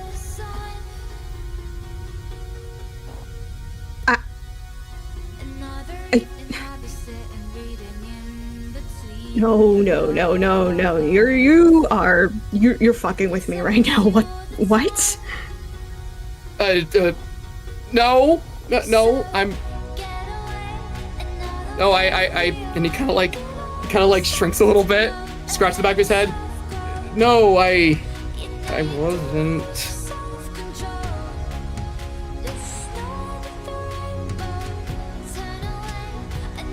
And fucking Alice is just like, she is stunned. She looks confused, flustered, just. What are you? What? What are you talking about? What? I sense I made something awkward. That's my bad. No, where's this coming from? And he kind of like stares at the floor. I guess I've kind of felt this way for a while now, and I only realized it today, and here we are now. But when? What? When? What? No. What?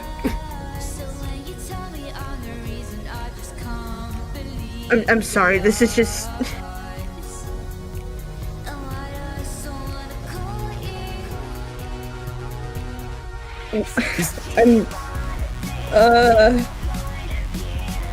This is just, this has not happened to me ever. I don't really know how to handle it. And I've never done this before, so, you know, I'm in the same boat, kind of freaking out right now, won't lie to you.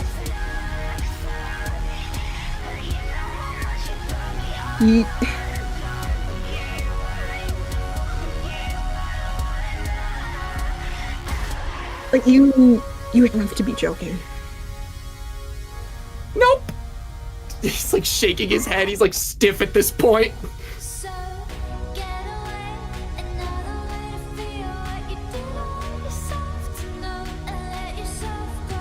This just not happened to me. Guys don't like me like this. What the hell?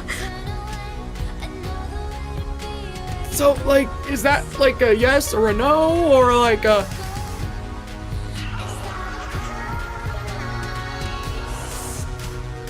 Hey.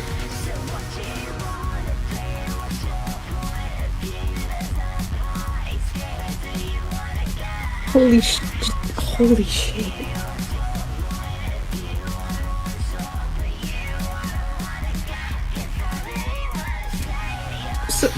So this isn't a joke or anything, right? Nope. Like, you're being for real with me. Not a joke. Nope, it's not. It really is not a joke, and I'm not gonna lie, I'm still freaking out right now.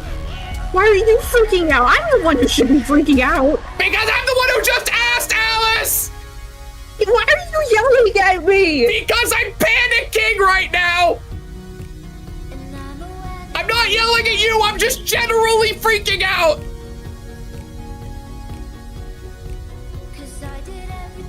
I'm still confused as to when and why. Right now, because I like you. Yeah, but why? What? I mean, why?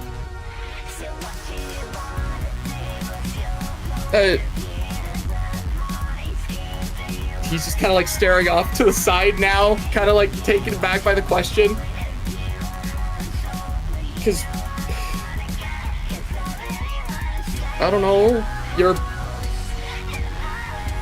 the coolest person I ever met, and I don't know, I just kind of wanted to at least try. Hell, dickhead, you're the coolest person I ever met, so, like, that doesn't make any sense. Well, I can't have met me. Well, I mean, yeah, you've met you, you're you. Well, that's not really how it works.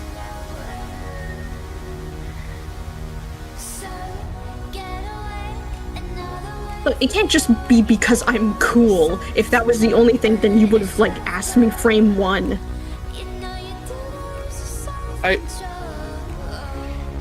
I don't know what to say.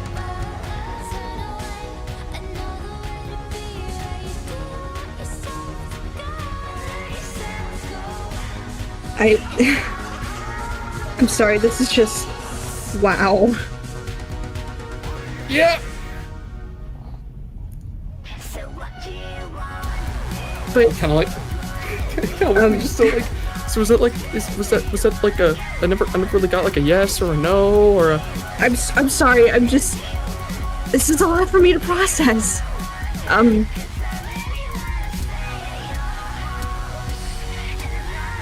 Yeah. Huh? What do you mean, huh? You asked! No, I just wasn't expecting that. Why? I don't know.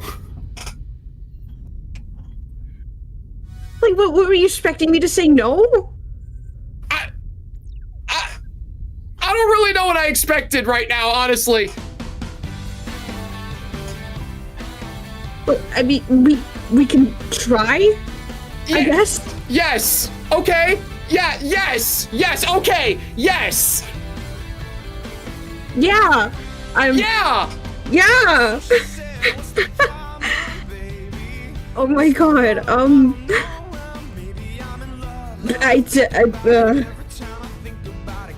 Okay. Like cool. where? I like tomorrow maybe. Okay, tomorrow. Where? When? I don't.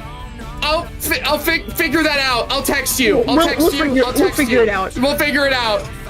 Yes.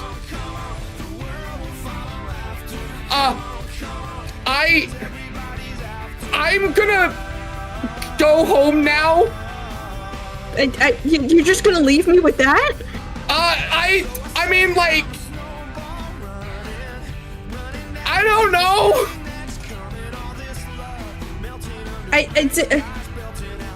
Please don't leave me alone.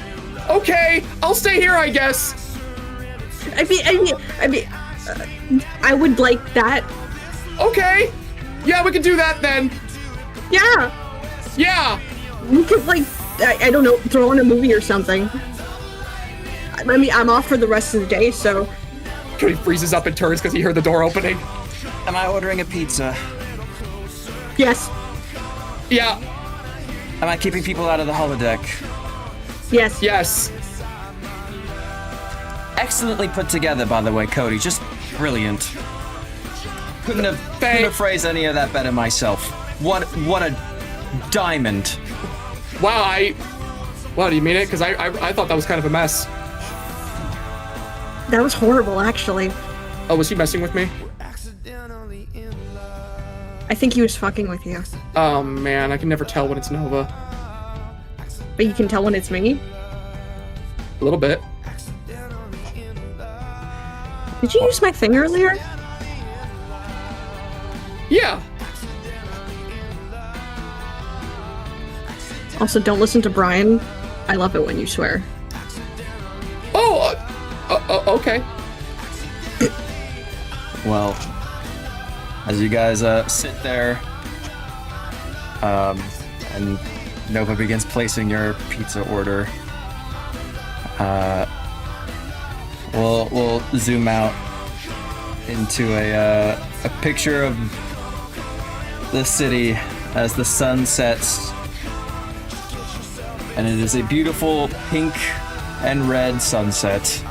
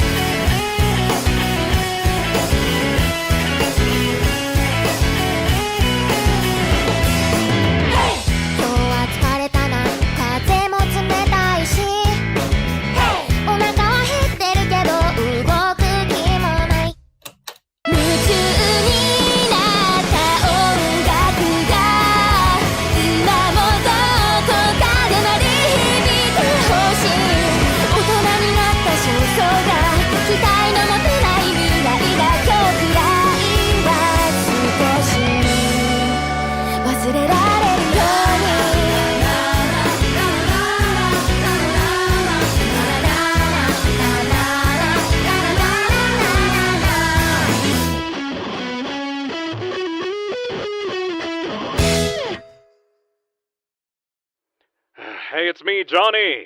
Still on the moon. Expansion on the base is almost done. We got about 2 entire colonies already extracting the material. Should be about 40% done by tomorrow. Also, moonquakes are a thing, apparently, and they suck. Didn't get enough sleep last night. Woken up by alarms. Had to go out there and retrieve some equipment that was swallowed up by the ground. Surface of the moon is way too soft, and the routines that I installed on these drones turn out to be a little bit too rough on the surface, causing these things to get stuck, apparently, and for some reason, apparently they become inoperable for some reason after they get swallowed up by the ground, so I've had to manufacture new drones from scratch. But despite the difficulties, material is still being collected. Should have enough to fill up on everything that I need before nightfall comes. But like I said before, if things escalate, don't send anyone up here, okay, Nova? No matter what you said, I'm fine here. I'm happy being alone, in fact. I'm happy without having to hear the whole team bickering every day. You know, hopefully Juno hasn't already quit the team by now, with all the team bickering. Now, the only thing I miss is boba. Didn't pack any boba up to space. Turns out boba's pretty good. Wish I had some boba right now. I also miss Chiquita. I also can't wait to return so I can get some proper sleep, honestly. So I'm bored. You guys better get me up to speed with whatever villains you fought when I get back. Okay? I'm sure you guys got it handled over there on Earth, right? Beating the villains without any trouble. Showing off the new morphers. Doing special moves and stuff. Don't let the new kids show you up, though, alright? I didn't make those new watches for nothing. Anyways, that should be it by now. Johnny signing off, or whatever.